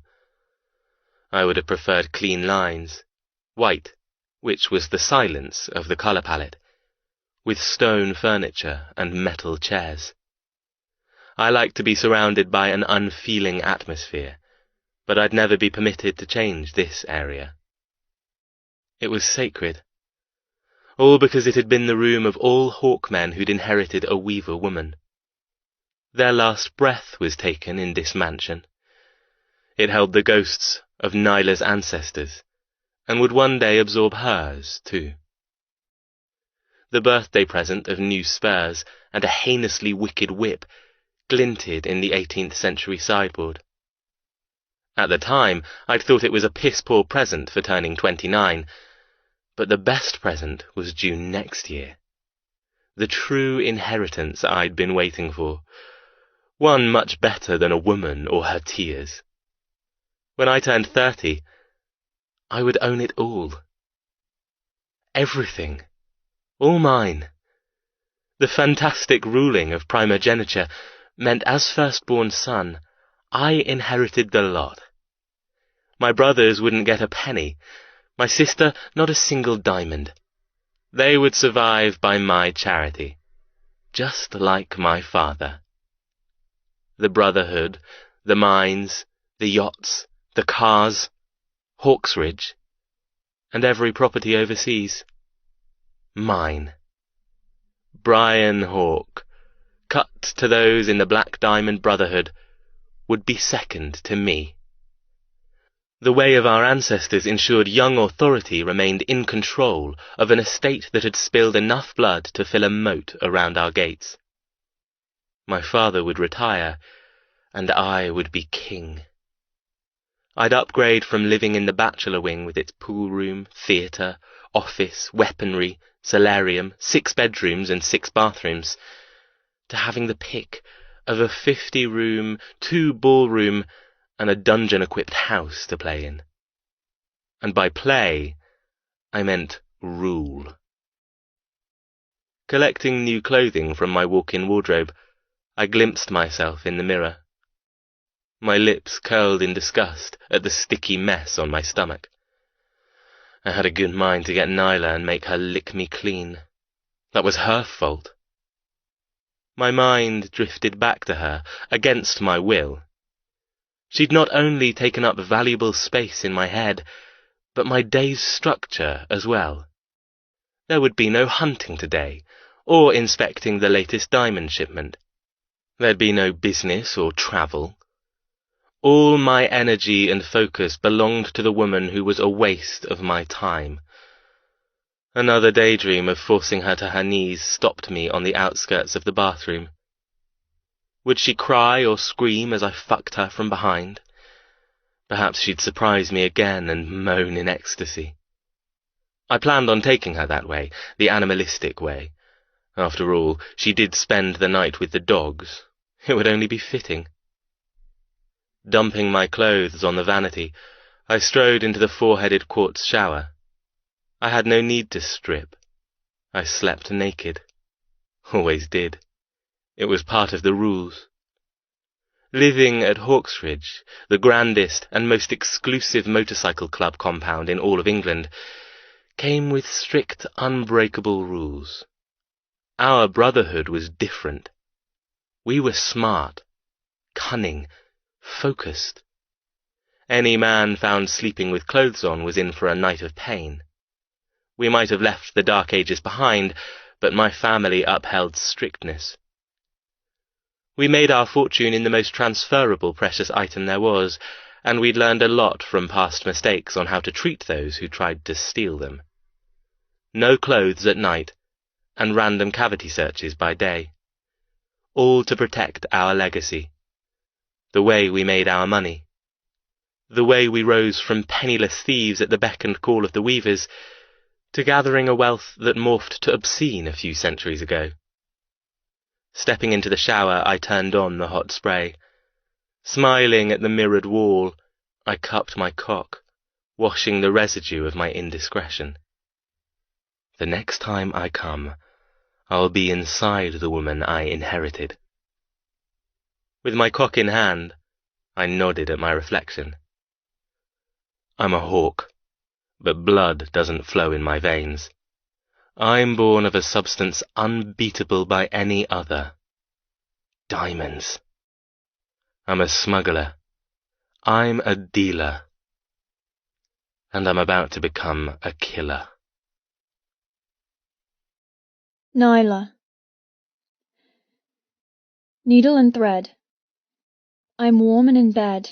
Surprisingly, I slept better than I thought I would. Did you have a good night? Did you lie in your bed and picture me pleasuring you? What did I do to you? Tell me, Kite.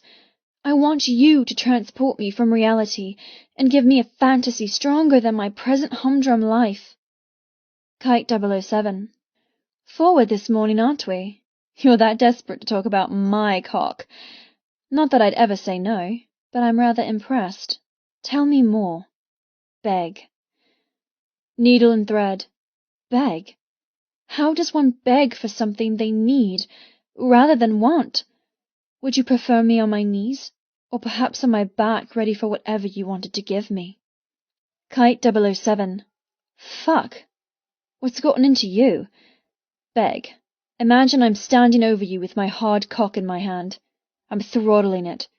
My fist working so fucking hard at the thought of you spread eagled and fingering yourself. Give me a visual, now. Then I might reward you. Needle and thread.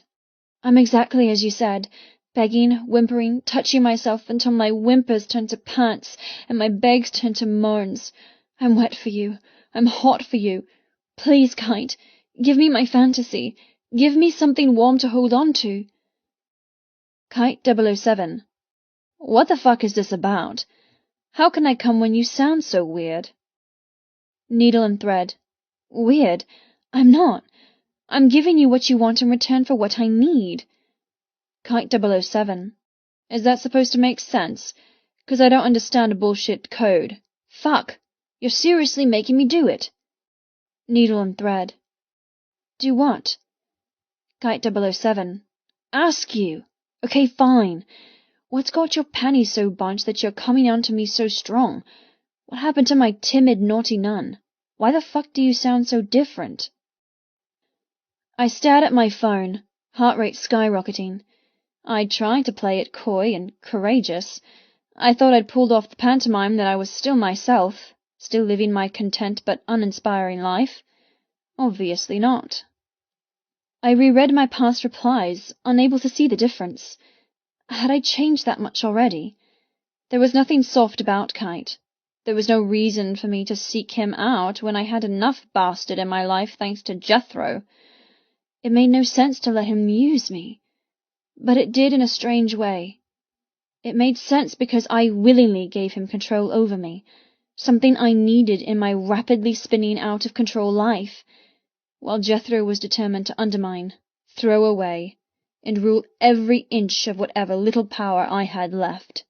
Kite gave it back in some strange, wonderful way. He's the monster I know. He's not sweetness and light, but he's mine because I chose him to be. The defiance was yet another stupid score against the beast called Jethro Hawk. Straightening my back, I tried to figure out a way to possibly get Kite to soften, just a little. Kite 007. Tell me, then make me come. You've got 2 jobs to do. Do them. Taking a deep breath, I opened a fresh message. Needle and thread. Tell me if this is out of bounds, but in answer to your question, why do I sound different? I suppose it's because I feel different. Everything is different. I thought I'd always fight against different. I like normal. I like routine. I thought different would ruin me, but then I changed. Kite 007. Changed? You're really going to make me drag this out. My cock is hard and balls want to come. Spill it so we can get to the second part of your to-do list. Needle and thread. I'm the one who's different now. It's as if everything I've been dealing with suddenly doesn't matter. It's just gone. Kite 007. Gone? Needle and thread. Yes, it's liberating, scary as hell, and confusing, but something's changing inside. It feels as if I'm growing up. I sighed. He'd send something horrible back. My response had been too personal. I knew that, but I'd sent it anyway. Kite 007. Out of bounds. Get back to the subject. Let's try this. Here's something you obviously want. I'm happy you're growing up. Makes me feel a lot fucking easier knowing I'm not jerking off to a kinky 14-year-old. And now for what I want. I'm done with the cryptic crap. Pay attention, because I'm sliding my cock into your mouth. You try to talk, but you choke on my length. Your voice is humming against my balls. Stop trying to communicate and settle into your task. Suck me. I sighed. 2 emotions swirled inside. Exasperation and gratefulness. He'd replied to my overshare. He hadn't shot me down or been the pillock he usually was. Progress. The tentative softness inside was enough to get me through the next few hours. Shouldn't you want more? My heart hardened. Kite had replied to my veiled hints for encouragement, but I'd hoped. It doesn't really matter what I hoped. It seemed everything I wanted in this world wasn't available, including more than one kind word from Kite. We'd been so close to a normal conversation, learning, sharing, building a connection despite the complications of sexting. He let me in for a microsecond, then shut me out once again, using sex as a tool to keep me in my place and remind me I didn't factor in his life. I was the unseen whore, the unpaid prostitute who lived in his phone. I couldn't let him hurt me. I couldn't let him weaken me. He'd done what I needed, reminding me I was strong enough. There was nothing else to do but finish the conversation, so I could leave the soul-sucking fantasy and return to the tragedy of my new world. Kite 007. You're not sucking. Fine, I'll give you some encouragement. If you blow me, I'll return the favor. I'll flip you onto your back, spread your legs, and bury my face between your legs. I'd bite you, fucking you with my tongue until you forgot everything and came. My stomach attempted a small swoop. It wasn't romantic, but it did give me a tiny bit more warmth I needed. Before I could reply, another message vibrated. Kite 007. Tell me where you are right now. Are you naked? Finger yourself for me. Take a photo if you're brave. I laughed. The sound shredded the space that Jethro had so kindly given me for the night. Laughing was the only thing I could do. Take a photo? Of what? The bruises on my palms from crawling to the kennels last night? How about the cuts on my knees? Maybe he wants a picture of my elegant bedroom and wonderful bedfellows. Looking up for the first time since I woke, I let the uselessness of my situation get the better of me. The bravery I'd been clutching to like a raft in a rolling ocean splintered and drowned. Painful despair saturated my heart, weighing me down like the anchors I so often clung to. By all standards, the kennel was sheer luxury. The roof was watertight, the floor clean and sanitary. It was even draft-free. But it wasn't just mine. I had to share. Squirrel, my favourite of the 11 canines I'd spent the night with, nudged my arm. I named him after the tree-climbing rodent thanks to his slightly bushy tail. With a doggy smile, he wheeled his way under my arm, leaning heavily against my torso. I'd never had pets growing up. As a family, we were too busy working or travelling to exotic places to source more material and merchandise. Until last night, I'd had an adolescent fear of dogs. That had evolved to terror when Jethro threw me inside. I shuddered, hugging Squirrel closer to me, stealing his gentle warmth. Last night, Jethro had tried to destroy me. Not through fists or rape or even harsh words. No, he tried to destroy me by removing any entitlement I had as a human, making me no better than the dogs he kept. He would have succeeded if my terror hadn't mellowed into bewilderment, then gratefulness. He'd done me a favour. I preferred the company of his hounds. They not only tolerated my intrusion, but welcomed me into the pack. Squirrel licked my pebble-indented palm, letting me know he understood my aches. I still suffered from crawling from the manor, past immaculate flower beds, over precision-mowed grass, and cutting through the shadows cast by imposing hedges. Everything throbbed when I finally crawled the last metre and sat waiting beside a large roller door. My dress was torn, my knees bleeding. Not that he cared. The estate was bigger than I could contemplate, but even in the darkness, I'd made out the buildings around us. The stables were across the cobblestone yard. A granary let its soft, grainy fragrance permeate the air. The gentle huffing of horses broke the silence, along with the waffles and snuffles from the dogs. Jethro left me sitting on my knees while he disappeared into what I assumed was a tack room. He returned with a large scratchy blanket and a bucket, before unlocking the roller door and beckoning me inside. Throwing the items into the dark interior, he bowed. Your boudoir, my lady.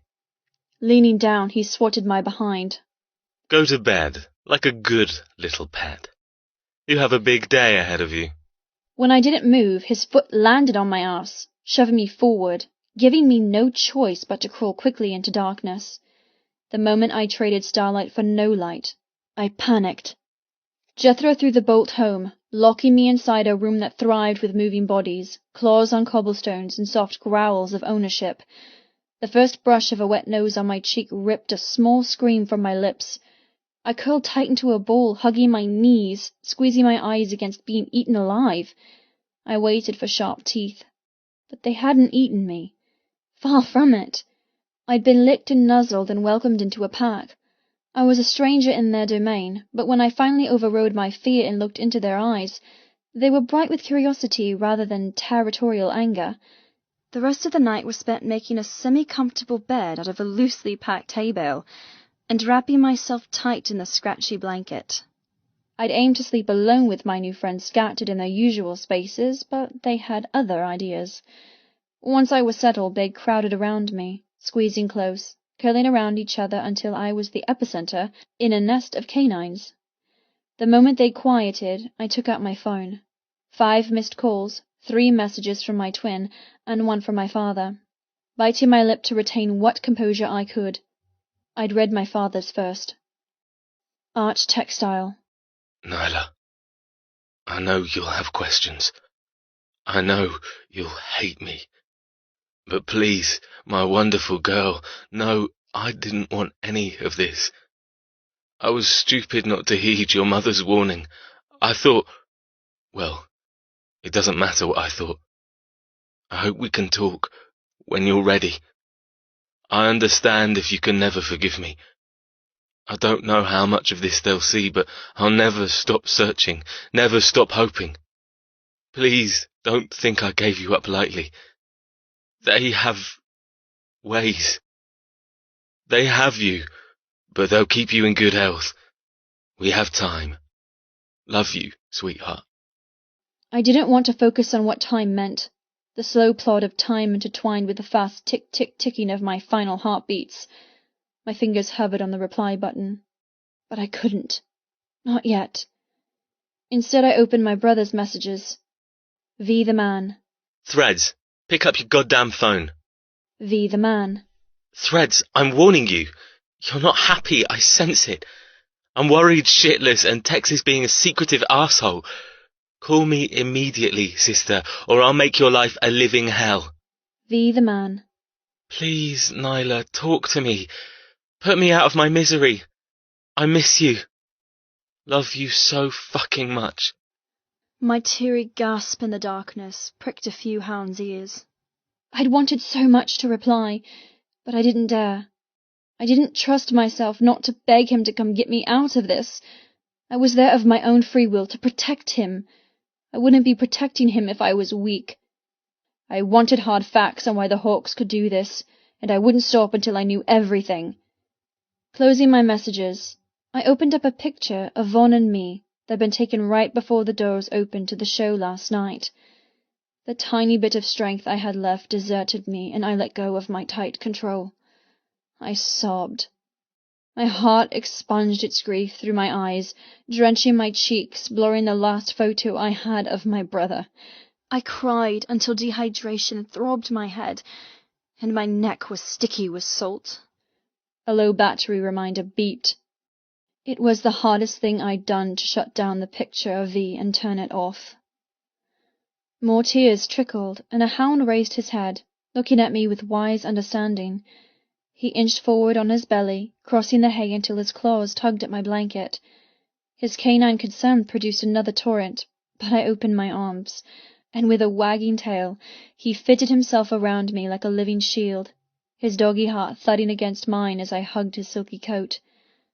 I went from the darling of Milan, with the needle pricks on her fingers, to huddled on the floor, with only hunting dogs for company. A soppy tongue had licked my cheek, stealing the endless stream. And that was when it happened. The change I told Kite about.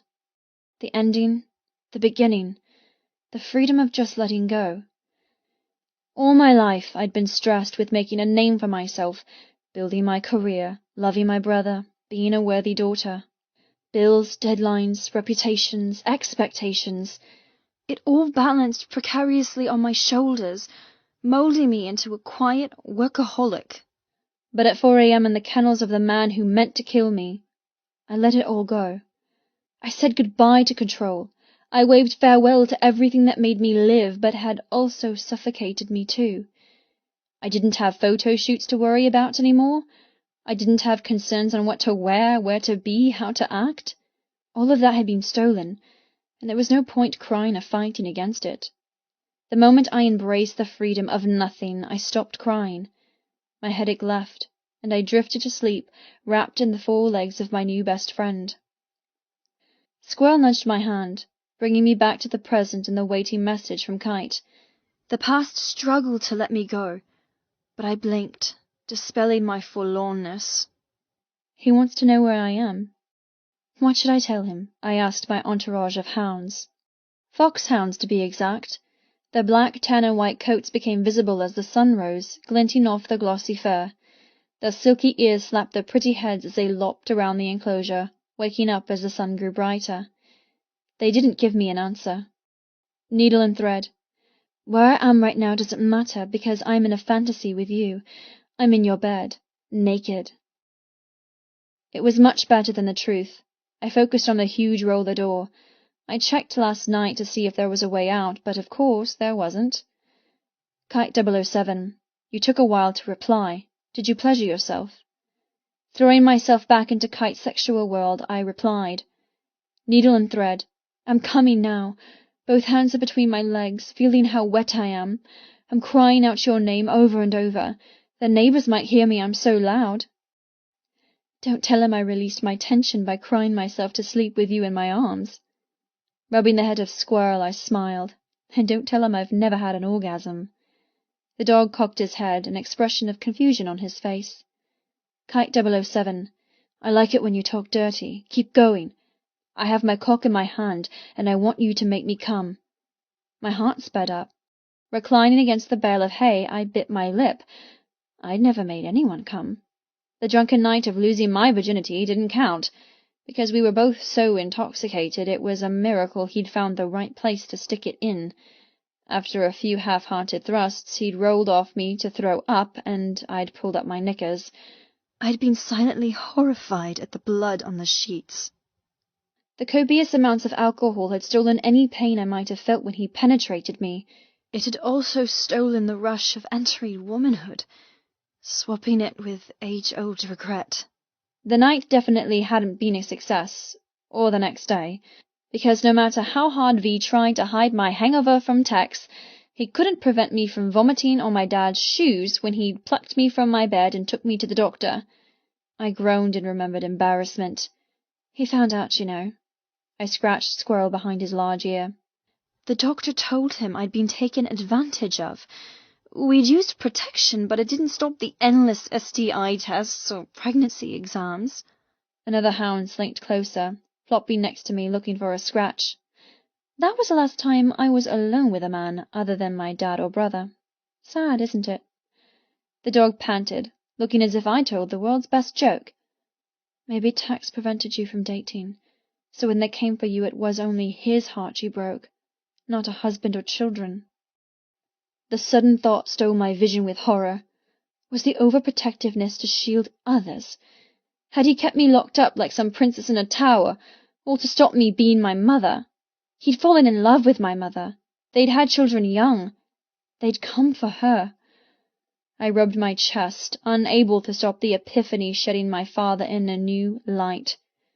Was it selfish of him to protect me from living, knowing I was destined an early grave?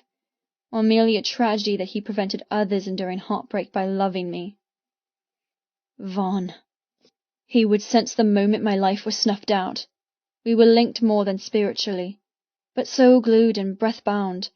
I'd known when he broke his collarbone from kayaking. He'd known when I dropped my heavy Singer sewing machine onto my foot. Linked. Don't think about it. It hurt too damn much. Tears pricked my eyes, but I blinked them back, trying to remain in my false bubble of sexting. This was all I had. I could flirt with Kite with complete safety, knowing I would never be able to break his heart when the time came. In a way, his fastidious request for distance protected him, and for that I was oddly grateful. I smiled softly at Squirrel. If a drunken whoopsie-daisy was my only attempt at making a man come, how the hell am I supposed to do it via a faceless message? Be someone you're not. Pretend. Fine. Swiping up the dirty mixture of hay, dog hair, and dust from the blanket Jethro had given me, I prepared to embrace my inner sex kitten. Needle and thread. Imagine your hand is my hand, and I'm holding you firm, tight. I'm kneeling at your feet while you sit on a large chair, a throne. Your hand wraps in my hair, pulling me forward. I obey because I know what you're asking me to do. Your eyes don't ask, they tell, and I lower my head into your lap. You're big, smooth, begging for my mouth. My breath came faster, my mind playing out the fantasy in crystal detail. The warmth I'd been looking for spread from my core like a tentative sunrise. Kite 007. Fuck me, woman. Why haven't you been talking to me like that all along? What was with the shy bullshit? Keep going. I'm so damn hard. I want your mouth so fucking much. My skin broke out in goosebumps. The power. The approval. Kite was a wanker, an asshole, and a complete shallow prick. But he approved of me. He wanted me. Needle and thread. You're holding your cock while I lick you once at the very tip. You want me to swallow you, but you don't force me, because you know I'm going to swallow every drop. Kite 007. Did you taste it? I frowned. Needle and thread. Taste what? Kite 007. My pre-cum. Fuck, I'm so close. I'm in your mouth. I'm fucking your lips. I'm holding your hair as I drive so deep down your throat. What do I taste like to you? Needle and thread. You taste? Hell, I don't know. Looking at the cluster of dogs, all watching me as if they knew what I was up to, I swiped a hand over my face. What the hell does a man taste like? Needle and thread. You taste of expensive liquor, making me drunk as you come, spilling over my lips, dribbling down my chin. You don't want me wasting a drop, so you capture the liquid on your thumb and push it back into my mouth. The instant I sent it, a chill darted in my blood. Thumb, mouths, sucking, him. My taste buds brought back the crisp taste of Jethro, his unyielding hold on my chin as I licked his finger. He hadn't really had a taste, just the cold precision of stone, but having him dominate had given me the permission to feel a flutter in my core, to not be embarrassed of wanting more, of becoming wet. Kite 007. Fuck me. I haven't come like that in a while. It's all over me. Splashed up my chest, sticking to me like glue. I like you like this, naughty nun. You're more relaxed. My voice was soft. That's what happens when your life is no longer your own, and there's nothing you can do to control your future. Squirrel yipped in agreement. That's also what you do to survive. You become different. You change. As much as I hated the Hawks, they'd given me something I'd been searching for all my life. My little kitten claws were growing, prickling. Still too new to scratch with, but there. My battery flashed again, and I knew this would be the last time I'd have the luxury of using it until Jethro let me charge. Ignoring the emptiness inside and the sharp twinge of letting Kite use me, I sent my last message. Needle and thread. I'm glad. I'm licking you clean. I'm drunk on everything you've given me. I'll be here for you when you next need a release, but please, don't call me Naughty Nun anymore. Call me Needle. Jethro came for me at 11 a.m. The horses across the yard were gone. To do what, I had no clue. I'd spent an hour or so listening to the grooms prepare them, and the comforting clack of their metal shoes disappearing into the distance on cobblestones. I pictured myself commandeering one and galloping away. Not that I knew how to ride. I'd never had time. Sewing had been my one obsession. Squirrel and his gang of hounds had left not long after I finished messaging Kite. A piercing whistle summoned, and they charged from the kennel through a small, dog-sized exit down the back. I tried to follow, to get free, but it only opened if a coded collar was in range. A password programmed to every dog allowing them access. So I'd spent the remainder of my morning alone. Alone with thoughts I flatly ignored. It was odd to sit and do nothing. I had nowhere to rush off to, no emails to reply to, no to-do list to attack. I was in limbo, just waiting for the man I loathed to appear. My stomach was a ball of knots, wanting him to get it over with, whilst my jangled heart wanted him to stay away forever. I'd never felt so jumbled inside. Hunger pangs growled for food. The empty ache only grew worse. Jethro swung open the top partition of the barn door, leaving the bottom closed. Resting his arms on the top, he nodded. Miss Weaver? The sun took the liberty of bouncing into the gloomy kennel, silhouetting Jethro. His face remained in shadow, but his thick hair was wet and messy from a shower. He'd shed his charcoal suit for a more casual grey shirt, the diamond pin twinkling in his lapel. I'd grown to recognize it as his signature piece, linking him to whatever organization his father ran. Is it a gang? Did they rob, cheat, and kill? It wasn't my issue. I didn't care. I was the innocent party, their hostage. I didn't return his greeting, deciding to stay bundled in my blanket and glower. Jethro sniffed impatiently, removing his arms from the door. He unlocked the bottom partition, swinging it wide. More sunshine entered, illuminating the bottom half of his wardrobe. Dark jeans. Well-fitted jeans. Jeans that made him seem young and approachable and normal. My hands balled. Don't buy into the projection. There was nothing normal about this man, nothing sane or kind. I learned that last night, many times over. There would be no more begging from me, no more pleading. It fell on deaf ears, and I was done. Jethro snapped his fingers as if expecting me to heel. Get up. It's time to begin. Taking a threatening step into the kennel, he pursed his lips. Shit. What did you do in your sleep?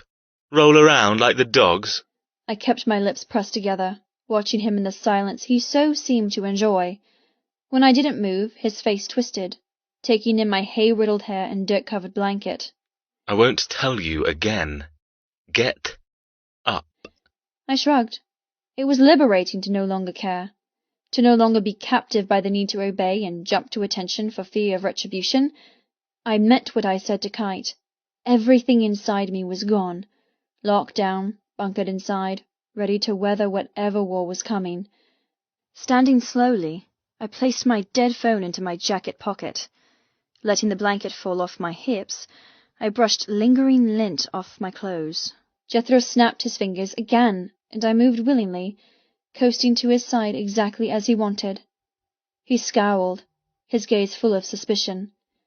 I gave him an empty smile. I'd found salvation in not caring.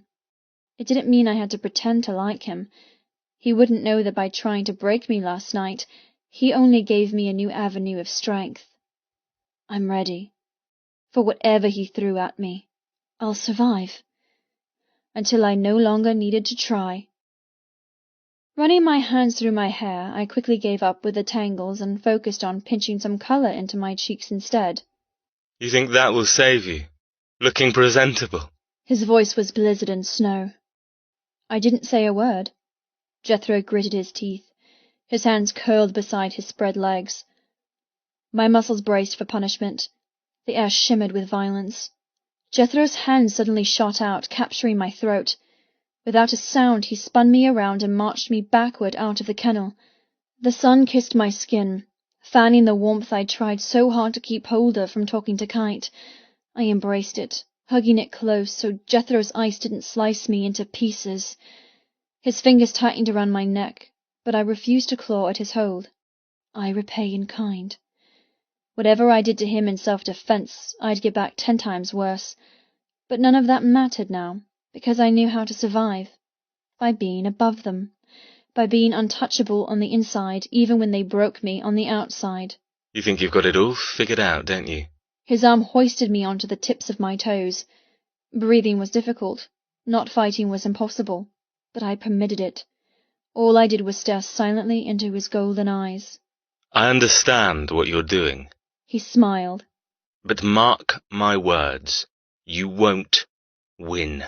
Shaking me, he unwound his fingers, then smoothed the front of his jeans. The sun gleamed on the gold buckle of his belt. My stomach clenched, but I held my ground. Mark my words, I will win. Because I am right and you are wrong. Jethro seethed, silence thick between us. You're so high and mighty, aren't you, Miss Weaver? So sure you're the one in the right. What if I told you your ancestors were scum? What if I showed you proof of their corruptibility and eagerness to hurt others in their chase for wealth? Lies. All lies. My family tree was impeccable. I came from honest and good and hard-working stock. Didn't I? I ignored my rushing heartbeat. Jethro stepped closer, crowding me. The things your family did to mine sicken me. So continue on your quest believing you're pure, because in a few hours you'll know the truth. In a few hours you'll realize we aren't the bad guys. It's you. My throat closed up. I didn't think he could say anything to crumble my fortress so soon, but every word was a carefully planted spade, digging at my foundation until I stood on crumbling ground. My eyes danced over his, trying to decipher the truth. Were my bloodlines tarnished with crimes I didn't know about? My father hadn't exactly been forthcoming with our history, apart from telling us our family had always been involved in weaving and textiles. It was how we were granted the last name Weaver, just like the bakers and the butlers and every other trade that dictated their last names. Jethro chuckled. Don't believe me? His hands landed on my shoulders, pushing me backward. I stumbled, wincing as my spine collided with the bricked wall of the kennel. Don't believe your forefathers were sentenced to death by hanging for what they did to mine? His gaze latched onto my mouth. Don't believe you're alive because the Hawks granted them mercy in return for a few signatures on a few debts? His voice dropped, sending a constellation of warning over my skin. Don't believe I'm fully within my right to do whatever I damn well please to you? His touch seared through my jacket and maxi dress, sending unwanted intensity down my arms. Do I believe it? Could I believe it? That everything I understood of this situation was reversed? Mind games, illusions, all designed to trip me up. Shaking my head, I snapped. No, I don't believe it. My blood pressure exploded, thundering in my ears. His focus was absolute, and it burned. Oh, how it burned! Nothing you say will make you the victim in this situation. Nothing you show me will make this permissible. You think I believe a ludicrous debt that you say is over 600 years old? Wake up! Nothing like that would hold up in a court of law these days. I don't care that you've staged my disappearance or following my family with a loaded pistol. I don't believe any of this, and I certainly don't believe you have anything law-abiding on your side. Jethro scowled, but I continued my tirade. All I believe is you're a bunch of sick and twisted men who make up some bullshit excuse to make themselves feel justified while tearing others' lives apart. Show me where you have the right to own me. No one has that right. No one. He chuckled, gold eyes growing dark. His body language switched from standoffish to oozing with sexual innuendo. It was like watching a glacier melt, shedding winter for volcanic heat. I like it when you're feisty. Your whole perception of the world is warped. You live in a fairy tale, princess, and I'm about to destroy it. His shoulders softened, lips parting. His gaze caressed my face to land on my mouth. You think we don't have men in high places? Men who make what we say absolute law? You think we got to the level of standing in society, or the obscene amount of wealth we have, by not using the very same law you think will protect you for our gain? His voice whispered over me, threading with his heady scent of woods and leather. So stupid, Miss Weaver. We own more than your family. We own everything and everyone. Our word is unbreakable, and we have proof. He leaned in. The violence he emitted switched to dangerous lust, buffeting me harder against the wall. His eyes were rivers of fire, annihilating my argument, dragging me under his spell. You think I can't make you do what I want? I sucked in a breath. He'd never looked at me like that, never given any hint he might find anything about me exciting. He treated me like a leper. He looked at me as if I were a different species, a species not evolved enough to warrant his sexual attention. But that changed. His interest trapped me, consuming me better than threats and tightly restrained anger.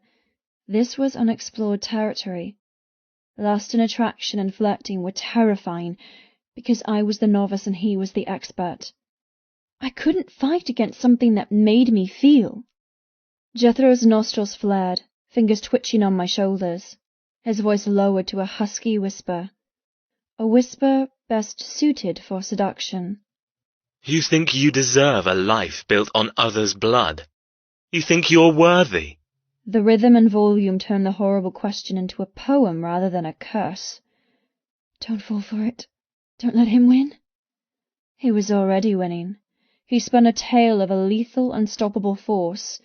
His family legacy somehow granted him police approval, government blind eyes, and the right over life and death.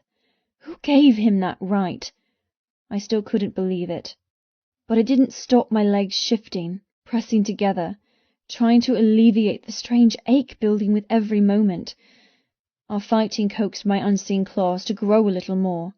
My temper made my legs firmer, my vision clearer.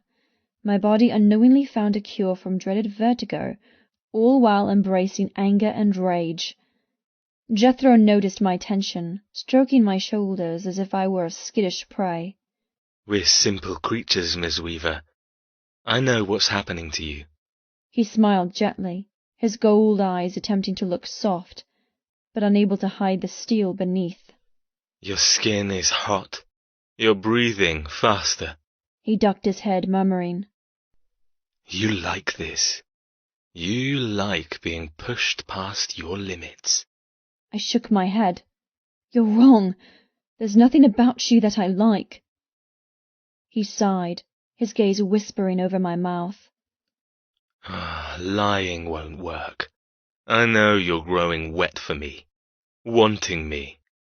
His touch morphed from menacing to lightning, sending a rain of sparks through my blood. Want to know how I know? Because I taste it in the air. I smell it all around you. I feel it. My lips parted. My chest rose and fell, increasing faster and faster. I couldn't look away. I couldn't push him away. I couldn't do anything but revel in the intoxicating, melting, glowing, sparking need building rapidly in my core. Closing my eyes, I swallowed hard, trying so hard to dispel the sick and twisted desire he conjured. I'm not. He ran his thumbs over my shoulders, following my collarbone with infinite softness. You're not.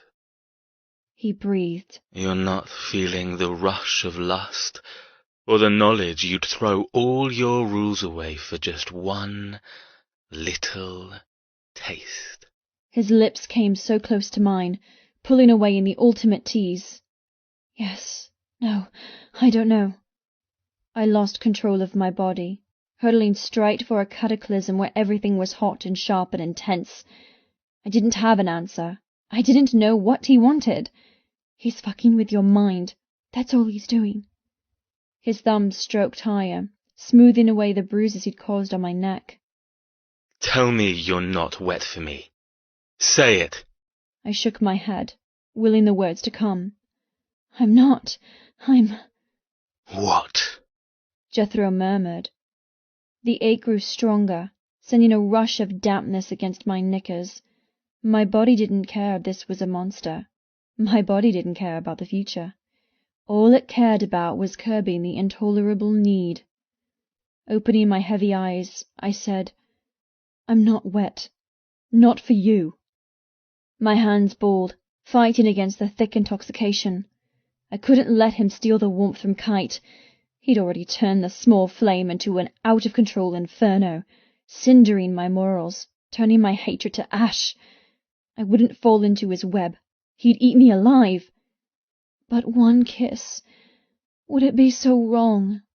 To take something from him when he'd already taken so much from me? I swayed closer, unconsciously seeking everything he dangled before me. I wasn't equipped to play these games. I was naive and woefully unprepared for combat where lust was used as the weapon. You're a little liar, Miss Weaver. He dropped one hand from my shoulders, tracing my contours until he captured my hip. The other skated upward, cupping my cheek. Every millimeter he travelled sent sparks along my skin unlike anything I'd ever felt before. His tongue appeared, licking his lips. You want this. His knee nudged against mine, forcing my legs to spread. You want something you know you shouldn't. With seamless authority, he pressed against me, tilting his hips into mine. I shivered, hating him, lusting for him, hating myself, loving the forbidden rush. The reasons for our fight flew away on soundless wings, leaving me with no argument against the swelling, swollen ache. All that separates my cock from your pussy is a few fragile pieces of clothing. He drove upward, grinding himself punishingly. You won't stop me. There was no space, no secrets. Our bodies glued together. My mind went blank with sheer numbing pleasure. I felt every ridge and contour of him, from the pressure of his shoe against mine to the hot heat in his jeans growing larger every second. You know what he intends to do. Stop this! I screamed at my betraying body. But it replied in force with a clenching ripple, turning my legs to jelly. I held my breath. His hard body was as unmovable as the wall I stood trapped against. His ripped stomach pressed against mine. I wasn't cushy or curvy. I had no feminine attributes. I'd exercised away any hope at softness. But it only amplified the intensity. There was nothing to cushion the firmness of bones, sinew, and craving flesh. It was visceral, all-consuming. Tell me again you're not wet for me. His hooded eyes imprisoned mine. Tell me another lie. I tried to look away, but he thrust again, enticing another ripple of pleasure. I hadn't planned on being the innocent girl, the stuck-up princess who never self-pleasured or enjoyed men. I hated that I came across priggish, uptight, and repressed. Those traits were a hazard of my upbringing, and I desperately wanted to turn them into weapons. I wanted to use them as effortlessly as Jethro wielded his wintry charisma. My body knew what it wanted. It wanted a release. It wanted to satiate and be sated. And it didn't give a flying ass who granted the freedom of the mysterious orgasm. I knew who Jethro was. I knew this was all a game to him. But why couldn't two people play? Why did I have to justify his touch as bad when it was so amazingly good? Death was coming. Shouldn't I try to live before I died? For once in my life, be true and honest and raw. Why can't I use him? Just once be the bad girl and use the monster. Win by not fighting. Be stronger by giving in. My pussy grew bolder, taking my unvoiced permission and growing wet, greedy, eager to experience the cock pressed firmly against me. I can't. You can. I won't. You will. Jethro ducked, nipping my jaw with sharp teeth. I unlocked my chastity belt and melted into him. I arched my back, deliberately pressing my breasts against his chest. His seduction lost the calculating edge. His breath went from calm to uneven. Something new broke free inside. Some level of embarrassment of sex. The unapproved thoughts of being used disappeared. I was a businesswoman, a daughter, a sister. The fantasies inside weren't the thoughts of a Puritan. Deep inside, where I never let myself go, a sexual deviant lurked. A woman who was bold and angry. A woman beyond ready to admit she'd hidden so much of herself, even from herself. Jethro's hand moved to grab the back of my neck. His hips pulsed. His heart thudded hard, vibrating on tightly pressed forms. I shivered in his hold, giving in completely to the clench between my legs. Answer me. Tell me the truth. His mint-fresh breath fluttered my eyelashes as he hovered possessively over my lips. Only a tiny space between a tease and a kiss. Only a fraction between right and wrong. Do it. Accept it. He paused, murmuring into my mouth. Tell me a secret. A dirty, dark secret.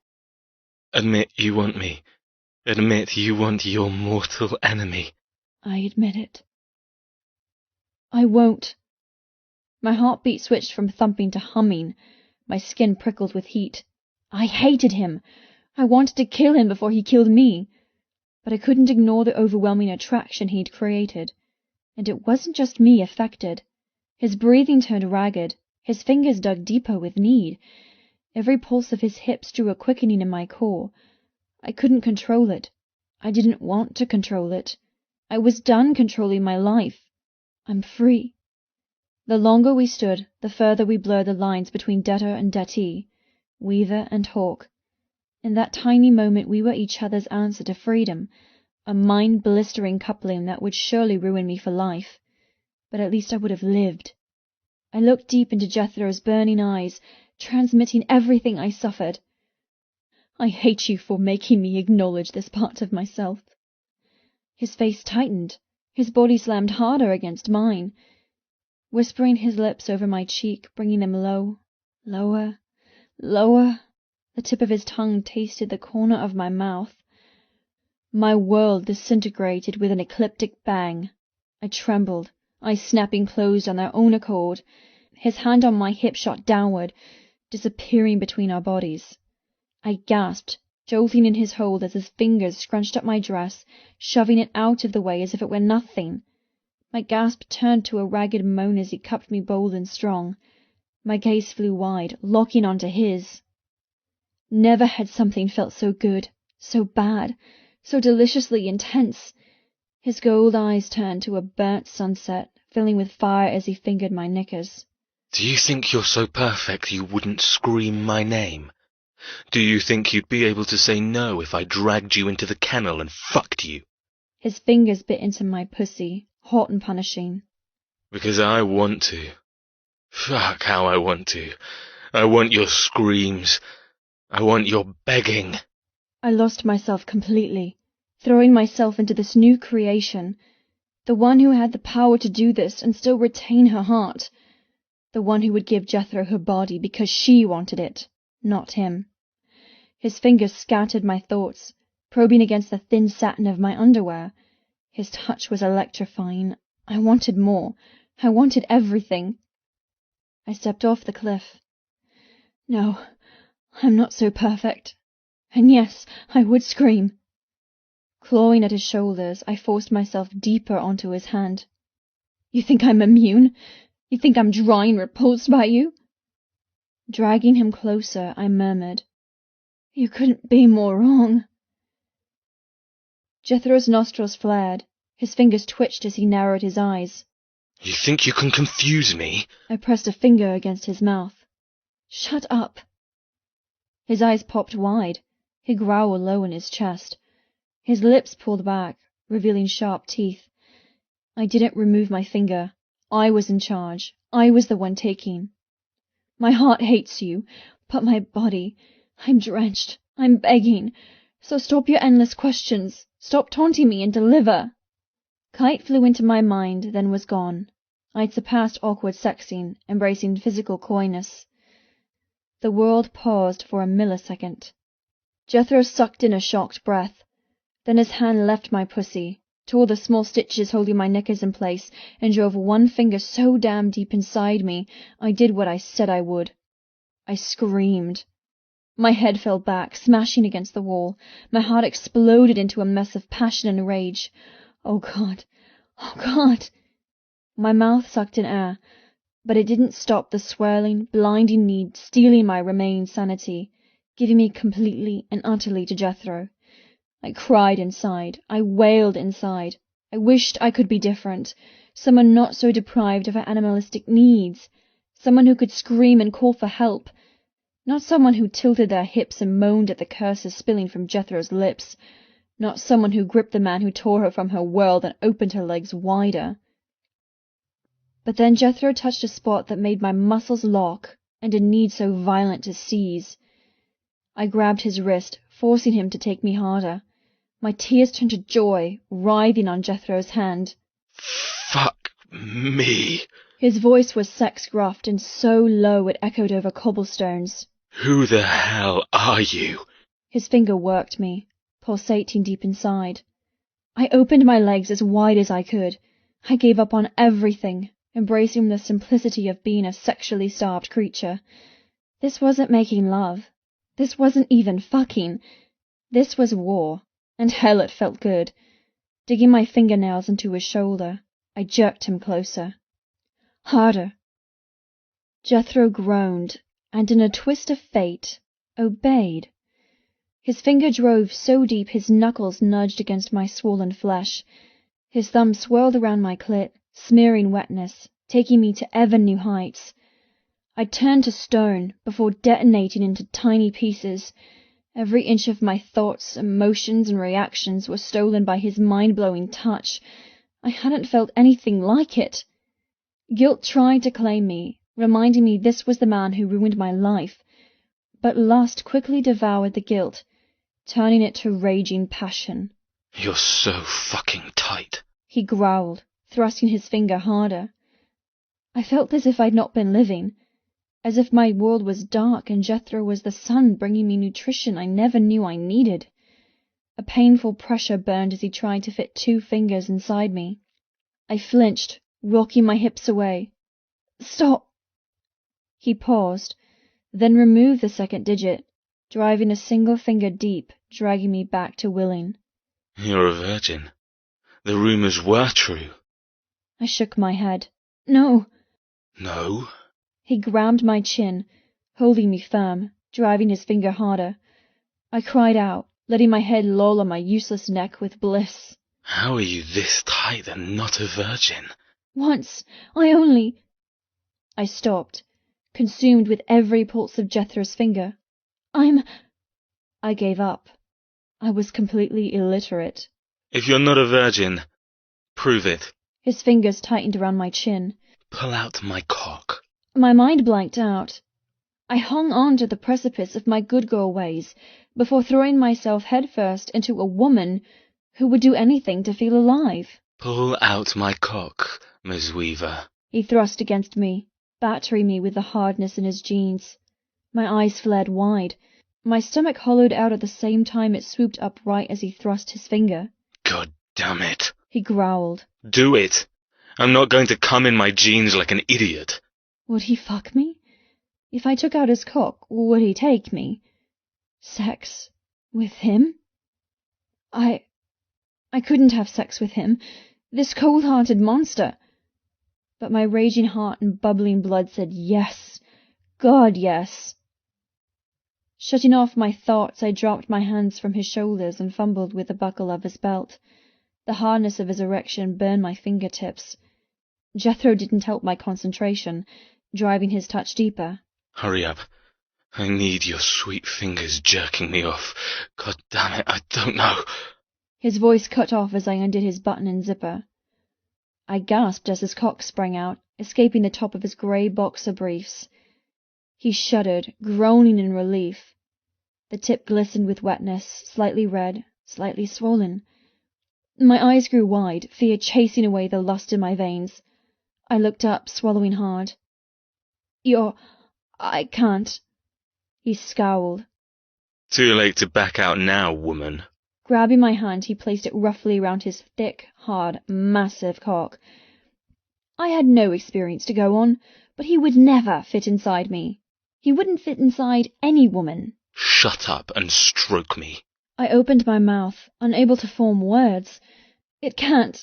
There's no way. In a lightning-fast move, he jerked his fingers from my core, smearing my dampness on my cheek as he pinched me hard. You're out of excuses, Ms. Weaver.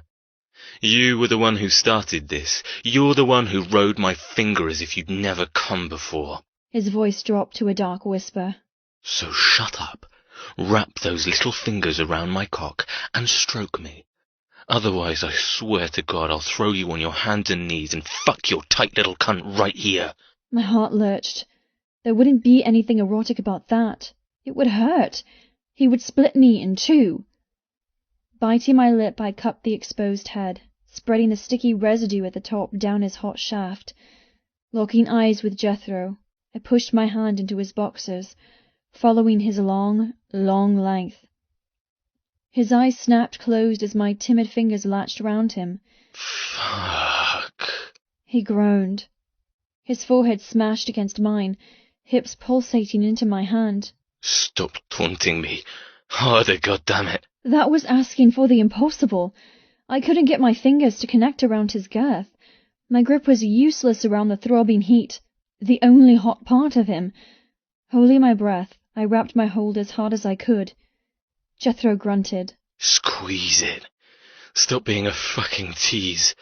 Was I teasing you? His hand suddenly disappeared up my dress again, his middle finger thrusting so hard and quick inside me, he sent a galaxy of stars imploding behind my eyes.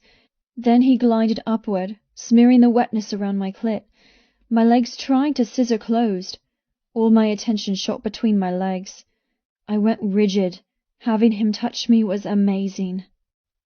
Having him rub that small bundle of nerves was incredible. Return the favor, Ms. Weaver.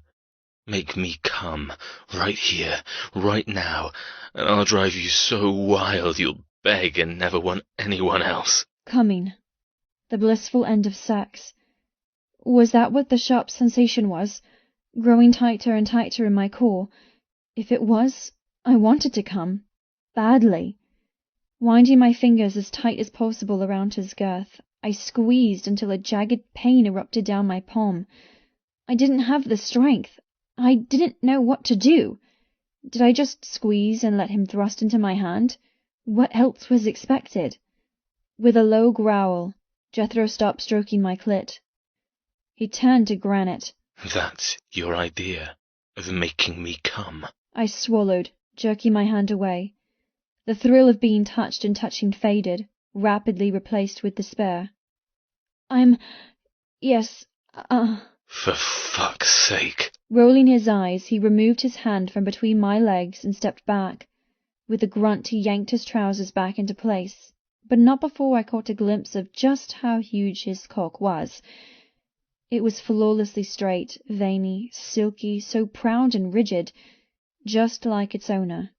It terrified me. Fuck. What was I thinking? You're useless. Completely useless. Buckling his belt, he ran his hands through his hair. smearing the lingering wetness from me through his silvering strands. Huge disappointment, Ms. Weaver. His cold glare sent a snowstorm wiping away the bonfire in my belly. I'm done playing games, so cut the bullshit. Time to begin the day. His voice gave no room for interpretation. A cold draft shot down my back. My brief reprieve from debts and horrible hooks was over. I'd been shown something I desperately wanted, but was denied it because I failed to please him. You could teach me. Show me how. I couldn't make eye contact with him. Mortification painted my cheeks for both admitting I was clueless and asking a monster to coach me. Jethro laughed. You think that will save you from what's to come? Was that your little plan? To make me fuck you in the hopes I might feel something for you? He shook his head. I'm not teaching you anything, especially how to jerk me off. As you told me once, Google that shit. But it won't do you any good. Because next time, I won't need your hand to come. My breath caught in my throat. My heart hung heavy and I shivered. The sun crept behind a cloud, leaving us in haunting shadows.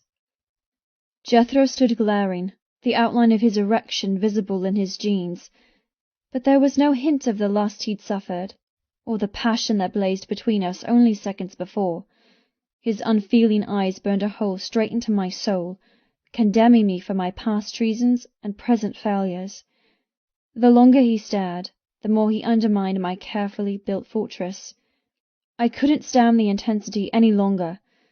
The humiliation of standing there unwanted, slightly used, and entirely frustrated. With shaking hands I smoothed down my dress and pushed away from the wall. Without a word, I flicked my hair over my shoulder and skirted around him. With confident steps, I left him behind, heading toward the manor. He'll chase me. He'll hunt. I expected to land on my face from a carefully planned strike.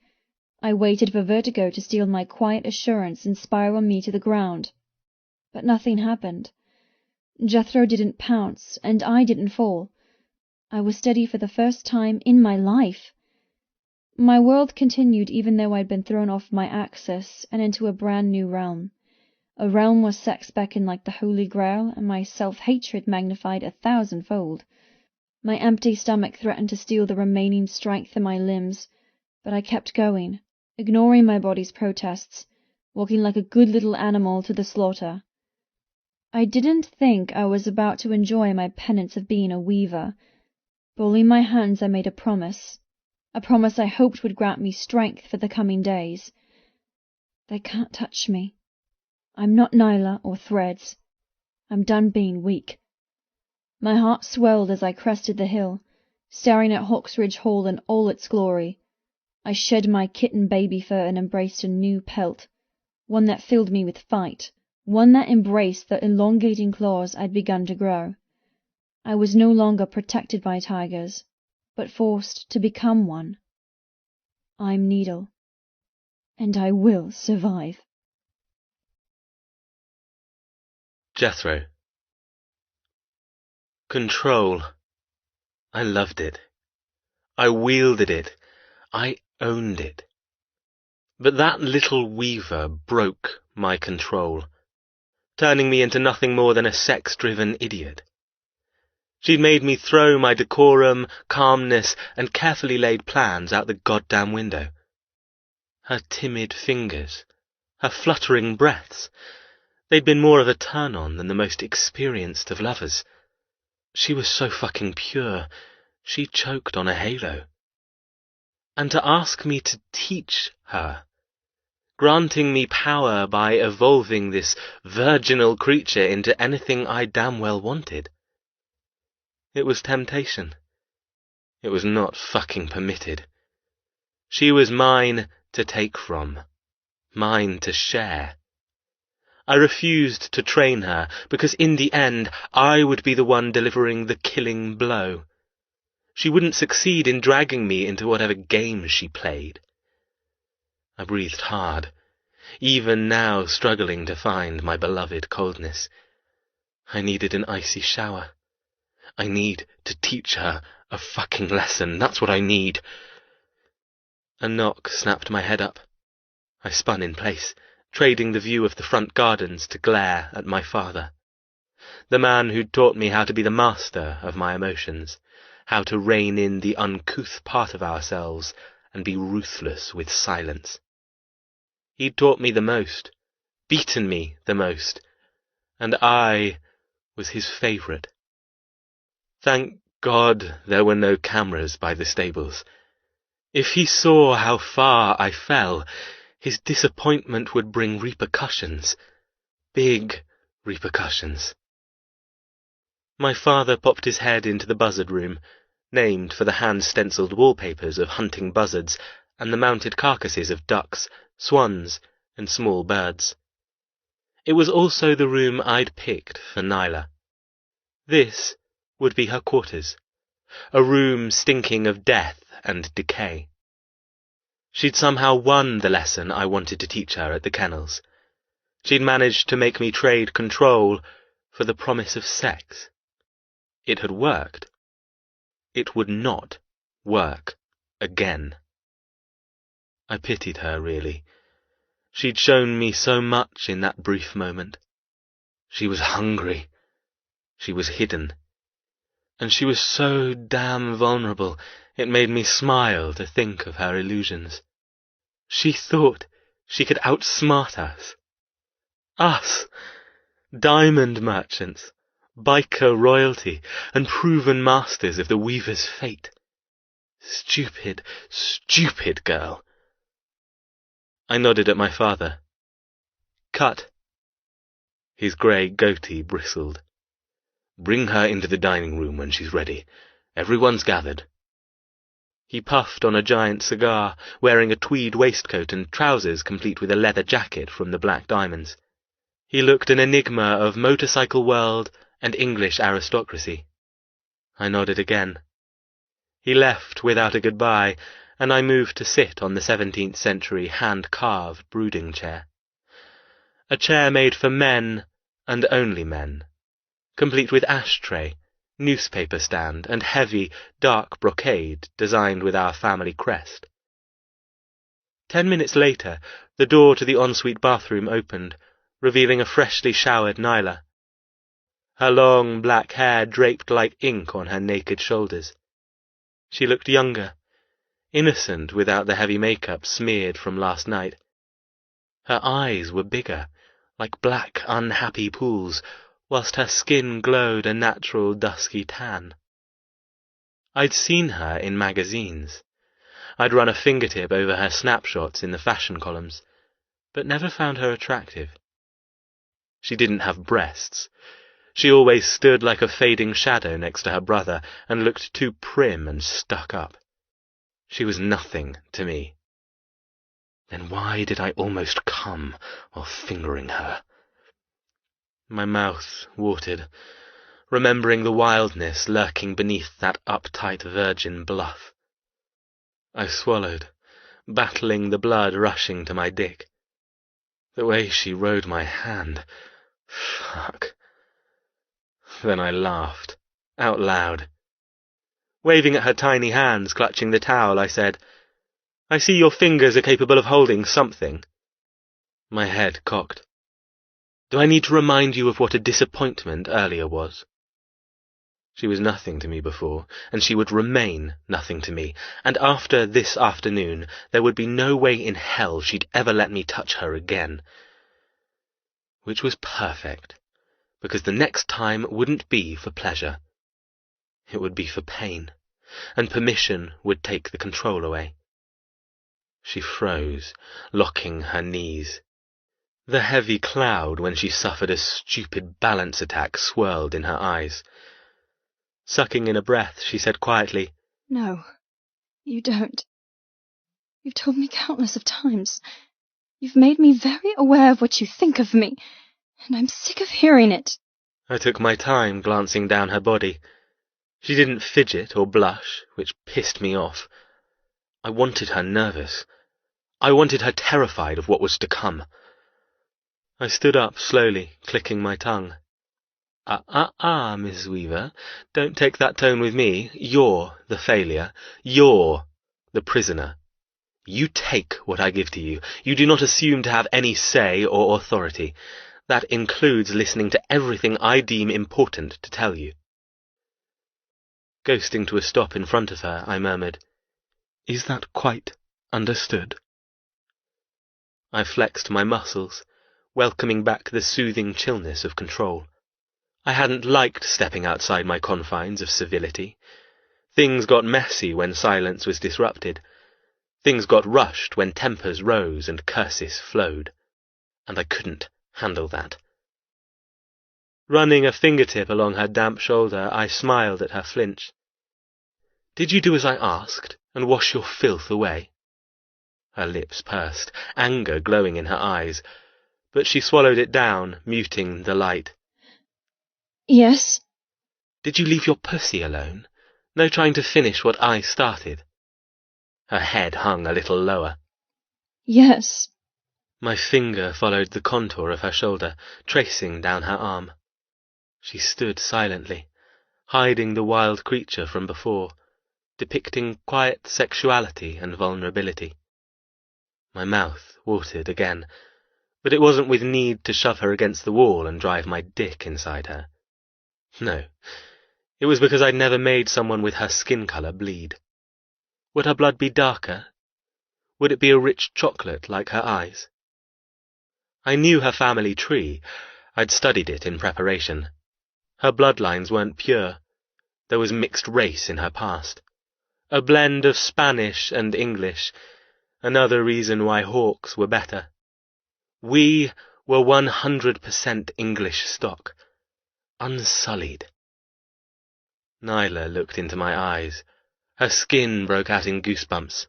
Stop whatever you're doing and let me get dressed. Where are my clothes? She clutched the silver towel harder, hiding everything but her longer-than-average legs and tiny feet. I need to charge my phone. I want my suitcase. I didn't bother caring who she'd texted last night to drain her battery. There would be no cavalry coming to her rescue, of that I was completely sure. "You'll receive your belongings if you please us." Us? Stepping back, I smoothed my shirt, taking my time in delivering the truth. I hoped she'd move away, run even, but she locked her knees again, standing firm on the thick mahogany carpet. "Yes, us." Holding out my palm, I waited. "Take my hand."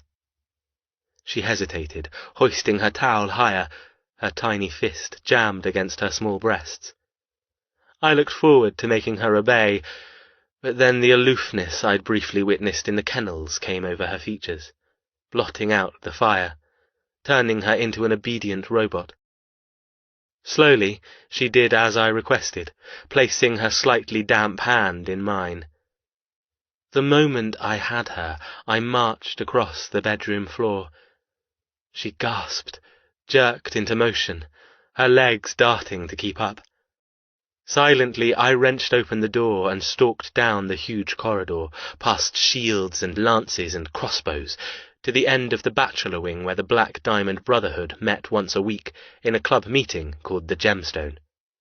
This afternoon, it wasn't business being discussed. It was Nyla. This was her welcome luncheon, a tradition unbroken for hundreds of years. An esteemed event that all our brethren knew. The day they all sample a weaver. Slamming my palm against the double doors, I jerked Nyla into the room. She wheeled to a stop, her face losing its colour in favour of snowy white. I searched her features for fear. I hunted for terror, but I only witnessed blank resignation. Turning away from her, I focused on what she couldn't look away from. Men. Some smooth-faced and young, others bearded and old. But they all had something in common. They belonged to the Diamonds, and were our most trusted employees. Floor, fracture, and cushion weren't present.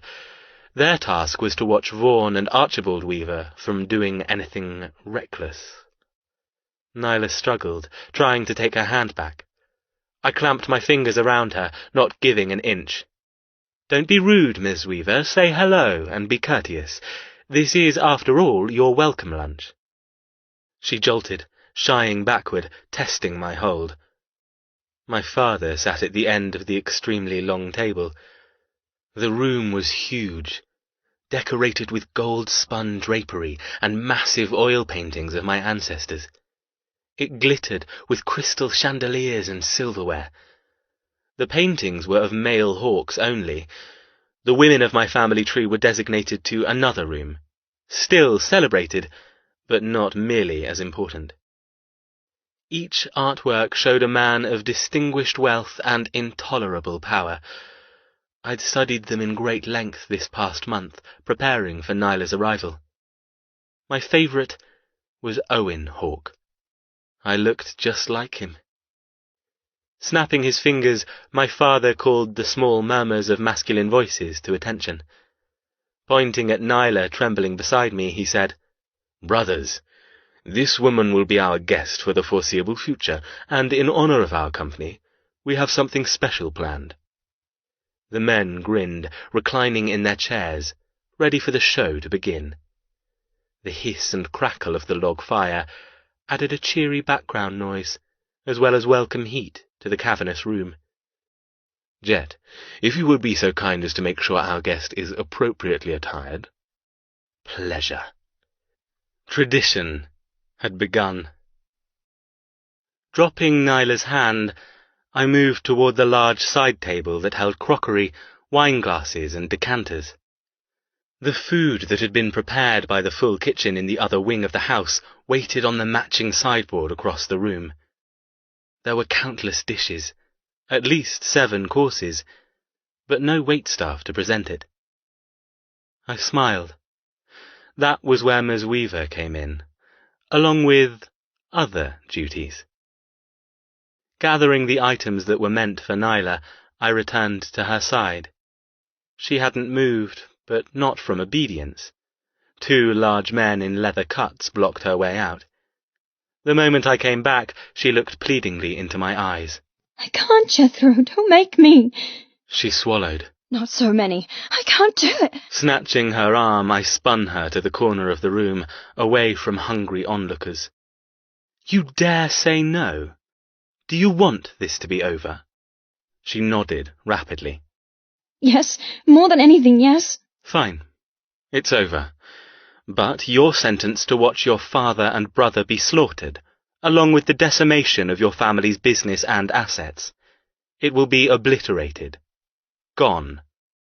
Is that what you're willing to pay?" She squeezed her eyes in horror. "Didn't think so. I never wanted to be that weak, that driven by compassion. I obeyed my family. I accepted my position, but I would never let love dictate my actions. That wasn't what a hawk did. We were untouchable." Taking the liberty of her lack of vision, I placed the first item on her head. A sexy, frilly maid's cap. It perched on her head, gracing her damp black hair like a sad crown. Her head dipped, shielding her eyes. Her body convulsed, trying hard to maintain the blankness she thought would be her salvation. Tugging her hands, I muttered, "Let go of the towel." She cowered away. Growling under my breath, I wrapped an arm around her waist, holding her firm. "Don't make me ask again. You're not new to this game. Let go of the towel." Her eyes flew wide, fighting my hold. "No." God damn it, she tested me. A headache brewed behind my eyes. I sighed. "Make me ask you one more time. Go on." She froze, breathing hard. A battle broke out between us. I should never have let her get away with what she pulled at the stables. She thought I'd softened. She thought I'd be lenient. If anything, she'd proven my errors, and I'd go above and beyond to ensure I didn't falter again. Ever. She had to learn that the day granted hope and happiness, but I stole it. She had to face that the night hid evil and darkness, but my soul was blacker. There would be no winning. None. We didn't speak, but our eyes shouted, wrapping us tight with unsaid tension. Finally she lowered her chin in defeat. Her death grip on the fluffy material loosened, allowing it to flutter to the floor. Ordinarily I would have rewarded her. A kind word, a gentle gesture. But that was before I learned I couldn't give her any softness. She needed a firm, masterful hand, otherwise she'd make my life a living hell until I stole hers. My eyes latched onto her naked body. I paused. Fuck. Nyla Weaver was like the needle she used to make her livelihood. Long, sculptured, muscle tone so defined her hips defied her supple skin, almost piercing her. Her breasts were small but high, with perfect dark nipples. My gaze dropped between her legs, the part of her I'd intimately explored already. I expected an inexperienced girl to not maintain her pussy, but there was only a strip of black hair, hiding and teasing at the same time. My heartbeat thickened. And then I noticed the bruises. Everywhere. On her rib cage, hips, thighs and arms. I prodded at a particularly large purple one. Who did this? She crossed her knees, clamping a hand over her breasts. I swallowed hard, hating that my cock twitched. Her mouth parted, then understanding flared. Not who. What? Looking down at herself, she whispered, The perils of vertigo. I had no reply to that. She already had a condition that hurt her. I hated that I understand that. More than she knew. Put your arm down. I slapped it away from her breasts. She stiffened, but left it by her side, standing taller than before. Holding out the tiny excuse of an apron, I placed it over her head. It was black with white lacy trim, low enough to show the tops of her breasts and nipples, short enough to show the trimmed delight between her legs. Spinning her around, I tied the strings at her neck and lower spine. When she faced me again, she choked. Why? Why? I raised an eyebrow. Is this all a game to you? I smiled. No game. We're deadly serious, as you should know by now. Leaving her, I returned to the table and collected the final item. The Weaver heirloom. Prowling back to her, I held up the collar. Her eyes popped wide. She gawked at the solid encrusted diamond collar made from our very own imports. 200 carats, valued at over £3 million. It had been in my family since the first debt had been claimed. Do you know what this is? I dangled it in front of her face. She clamped her lips, eyes deathly cold. I didn't need a reply. She'd know soon enough. Unlocking the collar, I held the two ends and bent over her. Wrapping it around her throat, I moved from front to back, positioning myself to fasten it. I kept my voice low and soothing, embracing my cold ruthlessness again. It's affectionately known as the Weaver Whaler. Using the special clasp, an irreversible clasp, I murmured, It's your gift from us, jewels from the best of our minds. You should be proud to wear such wealth. Nyla shivered as the lock snapped into place. My shoulders relaxed. It was on. It was done. Her option to leave had just disappeared. You're ours, now. Want to know why? She whimpered, shaking her head. Gathering her thick black hair, I ignored her plea for ignorance. I'd told her ignorance was bliss, which was true, but my job was to torment her. She had to fully embrace her future. Breathing gently on her neck, I whispered, Because once the Weaver Whaler is in place, there's only one way to get it back off. Nyla. Enough playing, Jethro. Bring her here. The command burned my ears, turning my false belief I could survive into dirty soot. The fire I'd nursed inside was gone. All the stupid pretending that I could block the worst from damaging my soul disappeared. My little claws had fully retracted into nothing once again. I was cold. Cold as him. Shut down. Same as him. Silent. Same as him. Only one way to get it off. I swallowed. My heart pounded. My hands flew up to tug at the jeweled collar. It was heavy and lifeless and ice. Pure ice. The perfect clarity and flawless sparkle of the diamonds latched onto my skin, claiming me, marking me. Only one way to get it off.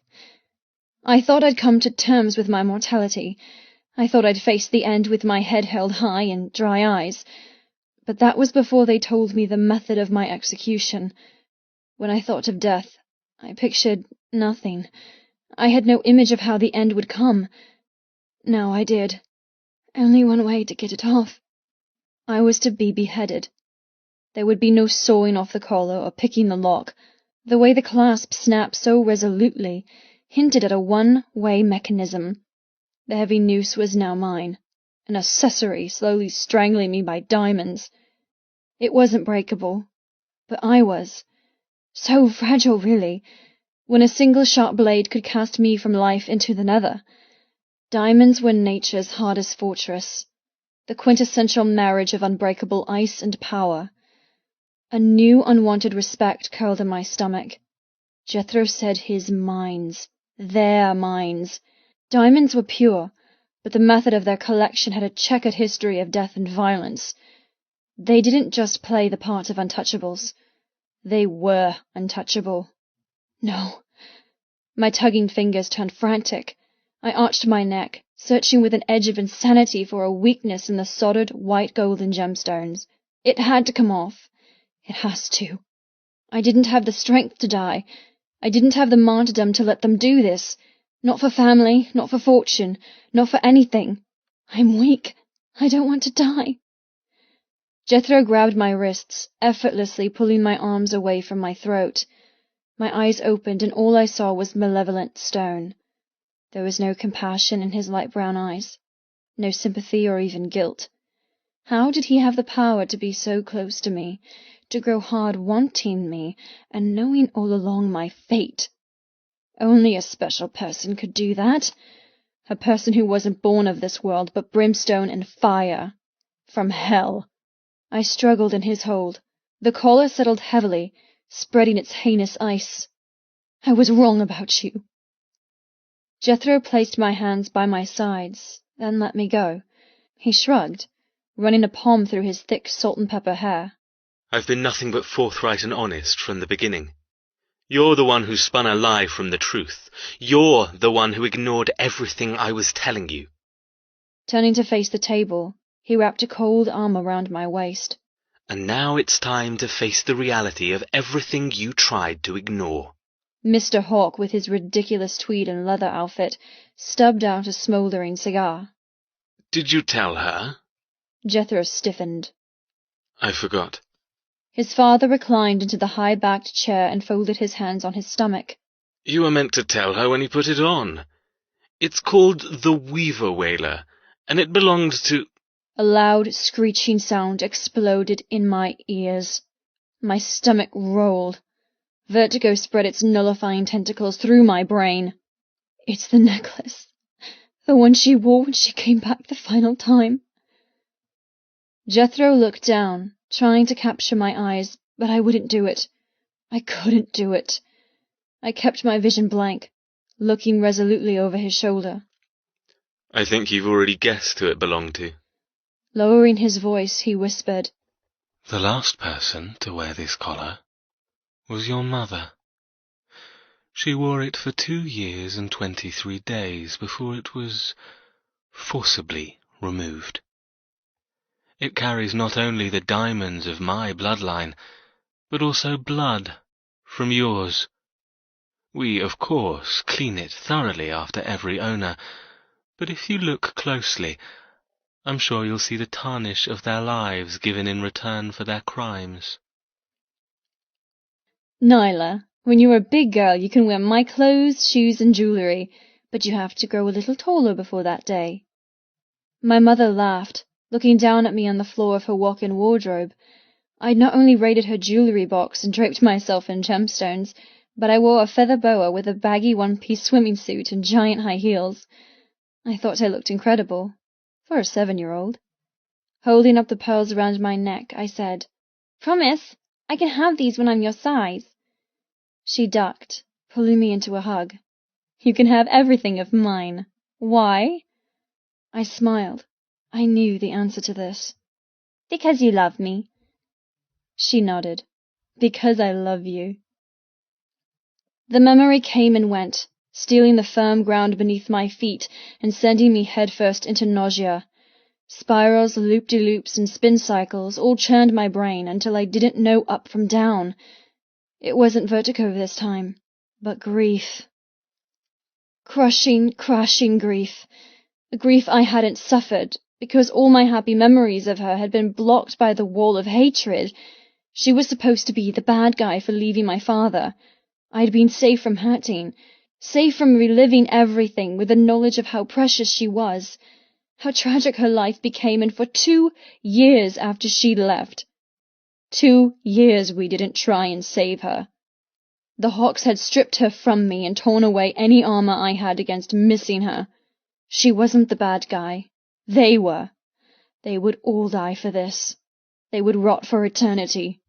I would find a way. Please, let me find a way. I wore a necklace every firstborn woman in my family wore before they were murdered. I was owed serious revenge. Disgusting, painful revenge. A sob escaped my mouth. I couldn't fight the spinning anymore and doubled over. With a sickening splash, I threw up all over Jethro's shiny black shoes. Shit! He jumped back. Not that there was much mess. It'd been almost 24 hours since I'd eaten. I had nothing to waste or purge. But the dry heaves wouldn't stop, racking my frame. For fuck's sake, Jet! Get her under control. We don't have all day. Mr. Hawk's voice shouted across the room. Cold hands grabbed my shoulders, jerking me from bow to straight. I moaned as my head sloshed with pain. Stop embarrassing me. Jethro snarled. Embarrassing him? Bastard! Asshole! Son of Satan! I glowered with tear-swimming eyes into Jethro's cold, uncompassionate gaze. Something flicked over his cold irises. A dark shadow. That was the only warning I'd received before his hand came up and struck me around the side of the head. I thought I was brave. I thought I was strong. But I'd never been struck before. Daniel's slap in the car last night didn't count. This abuse had come from a black place. A place inside Jethro where an unsurmountable anger boiled. And it was endless. He may be a glacier on the outside. But in there, in his heart, he steamed with pressuring rage. Crashing to my knees, I curled my smarting head into my arms. I came from a family who loved each other so much a disappointed look or stern word was enough to break your heart. Physical abuse wasn't something I knew. It wasn't something I could prepare for. Jethro grabbed my hair, pulling me upright. I held onto his wrists to prevent the tearing pain. My blurry gaze focused on his grey shirt and perfectly creased jeans. He glared. You'll clean that up. But for now, you have other things to attend to.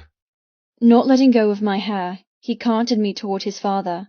Every step I took, I tried to hide my exposed breasts and ignored the breeze between my naked legs. The pinafore Jethro had put on me barely covered my stomach, let alone valuable places. Places I would give my entire design line to have covered. The stupid maid cap tilted to the side, clinging to my tangled hair. I couldn't count how many men existed around the table, but their eyes never met mine. Most were glued to my chest or mesmerized lower down as I side-shifted to hide as much of my decency as possible. But it wasn't just their eyes sending spider legs scurrying over my flesh. It was the huge, immaculate paintings of men wearing white wigs, elegant coats and tails, and hunting regalia glaring down from the dark red walls. Their eyes weren't lifeless, but full of disdain. Somehow they knew a weaver was in their midst, and the crackling fireplace was useless to stop my chill. My sentence was to be carried out with ancestors and family heirlooms as witnesses. The moment we came to a stop beside Mr. Hawke, sitting in his ornate dining chair, Jethro jerked my neck back. His flawless face filled my vision. You are no longer free. Look. See your future and understand there's no sweet-talking, begging, or bargaining your way out of this. You wear the collar. You're ours completely. Jethro's voice was arctic, glittering with power. The collar cut into my skin. I wanted to spit in his face. Shoving me toward Mr. Hawke, the old man snaked an arm around my naked waist, tugging me onto his lap.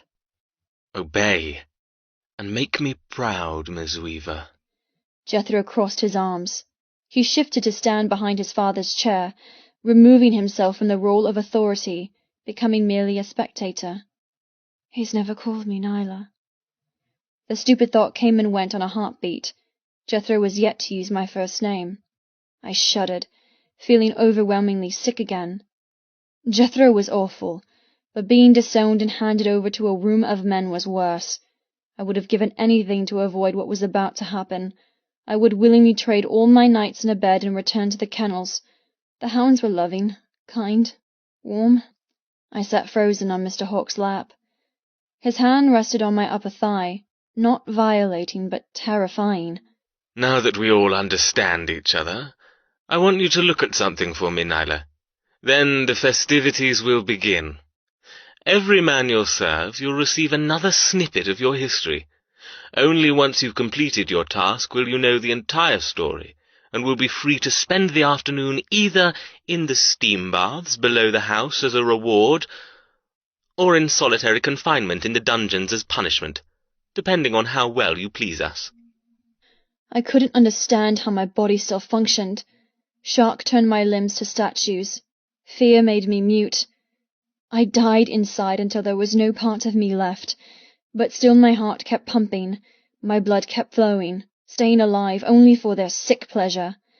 The weight of my mother's collar bit into my neck, and a question came from nowhere. My mother was a weaver. Her mother before was a weaver. But wouldn't they have changed their names according to the surnames of their husbands? I blinked, trying to remember my father's last name. I can't. You look confused. I'll permit you to ask a question before we proceed, Mr. Hawke said, setting me higher on his knee. I fought my cringe, struggling to formulate the words. My mother's maiden name was Weaver, but she would have changed it when she got married. I glanced at Jethro behind his father's chair. He tilted his chin, looking down his nose. Mr. Hawke shook his head. That son of mine hasn't explained anything, has he? Twisting in the seat, he glanced at Jethro. What exactly have you been doing? You know information is what grants us control. We're the ones in the right. How can she hope to accept her situation if you keep her in the dark? Jethro clenched his jaw but remained silent. Rolling his eyes, Mr. Hawke faced me again and smiled. I'll give you a brief history lesson. Then you must begin your duties. Reaching up, he tugged the maid's cap on my head. Every inch of me crawled, but I didn't move away. I was hungry for knowledge, starving to know just how they continued to control my family with no fear of police interference or retribution. Mr. Hawke reclined, his thumb drawing small circles on my upper thigh. It all began with one man, who you'll find out about in a little bit. He had children, gracing them all with the Weaver name. Now, from that day on, the power of the family name travelled with the firstborn girl. No matter if she married, divorced, or suddenly wanted to change her name to something whimsical, she wasn't permitted. Whoever she married, it was a condition that the man change his name, so that their offspring always bore the Weaver name and continued the line of succession of the dead. Why did they do it? Why keep a name that only brought misery?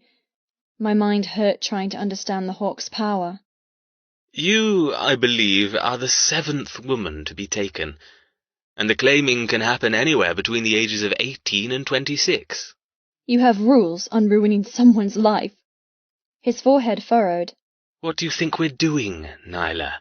Everything we're doing is following a strict set of rules, laid out in utmost simplicity, and must be followed. If you're following rules, then follow the rules of today's society. You think I accept what you're telling me? That all of this is legal? I spat the last word. You think it's commonplace to threaten my family, steal me away and imprison me with a collar of diamonds that won't come off until I die? You're completely insane. And wrong, and— No one, especially a weaver, has the right to speak to me like that. Mr. Hawke's fingernails bit into my thigh. What part are you not understanding, girl? We haven't threatened your family. They're under observance to ensure their best behavior. We didn't steal you away. You came voluntarily, remember? And as for the collar, you should be proud to wear it. It's the most treasured piece in the Hawke's antiquities. I bit my lip as his fingernails pierced harder. His voice dropped, the scholarly softness sliding into strictness. I see you need more concrete evidence. Fine. The diamonds you wear are worth millions. The diamonds we've sourced have been used to trade, buy services, bribe officials, own prime ministers, even control diplomats and royalty. No one is above the allure of a flawless diamond, Ms. Weaver. Everyone has a price. Lucky for us, we can afford any price. His tone sharpened. Does that answer your rude question? What response could I give? There was nothing I could say or do to ignore my entire situation. They might have some misplaced belief that they were in the right, but that didn't matter, because they owned the very people I would need to save me. My shoulders dipped. Mr. Hawke grinned. Glad you're coming to your senses. Don't underestimate us, Nyla Weaver. We've had the law on our side for hundreds of years. We still have the law on our side, and that won't change. You are nothing more than a single woman who left the world's spotlight because she fell in love. You're already consumed and forgotten.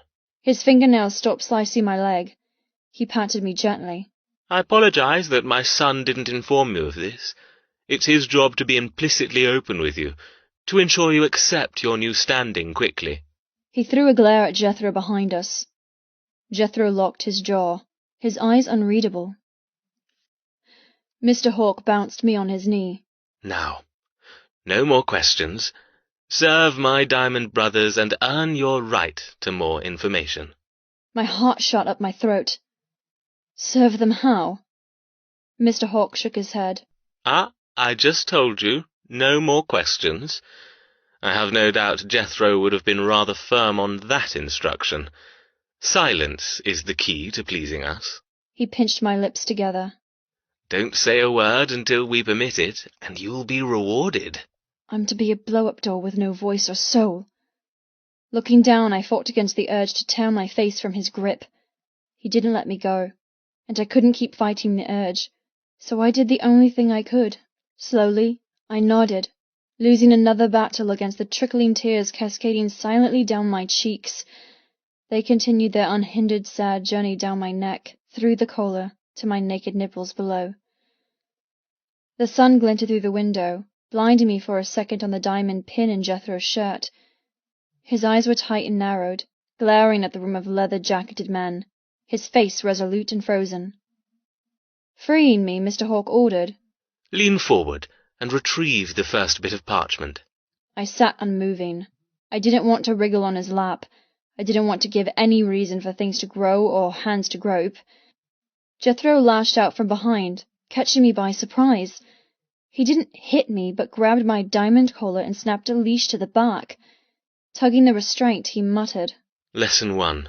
You'll do as you're told the second you're told it. Otherwise you'll choke until you do. He moved to the back of the chair, leaving my line of sight. The moment he was gone, the pressure on my collar increased, digging into my larynx, cutting off my air supply. Just let him strangle you. It would be easier. But as my body crushed against Mr. Hawke from the pressure and the natural instinct to fight took over, I knew I couldn't be so weak. There was no point in being stupid. If I was plane-wrecked in a jungle, I would obey the law of the wild, doing absolutely anything to survive. Wasn't this the same thing? I was in a den of beasts, and they were trying to help me by teaching me their law. If I obeyed, I would live. Entirely simple. Stupidly simple. No sound, Nyla. Not one word. Switch off. Retreat to that spot inside and get through this. I could do it. By adapting. By learning. I refused to be hurt for punishments I could avoid. Jethro sensed my acquiescence at the same time as his father. I didn't know what gave me away. The slouching of my shoulders, the soft puff of sadness. Regardless, they knew I wouldn't fight. They'd won. Jethro released the pressure on my throat, removing the leash and dangling it over the back of the chair as he moved back to his position. Mr. Hawke angled my face, pressing a wet kiss on my cheek. Good girl. You're learning. I didn't even flinch. I was as cold as his son. Embrace it. Locking eyes with Jethro, I kept myself anchored while his father's hand slipped inside the stupid pinafore and found my breasts. Jethro gritted his teeth, but never stopped glaring into my blank gaze. I tensed, willing every molecule to stay frigid and unattached. There was freedom in drifting, as I'd learned in the kennel, and I let my mind go. I would be Jethro, and remain stone cold on the outside, but inside I would be Kite, and cut the strings of my soul, soaring where they'd never touch me, no matter what they did.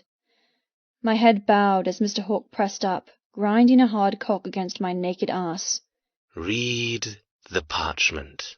My hair fell back in a thick curtain, obscuring half the men who watched with eager eyes. My hands didn't shake as I reached for the parchment. I lowered my eyes to read.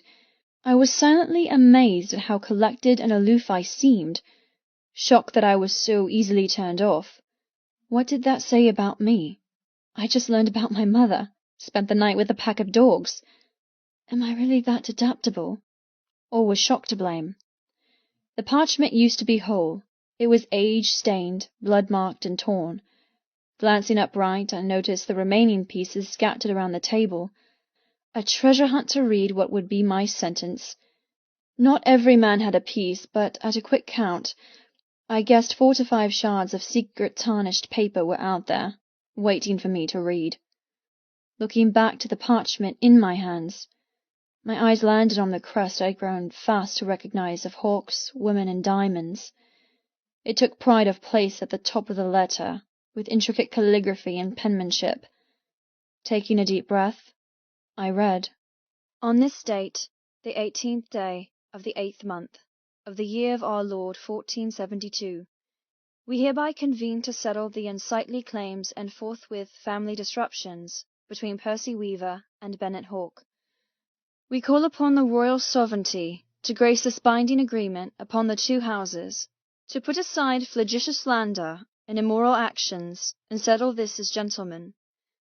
As esquire over this binding estate, I have mentioned Percy Weaver and family, including church-sanctified marriage to Mary Weaver, and his thrice offspring of 2 boys and 1 girl, are also governed by the degree found today, or they shall hang by the neck until dead, for heinous crimes found unjustifiable by the court of England, so help me God. It ended. I stopped reading, but didn't move. Not a breath, not a fidget. It was true, then. My family had done something to justify all of this. But what could be so awful to earn a contract spanning generations of repayments? Mr. Hawke bounced me again, tweaking my nipple. Finished? My heart neither fluttered nor sank. I was flying free, escaping from this unfolding nightmare. Intrigued? Want to know the rest? His fingers twisted harder, but I didn't care. All I cared about was finding out more.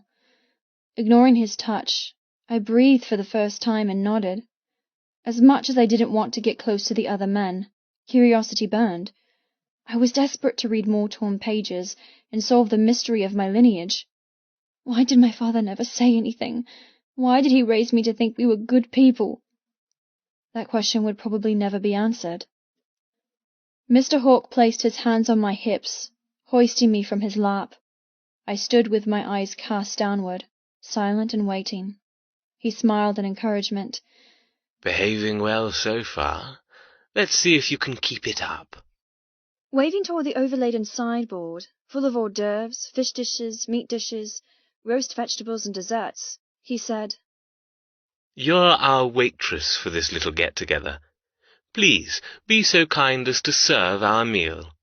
You'll receive a token of thanks from each of the Black Diamond brothers and earn the right to finish your reading. My legs moved before my brain registered, the primal part of me taking over to jump to the task. I might be a naive woman who didn't know how to jerk a man off, but I was a businesswoman at heart.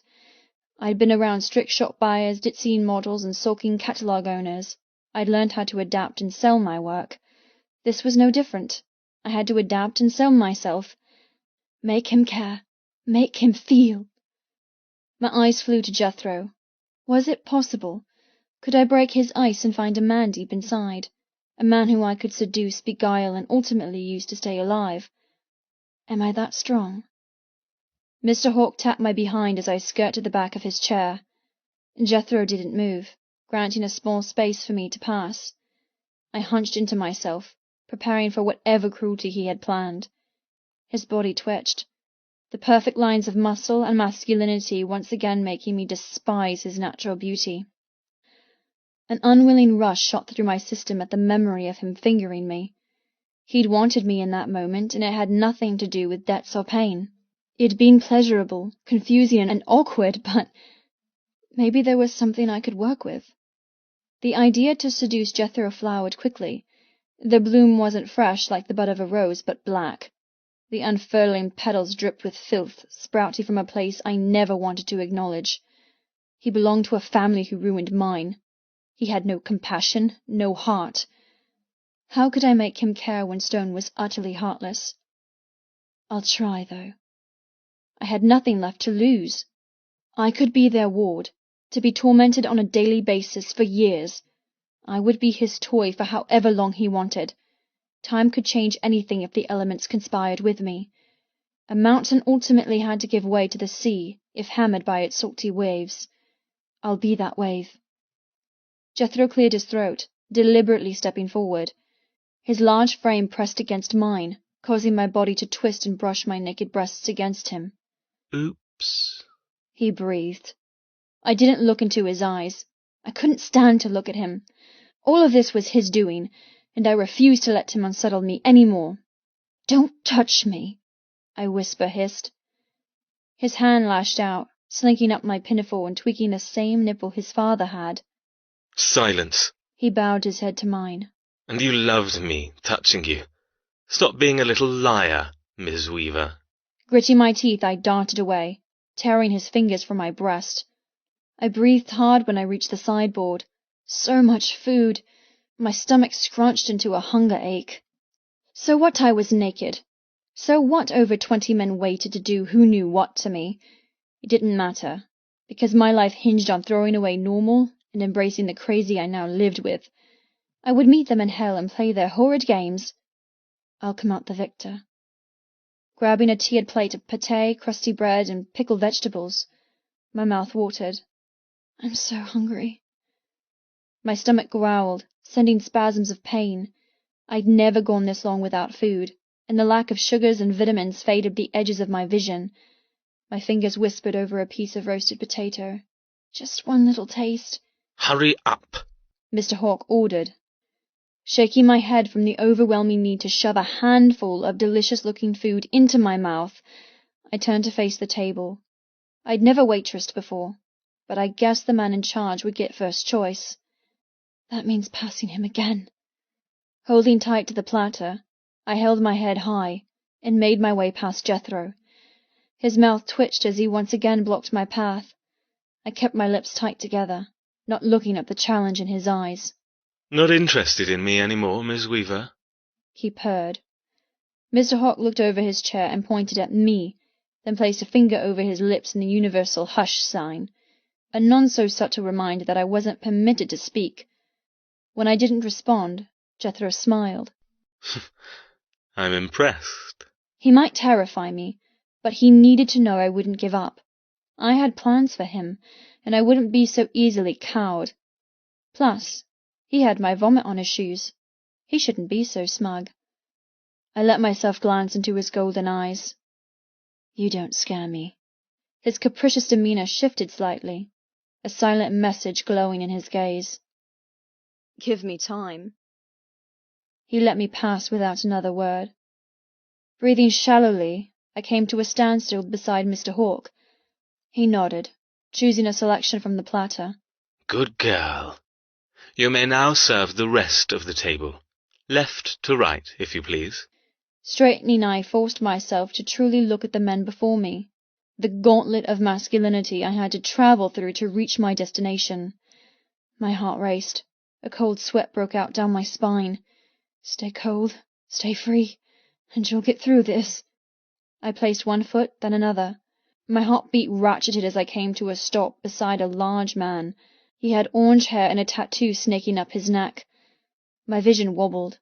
I tottered to the left as a small wave of vertigo reminded me I'd been stable up to this point thanks to a miracle. Orange Tattoo shot out an arm, preventing me from slamming into the table. He grinned.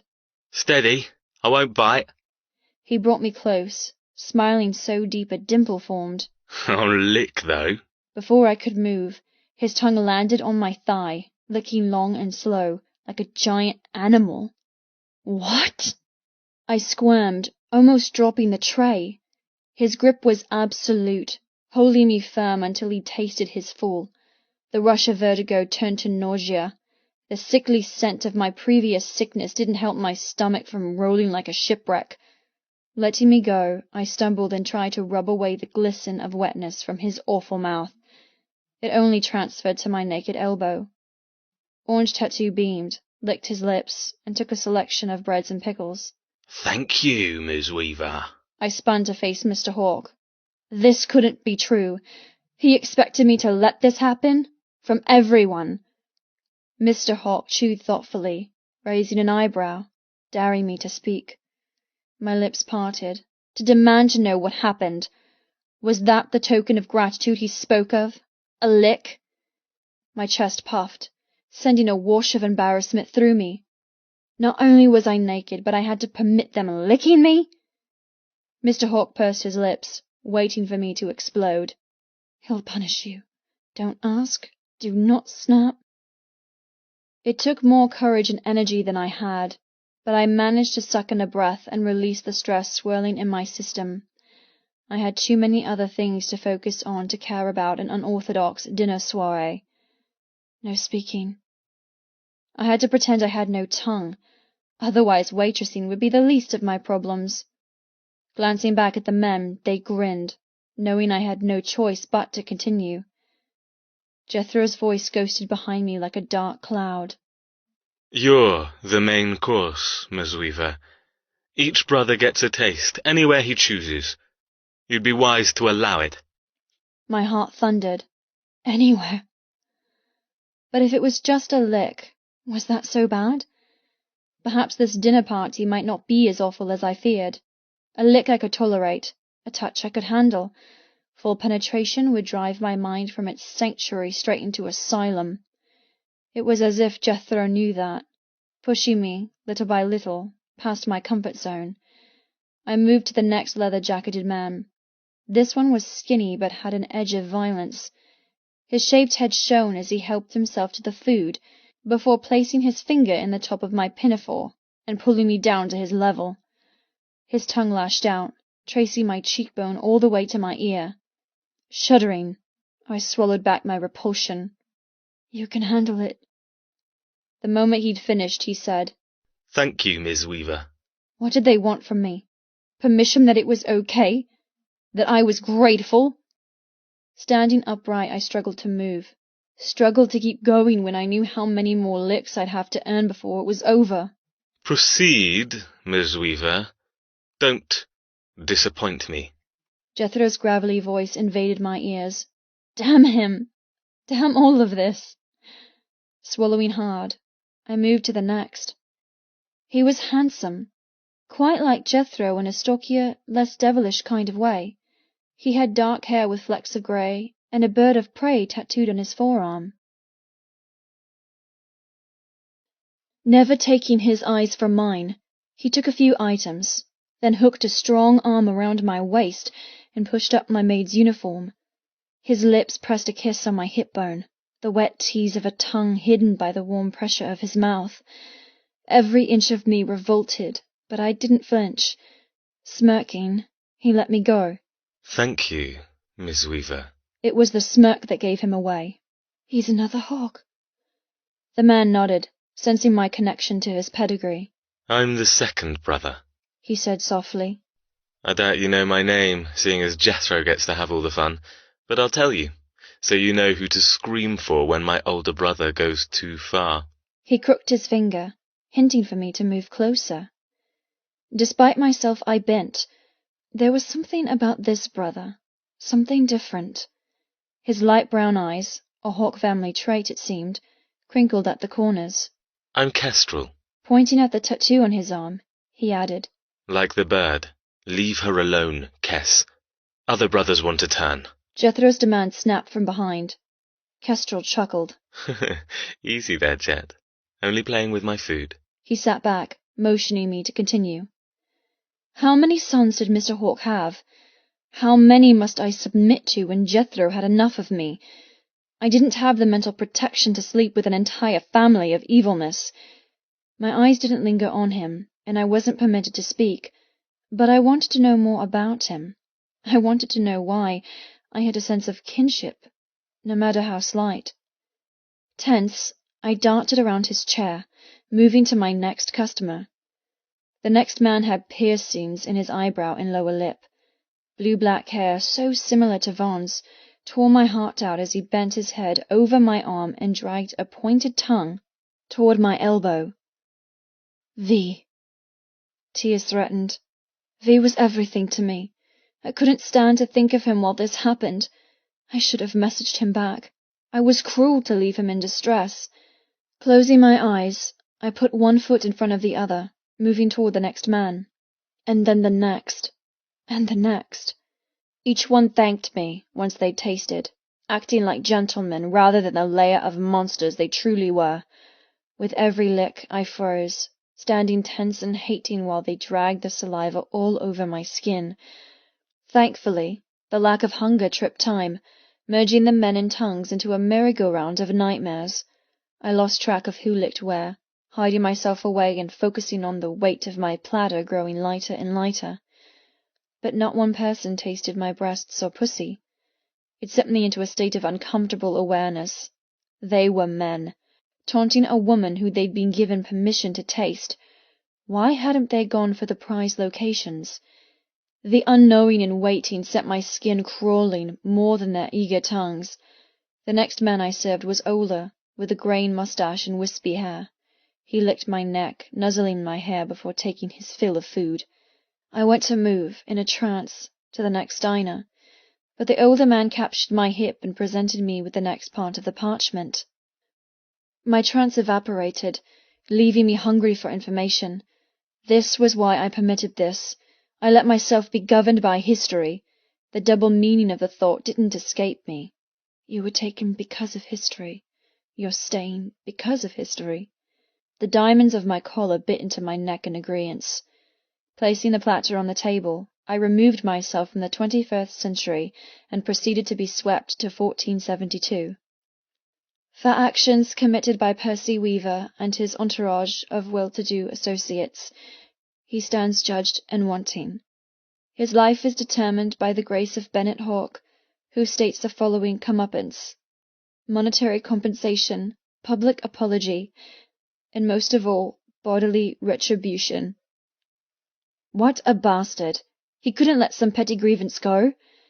He did save the entire family from hanging. Somehow, he'd kept Percy Weaver and my ancestors from swinging on a rope, and in a way I had to be grateful. Grateful to a man who'd saved my bloodline but stolen my future at the same time. If this document had never been agreed upon, I would never have been born. No one past Percy and Mary would have existed. It was hard to hate someone who'd granted life, but easy to hate them for stealing countless of those lives generations later. Keep going, Miss Weaver, Jethro purred. My head snapped up. He stood there, wrapped in his horrible silence. I wanted to glower. I wanted to do something idiotic and stick my tongue out at him. But there was no point making him hate me more than he already did. The moment I could charge my phone, I would Google every enticing come-hithers a woman could make. I'll seduce him. I'd enjoyed seeing his impeccable control snapped by the stables. I loved that I was the one to do it. I'll make him care. I would turn this travesty into a prophecy by weaving my weaver magic over a hawk. With strength building in my heart, I grabbed my tray. Moving forward on unsteady knees, I looked greedily at the next piece of paper. It sat coyly in the center of the table, beckoning. The next man to taste me was a young boy, barely out of his teens. His touch was gentle, tongue barely licking. He was my favorite from the table. After another 2 licks, I hoped I deserved the next scrap of parchment, but no one gave it to me. My heart sank as I completed a full rotation, squeezing my eyes as each tongue inched closer to the places I wished were covered. I couldn't stop shivering when I placed the empty platter on the sideboard. Resting my palms on the hard surface, I breathed deep. Tears pressed on the back of my eyes. Disgust rolled in my stomach, growling with desperate hunger. This was torture on so many levels, delivering food to well-fed men, all the while they feasted on me, too. The main course, if you will, Nyla, Mr. Hawk muttered. I looked over my shoulder.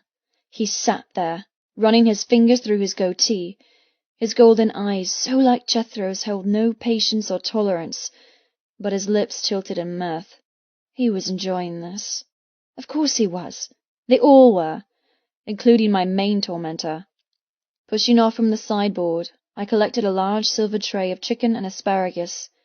Keeping my eyes down, I deliberately kept the tray high and outstretched, giving me a shield in which to pass Jethro. Not that it helped. His arm shot out, stopping me. I cursed the familiarity of his touch, screamed at the horrible way my body remembered the pleasures he'd granted by the stables. I wanted nothing from him, especially the memory of his fingers. I glared into his eyes. Stay silent. It was hard. I had so much I wanted to say, so much to yell. The side of my head still throbbed from his strike. My ego still hurt from not knowing how to jerk him off the way he desired. He made me feel like a rejected little girl. Bowing close, he whispered in my ear. I'm enjoying watching you be so obedient, Miss Weaver. And your silence He brushed my hair away from my cheek, fingertips lingering on my neck. is making me hard. I sucked in a gasp, looking to the front of his trousers despite myself. The outline of his massive cock that terrified me, more than his hand's temper or god-awful silence, stood firm and bulging against his jeans. He smiled. Keep up the good work, and you might get 2 rewards this evening. His eyes darkened. Because we both know you want me to finish what I started. My gasp turned to a growl. I couldn't fathom how my stomach swooped even while sickness swirled. Damn my traitorous body for finding his evil beauty attractive. Are you sure you want to seduce him just for protection? I hated the question. I hated that I didn't have an answer. Jerking away from him, I stalked toward my starting position. Standing beside Mr. Hawk, I served him first. The moment he'd taken a few morsels, I moved to leave, but he pinched my pinafore, keeping me still. His eyes met mine, and I knew, just knew, this serving round wouldn't be my arms, neck, or hips up for a taste. This would be worse. Much worse. Face me, girl, He ordered. My teeth chattered, but I slowly did as he requested. Lean down. Closing my eyes, I obeyed. His hot breath clouded over my chest before a wet, warm mouth latched onto my nipple. A graze of teeth, a swipe of tongue. It all drove me to the pinnacle where I knew I would burn in hell for not only permitting it, but for the tiny flutter of need that had burst into life while his son drove his finger inside me. My head pounded as I shoved the betrayal away. I was the one who betrayed myself. I was the one not strong enough to fight Jethro. He'd won the moment I saw him and let my need for touch consume me. Tears tickled my spine, and the moment Mr. Hawke pulled away, I ran. I didn't get far. Orange Tattoo, who sat next to Mr. Hawke, caught me, holding me tight. Now, you're doing so well. Don't ruin it. His large hand splayed on my shoulder blades, jerking me to his sitting level. With a tight smile, his mouth latched onto my other nipple. I whimpered as his large, soppy lips sucked. He took his time, swirling his tongue around the hard bud before letting go in a loud slurp. I stood shaking as he selected some chicken and set me on my way. I can't do this. Self-pity filled my empty stomach, and I stood frozen to the thick burgundy carpet. Move, Miss Weaver, Jethro murmured. My body swayed to obey, but everything inside rebelled. I didn't care Mr. Hawke had eloquently described my cage with the use of diamonds and debts. I didn't care that I had no choice but to do as I was told. I just couldn't do it. My eyes flew wide as Jethro's hand landed on my shoulders. He spun me to face him, breathing hard. Do it now. The force of his command buckled my knees. I dropped my head. Silently, Jethro stormed me forward, presenting me to the next man. The plateau wobbled in my hands, but I stood upright while a vile mouth suckled on my breast. Once it was over, Jethro manhandled me to the next, whispering in my ear, Make me come back and show you how to behave, and I won't be nice. You still cling to the ideology that you're better than us, that any moment this will be over. His teeth nipped at my ear. That's torture, because it's false. It won't happen. Accept it and be done with the past. Accept it and embrace everything we're giving you. Shoving me forward, he patted my backside. I can be nice if you give me reason to be, Miss Weaver. Try me by behaving for the rest of the luncheon. I didn't watch as he left, resuming his standing position behind his father's chair. I can be nice? Bullshit he could be nice, but the sooner I obeyed, the sooner it was over. So I obeyed. Mouths, fingers, tongues and teeth, they all tasted, they all groped. I thought the first course was hard. I clung to the morals of how wrong it was for so many men to treat one woman so unfairly. This course did things to me I wished I could deny. Fat lips, thin lips, hot mouths, cool mouths. They not only took from me, but gave something in return. A horrible realization that my body was taking over. My horror sank like a rock every time a man had a new taste. Slowly my stomach fluttered, my insides rebelling against the melting that occurred. The men didn't care countless mouths had been on my skin. They took turns between my left and right nipples, nibbling, sucking. I wished they'd bite. I willed them to hurt me, something to prove how vile they were. But each one, old, young, trim, overweight, they all loved me. They adoringly suckled. They moaned with such deep appreciation, I struggled to remember this was by force, not by choice. I felt as if I granted them a gift they truly appreciated. Don't buy into their mind-fuckery. Even my inner voice turned slightly breathless, a lot confused, and edging toward acceptance. I grew light-headed as I trudged from man to man. I didn't make eye contact with any of them. I became listless, numb. Apart from a tiny spark tugging on the invisible cord from my nipples to my core, I wished it wasn't so. I craved to remain unaffected. But slowly, they turned me from intellectual businesswoman to trembling plaything. Slowly, I grew wet. Sharp teeth dragged my attention through the blackness that had become my soul back to reality. I looked into the eyes of Daniel. The mellow trance I'd been lulled into snapped like a rubber band. I no longer found acceptance or lusty appeal, only hollow rage. It's not much fun licking a woman when she isn't paying attention. He sneered. My heartbeat flew terrorized around my chest. My nipples throbbed from where he'd bitten me. Licking his lips, he added, You taste good, Weaver, but I'm looking forward to the next course. My heart promptly shot itself and splattered against the floor. The next course? No. Here, you earned this. Shoving another piece of parchment my way, I forced back my tears. Moving awkwardly, I placed the empty tray on the sideboard, then returned to Daniel's side. My skin broke out in goosebumps being so close, but he dangled the parchment like a present I desperately wanted. Taking it, I couldn't hide my shakes this time.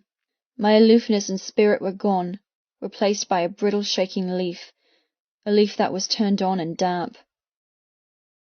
Upon reflection of his crimes, Percy Weaver hereby submits to this Esquire's ruling, and moves to action the latest decree, formulated in this very chamber by Bennet Hawke. The death warrant upon the heads of the Weaver house will be eradicated and burned upon signature of this newly drafted document. Terms forthcoming. That was it.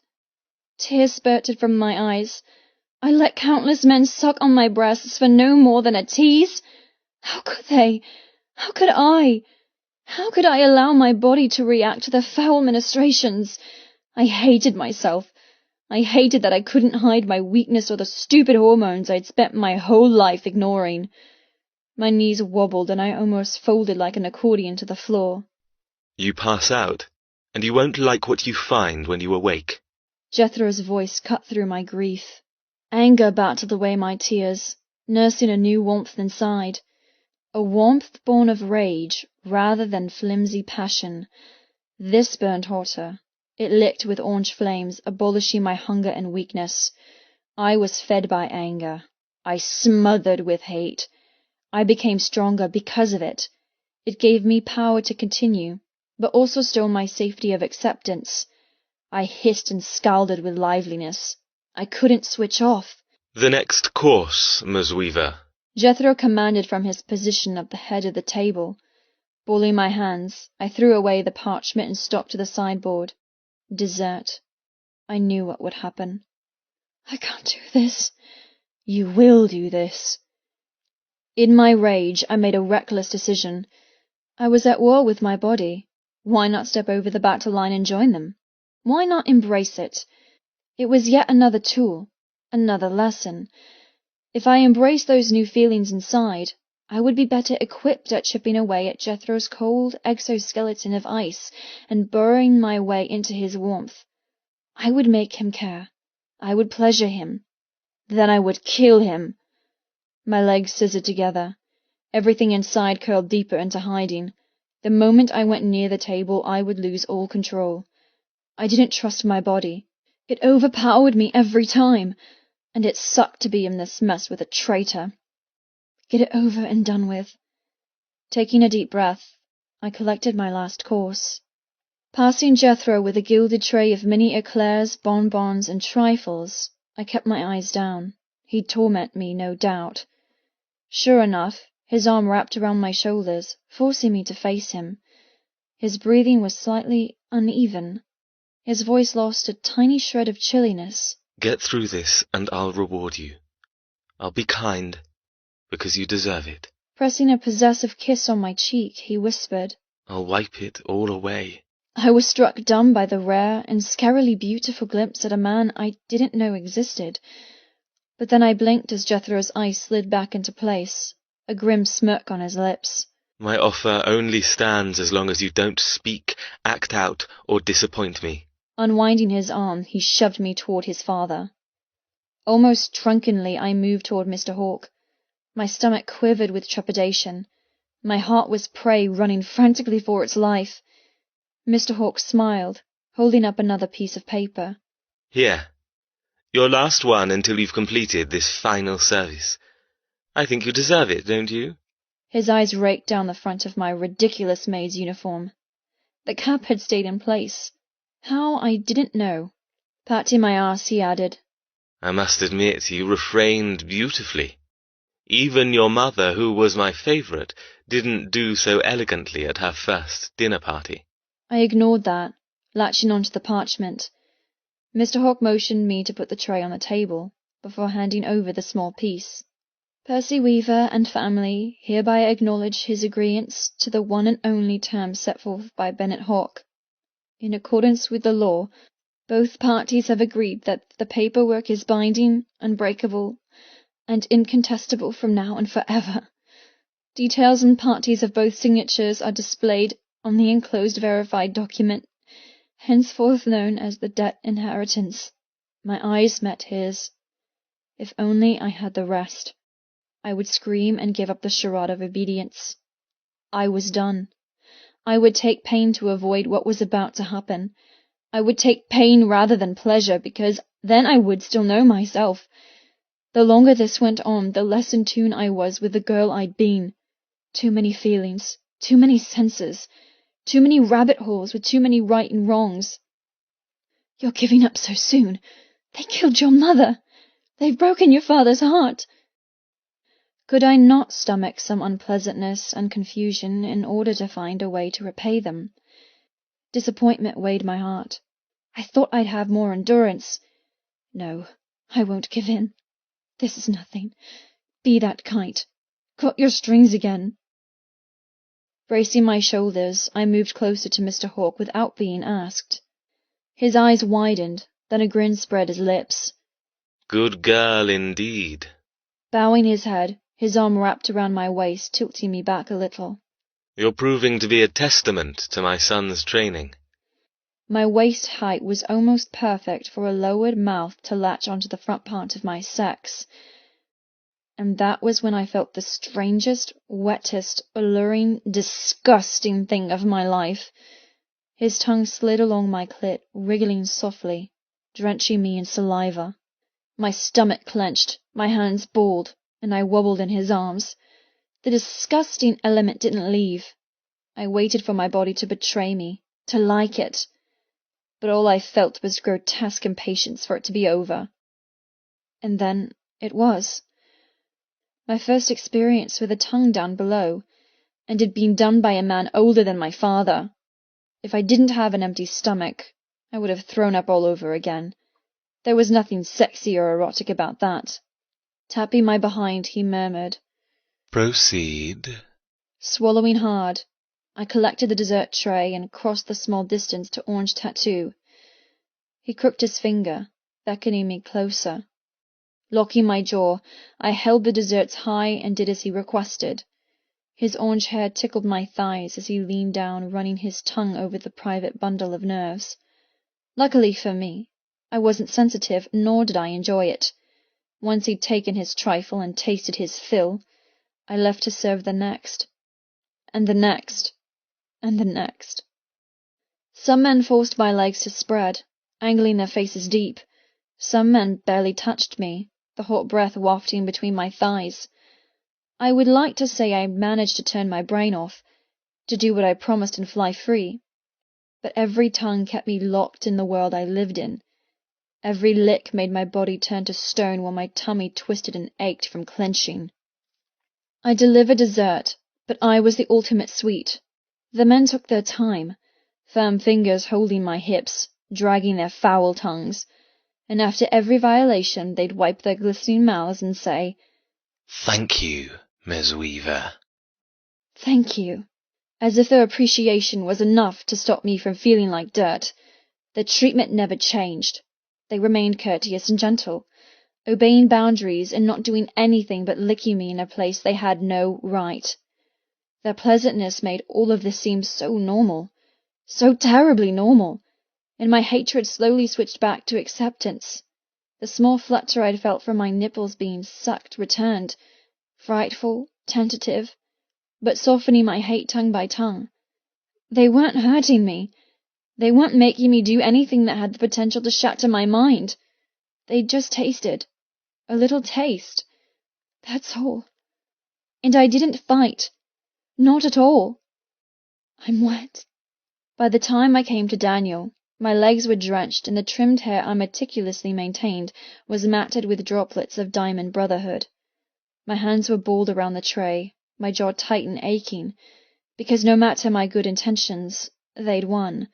They'd caused my body to have a reaction, and I was soaking. The strange ache that Jethro had conjured was back, pulsing deep in my core. The flicker of tongues and gentle tastes frustrated me, and I hated, positively hated, that I had to fight my hips from pressing harder against them. I'd begun the service up tight, but now I was wound tight, seeking something, seeking relief. Daniel pushed his chair back, angling me physically between his spread hips. With a malicious glint in his eyes, he pushed me back with a firm palm between my breasts. Fuck the stupid rule. I gasped as his mouth latched around my clit. The suction of his mouth made my body twist with oversensitivity. He wasn't playful or respectful like the rest of the men. He knew what he wanted and he took. Hard. The ache wound tighter and tighter, clawing its way to relief. I squeezed my eyes, and I couldn't look at the men watching. I couldn't do anything but breathe and get through it, and I definitely couldn't look up where a small growl came, masked with silence. But it was nothing more than a growl, but it resonated in my bones with knowledge. Jethro. The few seconds that each man had taken seemed much longer in Daniel's arms. Suddenly, I cried out, jerking hard. The tip of his tongue probed my entrance, trying to enter me. No one had done that. They'd behaved with some unspoken rule to taste but not devour. Fuck the stupid rule.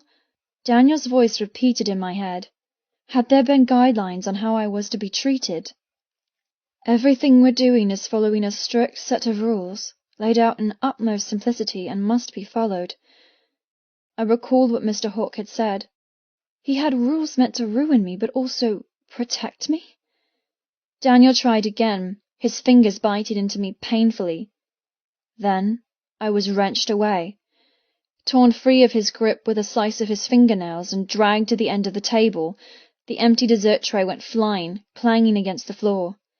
My legs tripped, sending me colliding with the body I'd been so intimate with only hours before. The crash of the tray cut through the room like a loud cymbal, but no one said a word. The moment Jethro dragged me to the head of the table opposite Mr. Hawke, he shoved the largest of all parchments into my hands. His eyes were dark, face tight. Here. Read it. Breathing fast, trying hard to forget about the sticky saliva between my legs and the sensation of having his brother's tongue trying to enter me, I took the tattered age-stained scroll. Jethro scowled, keeping a small distance between us. His coldness buffeted me, sending ice scattering over my bare arms. He looked pissed off, furious, yet there was something there that made my stomach twist. Whatever game we'd played, whatever war we'd started back at the stables, wasn't finished. He knew it. I knew it. And the knowledge sent power thrilling through my veins. Leaning close, he hissed. Stop staring at me, Ms. Weaver. I gave you a request. Tapping the scroll in my palm, he snapped. Read it. Tearing my eyes from his, I obeyed. The intricate border caught my attention first. Along with a design of vines and filigree, the words bound, indebted, owned were entwined in red ink. The calligraphy of ancestors past sentenced me to a life worse than death. My rights had been taken, my life stolen, my body no longer mine. 18th August, 1472. Signed and witnessed by Esquire John Law. Matter between Weaver versus Hawke, known forthwith as the debt inheritance. This hereby concludes all debate and conversation and puts forth a binding debt. Counsel has been provided along with sovereign approval for such an agreement. As I sat in this chamber, I have witnessed the signatures of both parties of House Weaver and House Hawke, along with their significant entourage and companions. The debt states as follows. Percy Weaver hereby solemnly swears to present his firstborn girl child, Sonia Weaver, to the firstborn son of Bennet Hawke, known as William Hawke. This will nullify all unrest and unpleasantries until such a time as a new generation comes to pass. This debt will not only bind the current occupancies of the year of our Lord, 1472, but every year thereafter. Every firstborn Weaver girl will be gifted as fair comeuppance to the firstborn Hawk boy, to be claimed between the years of 1 and 8 and 6 and 20, respectively. Both parties will be forever agreed on this day set forth. The life and all attributes will be determined by the current Hawk. No rules or precedents will be set, and this agreement raises them above the law, operating within the grace of the royal decree. Signed, Bennett Hawk and family. Percy Weaver and family. Jethro. I knew when she'd read it. I knew when the final sentence sank in. We had a document signed, sealed and delivered by the Royal Magistrate of England, giving us carte blanche to do as we liked. There was nothing illegal about my actions. There was nothing anyone could find me guilty of. It was the ultimate approval. Not to mention, we had wealth to ensure no one would contest it. There was nothing to fight against. The sooner she accepted that, the easier this would be. Nyla's eyes bugged wide, looking up from the parchment. Grabbing her shoulders, I backed her against the table. The horror living in her black gaze was enough to drag a tiny bit of humanness from my cold soul. Watching her being tasted, I wouldn't deny, it fucked me off. She was my plaything, mine to torment. I was pissed at my father for permitting the entire Brotherhood to use her.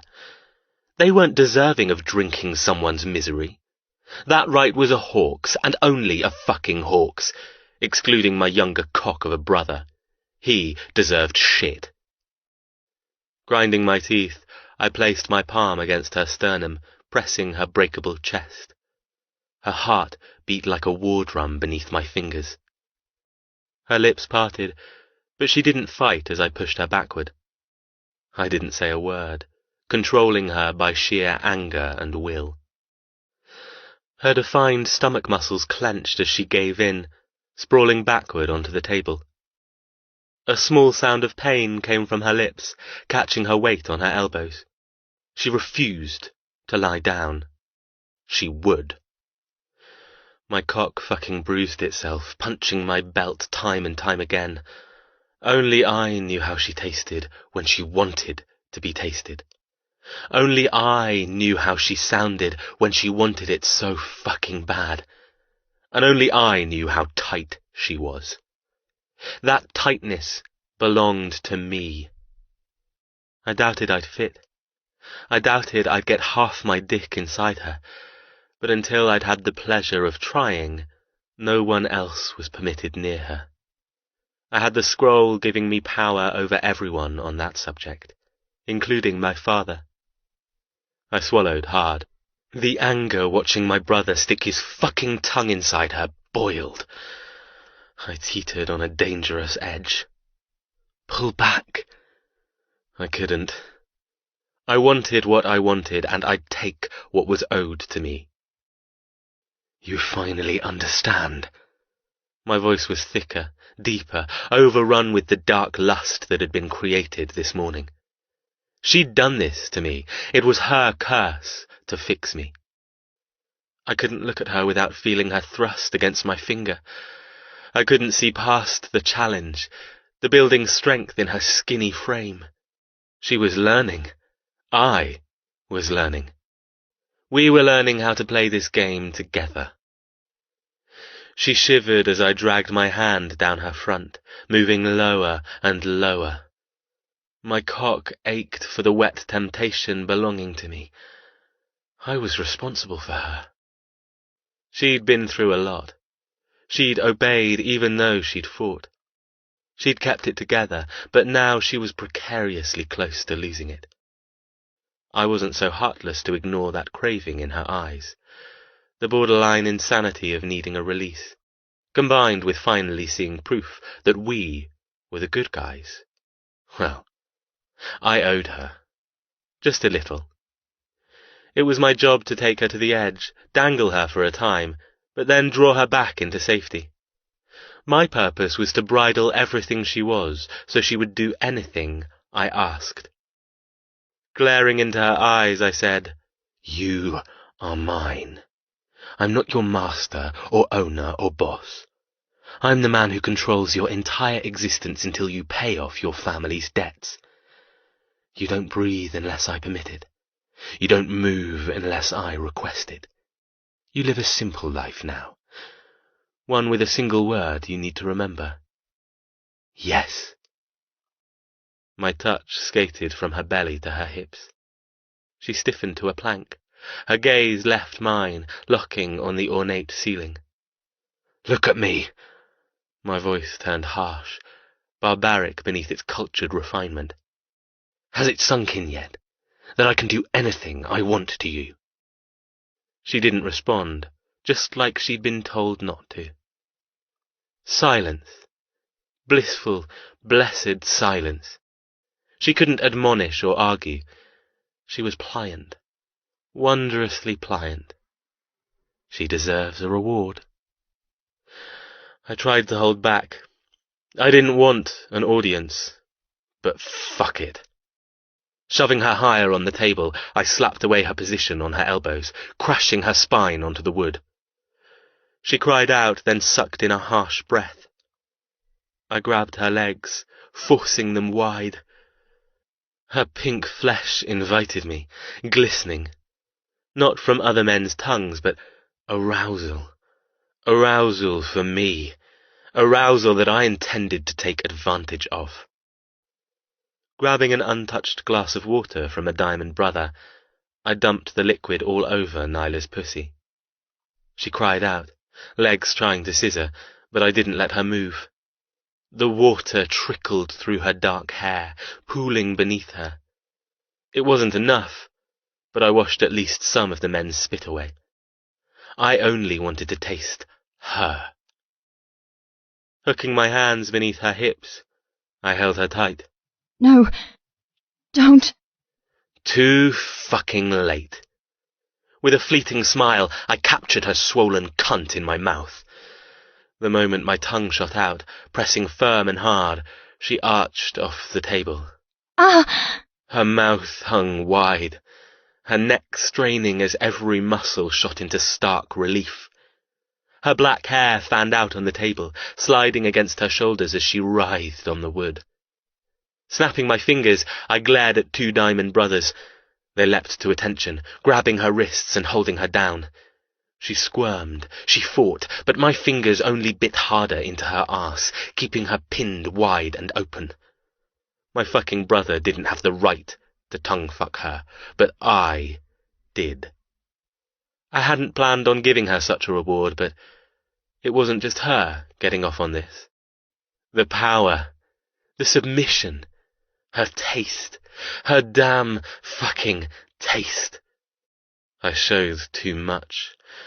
I let go of my tight restraint and drank. She groaned as I shifted a hand, holding her hip bones hard on the table. Then she whimpered. My tongue became my weapon of choice as I licked downward. No hesitation, no teasing. I was there for one goal. Her goal. My eyes rolled back as I plunged my tongue inside her tight, hot warmth. Fuck me.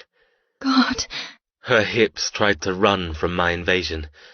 Her mouth opened wide, her ribcage visible as her lungs strained to breathe. I set a pace no one would be able to ignore. I fucked her. There was no other word for how I drove my tongue in and out, fast and possessive. The muscles in her belly clenched. She panted. She moaned. Then she screamed. She gave up the fight, giving in to me. A spasm of pre-cum dampened my jeans as her hips shot upward, her clit brushing against my nose. Her body twisted, trying to get her hands free, but the brothers wouldn't let her go. She turned wild, seeking, demanding, the same sexual creature from the stables. I couldn't breathe without dragging her scent into my lungs. I couldn't swallow without drinking her, and I couldn't fucking think without wanting to tear off my jeans and plunge deep inside her. My tongue worked faster. the tips of my teeth gracing her pussy as I drove deeper than I'd ever gone before. I ate her. I fucked her. I owned her. Her tight pussy squeezed my tongue, begging for more. I'll give you more. I'd given her too much already. Fuck. Her legs suddenly latched around my ears, grinding herself onto my face. She moaned hard, a breathless beg on her lips. I couldn't stop myself. My tongue drove harder, my head bobbed faster. She unravelled, she combusted. She screamed as she came on my tongue. Nyla. Oh my God! Oh my God! It didn't. It couldn't. He didn't. I couldn't. What the hell did I just do? Jethro stood straight, breathing hard. His eyes were tight, his mouth drenched in red. My cheeks flamed, heart racing like I'd run 10 kilometers. What was that? What magic did he possess that made me throw away self-consciousness, decorum, and hatred? How could I squirm that way, sound that way, come that way? I came. He made me come. My captor shot me free for one blissful second, granting me something no one else had. The sparks and waves and mind-twisting delicious clenching. I wanted more. I wanted it now. Jethro wiped his mouth, trying unsuccessfully to hide the lust glowing in his eyes. He'd given, not taken. He'd done what he said. I'll wipe it all away. The only thing I could focus on was him. The room of men didn't matter. Their tongues and touches and pleasantly whispered thank yous were gone, burned to a crisp thanks to the nuclear explosion he'd set off. I was no longer at the mercy of the room. I owned the room. Then everything came crashing back. My first orgasm was given by a man whose father killed my mother. My privacy had been completely stripped by the man who'd stolen me from my family. He'd made me sleep with dogs. He played with my head. He didn't give a damn about me. Why was he so clever, so perfectly designed for this game? I struggled to sit up. The two men holding my wrists let me go, and I shot into a sitting position, wrapping arms around my torso. The hot, sparkly burst that made everything so inconsequential faded with every rapid heartbeat. It was like being in the eye of the storm. Jethro granted me silence. He'd shared his heavenly silence and quieted my mind from everything I was feeling.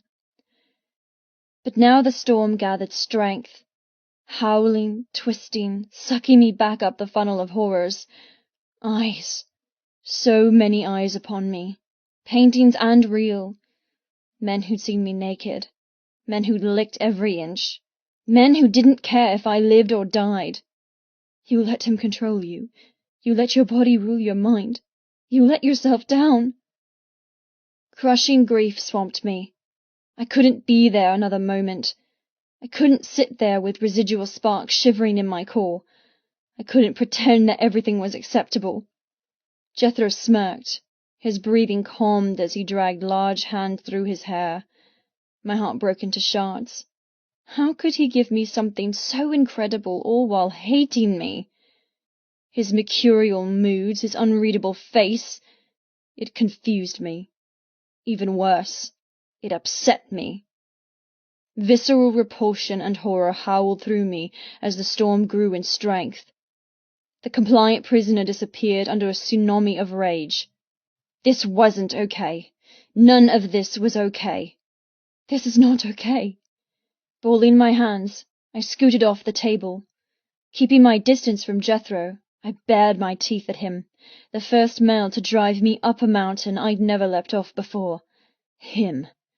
He'd had no right to make me come, to give me a gift not out of kindness but control. He'd proven a valuable lesson. He could make me do anything he wanted, and there was nothing I could do about it. His eyebrow quirked, chin tilted with arrogance. He didn't say a word, moving to lean against the door with his hands jammed in his pockets.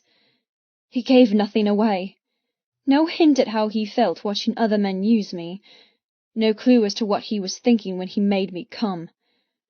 I was his to repay this horrible, ludicrous debt, but he didn't seem to care. And that was what broke my heart. He didn't give an ass about what happened to me.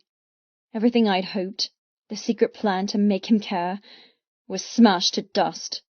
There was no pleasing a rock like him, no appealing to his compassion. He has none. Tearing my eyes from his, I glowered at the table.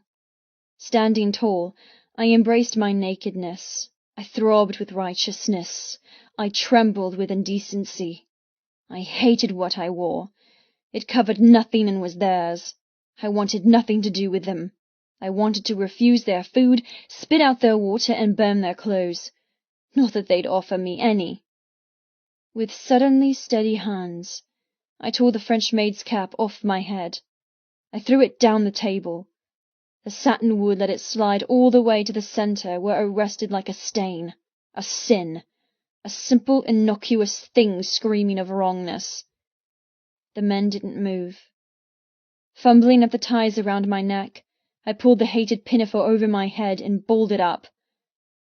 Standing proud, naked, showing off my bruises from vertigo and tongue smears from bastards, I spoke. Look at you. Look how masculine and powerful you are. Pointing my finger around the table, I growled. Look at how scary and dominating and strong you are. Look at how proud you must be. You proved you're invincible by taking advantage of a woman brought here against her will. You used a girl who has to live her worst nightmares to protect those she loves. Stabbing myself in the chest, I whispered, Wait, I got it wrong. You're not the strong ones, I am. You're weak and disgusting. By doing what you did, you gave me more power than I've ever had before. You gave me a new skill, a skill at ignoring you, because you're nothing, nothing, nothing. And you! I swung my arm, gaze zeroing in on Jethro, the one man who held my life in the palm of his hand. He was nothing, just like his brethren of bastards. Jethro stood taller, a shadow darkening his face. His hands came out of his pockets, crossing in front of his large chest. You! I seethed.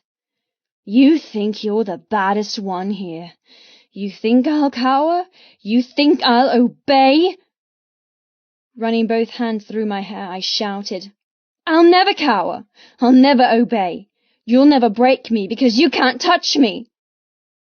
Spanning my arms, I presented my naked form as a gift, the gift he'd hinted at wanting but hadn't taken.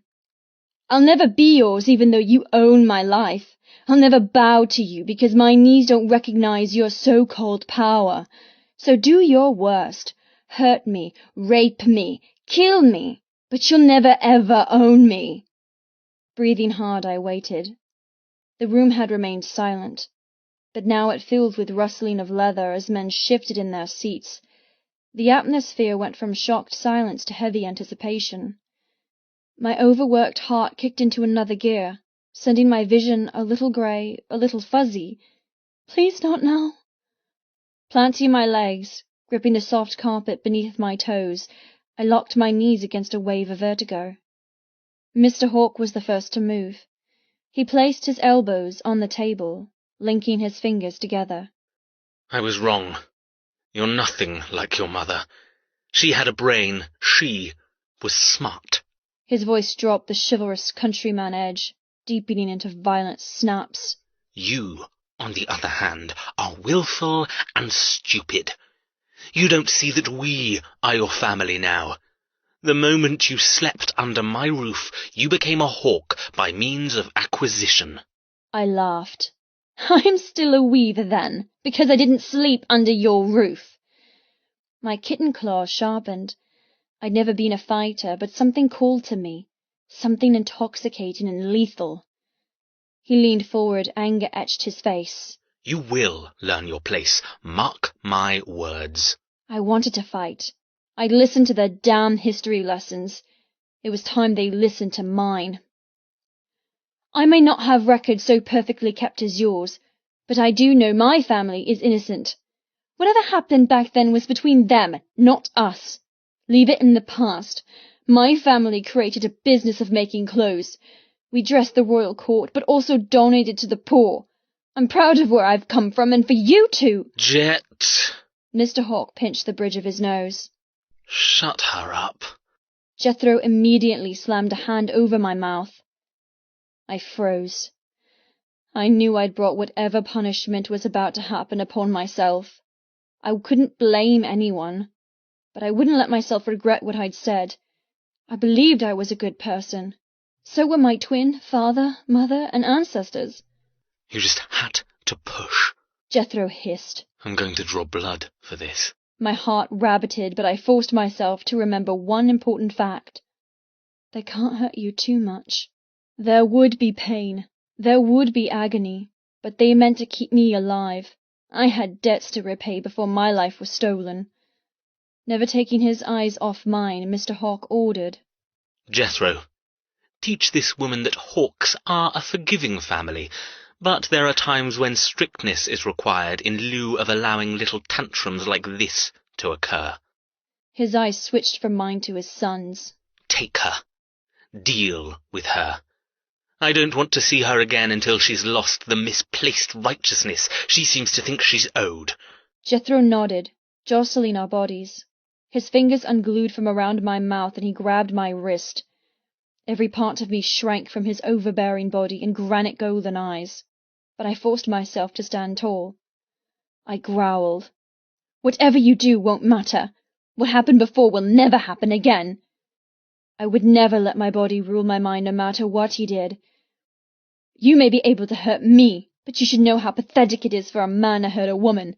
That isn't power, it's weakness. He grunted under his breath. Motherfucking Christ. His temper increased until the large room pulsed with it. Another wave of vertigo grabbed my brain, but I managed the impossible, fighting through the grey unsteady wave, staying on my feet. I fought the imbalance thanks to letting myself unlock so many facets of who I truly was. I stood proud and naked, wearing only dried saliva and bruises. Jethro jerked me closer. He swallowed his anger until nothing outward showed. No annoyance or amazement. He was as opaque as a black iceberg and just as sharp. If you will, Ms. Weaver. Suddenly he let me go, waving toward the double doors behind me. They opened wide as if staff waited on the other side for his command. When I didn't move, he snapped. Now. My arms wanted to wind around my body. I wanted to hide from his intense gaze, but I fought every instinct and elegantly pirouetted on my toes. I left the room as demurely and proudly as possible, without a backward glance. The moment the door slammed behind us, Jethro grabbed my elbow, prowling forward as if the flames of hell craved his soul. I went from walking to jogging to keep up with his pace. My vision lost its clarity for a moment, fading in and out as another wave of unbalance tried to steal me. But Jethro didn't give me time to give in. He didn't give me time to care that he dragged me down a corridor so wide it could have been a hall. He didn't let me inspect the countless weapons, swords, bayonets, crossbows, and knives, or catch the eye of surprised staff.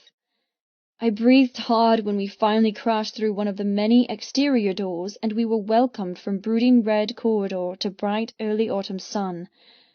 Jethro kept walking, not letting me catch my breath.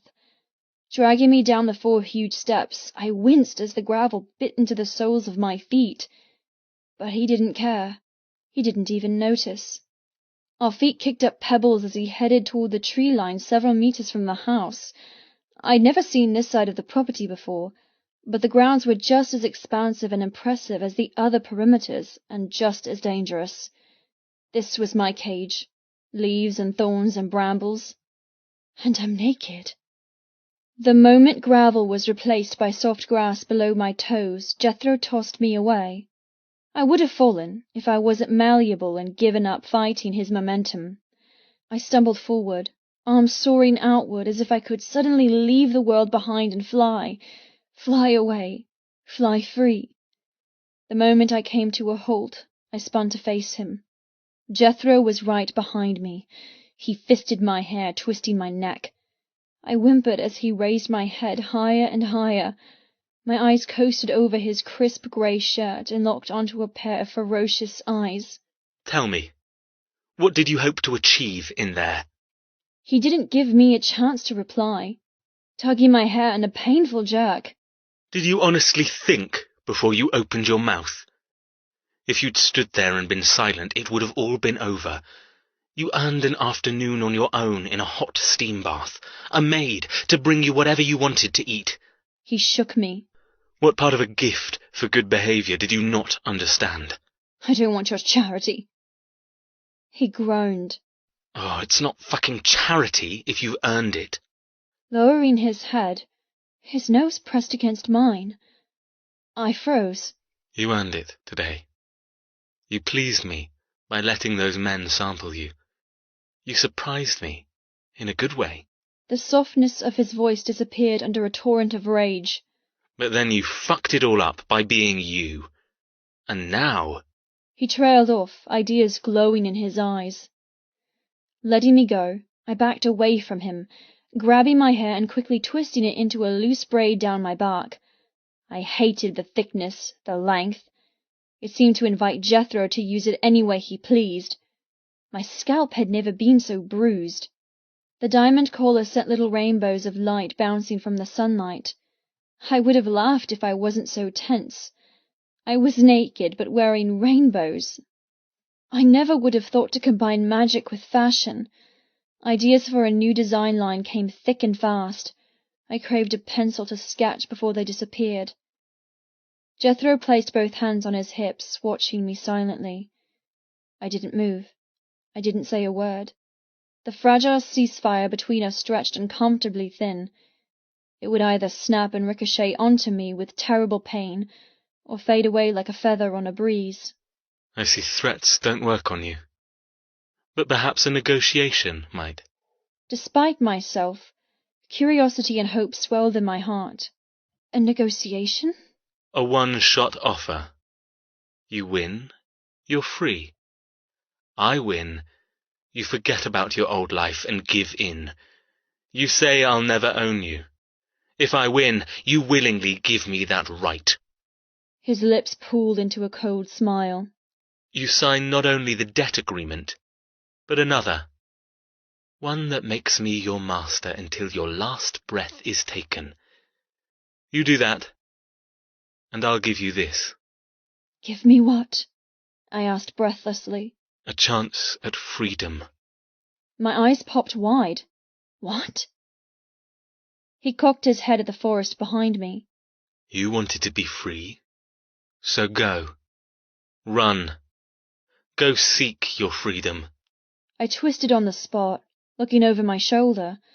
The sun-dappled patches of leaf-strewn ground looked like a fairy glen, but then it grew darker and thicker and scarier. The diamond collar rested heavy and ruinously ominous on my throat. My spine ached from the short time I'd been made to wear it. The coldness still hadn't adapted to my skin. How could I run with such a deterrent? How can you not? It was the one chance I'd hoped for, the one chance I didn't think I'd get. Squeezing my eyes, I let Jethro's ultimatum, his negotiation, seep into my brain. If I ran, I might make it. If I ran, I might get what I wanted. But if I lost... Turning to face him again, the golden light from the sun cast him with ghostly silhouette, blurring his outline, creating more than just a man. He looked as if he had one foot in this world and one in hell, a fallen angel who still burned with fire. Yet it wasn't purity he burned with, but hate. Jethro raised an eyebrow. What's it going to be? I don't know what you're offering. Yes, you do. I did. I do? He took a small step toward me. You want to break the contract? You want to keep your brother and father safe? Fine. I'm giving you a one-time deal. Run. If you make it to the boundary, you're free. Your family will never be hunted by the hawks again. You make it, and this is all over. Every last debt and ounce of history disappears. His voice licked through the sunshine. A small sparkle from my earlier orgasm rippled between my legs. And if I don't? Jethro frowned. What? If I don't run, what happens then? You wouldn't run, after I just offered you what you've wanted all along. I crossed my wrist over the junction of my thighs, hiding my pussy. I didn't say I wanted the chance to run naked through 1,000 hectares. I said I wanted this to be over. Jethro smirked. It's not over until it's over. His eyes fell to my collar, glinting with darkness. And we both know how it will be over. Moving closer, he said quietly, There is no other option here, Miss Weaver. I'm not giving you the choice to run. I'm telling you to run. You wanted it. You got it. One chance to save your family as well as your own life. One chance. You do not want to fuck it up by testing my patience. My mind stumbled with everything that happened. There was no denying chemistry flew between us, but Jethro didn't respond. He was only interested in the chase, the hunt, the sport. He was so close. Every time he breathed, his chest almost touched my nipples. He didn't seem to care I was naked or offer clothing for this one and only chance at freedom. He would make me run unprotected through a forest full of brambles, predators, and trip-worthy roots. His arm raised, and I clamped every muscle from cringing as he cupped my cheek. His heady scent of woods and leather settled over me. Tracing the pad of his thumb over my cheekbone, he bowed his head. Run, Miss Weaver. Run. But one thing you should know before you go. Do not play his games. Do not rise to the bait. My lips stayed pinched together. I stiffened in his hold. His mouth tickled the soft skin below my ear. While you're running, I'll be hunting. You'll not only have to get to the boundary, but you have to do it before I catch you. The tingle and horrible promise of hope evaporated. Cruel, vicious, evil. I'm to be hunted. There wouldn't be freedom. There would only be blood, just like he said in the dining room. Energy left my limbs. Who was I kidding? I hadn't eaten since I was stolen. I'd barely had a decent sleep. I existed like a junkie on adrenaline and fear. It was no combination for a long-distance run through thickets and bush. Jethro pulled away, dropping his hands. He smiled. Your head start begins now, Miss Weaver. I'd leave if I were you. Now? I backpedaled, heart bursting with terror. How long do I have? Jethro carefully raised his cuff, looking sedately at the diamond and black watch on his wrist. I'm a seasoned hunter. I have no doubt I'll find you. And when I do, what those men did to you will be nothing. Cocking his head, he said, I think 45 minutes is rather sporting. Don't you? My mind was no longer there. It was leaping and flying over leaves and dodging ancient trunks. Run. Go. Run. Make it, and you're no longer mine. Freedom taunted me, making me believe I had a chance. A slim, barely non-existent chance, but still a chance. The muscles in my legs reacted, already poised to take off. I had to trust my body. It knew how to flee. I could make it. If I did, I would no longer be his pet to torture. But if I didn't, don't ask.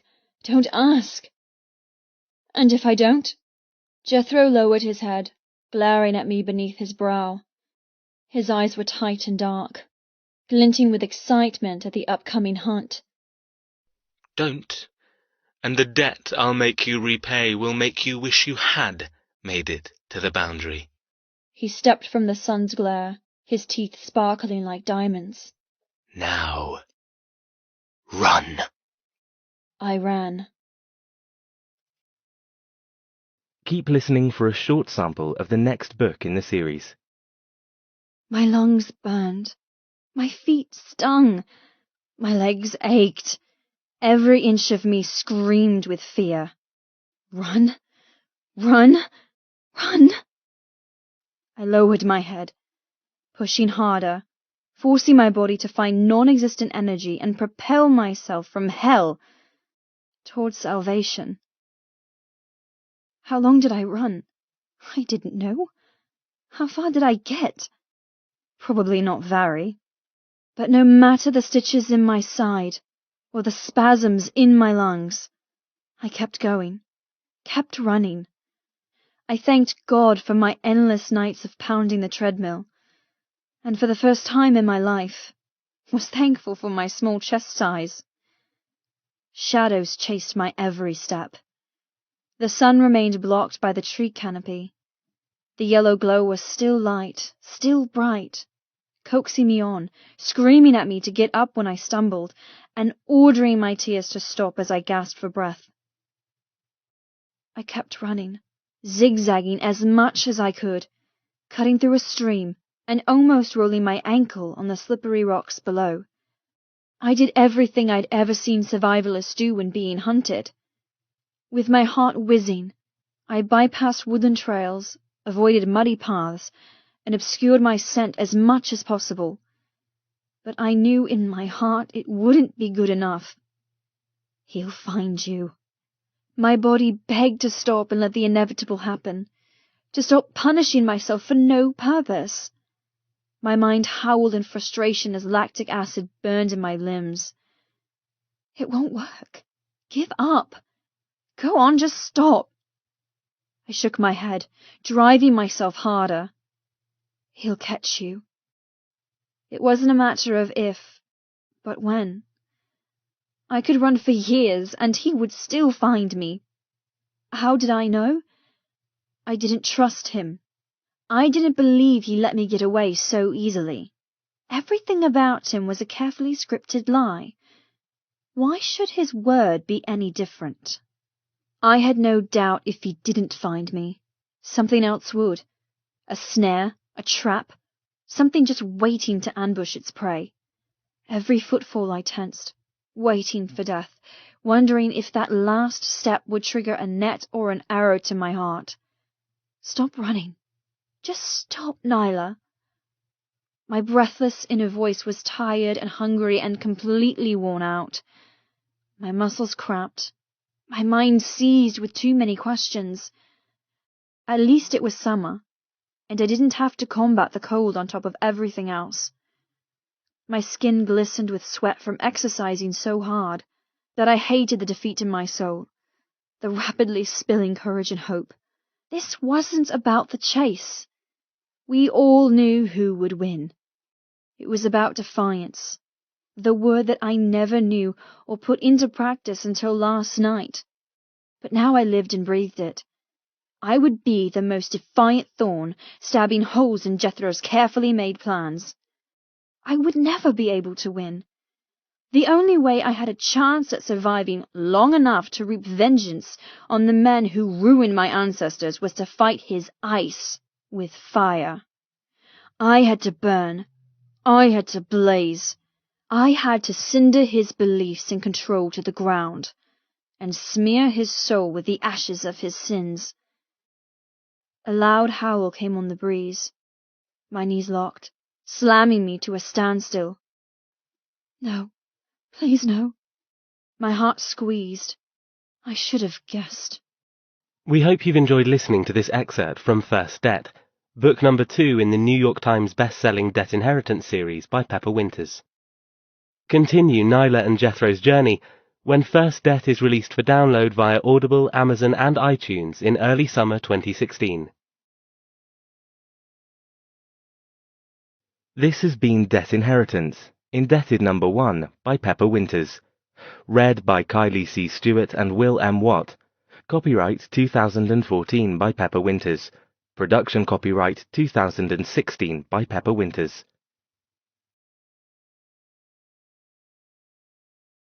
Audible hopes you have enjoyed this program.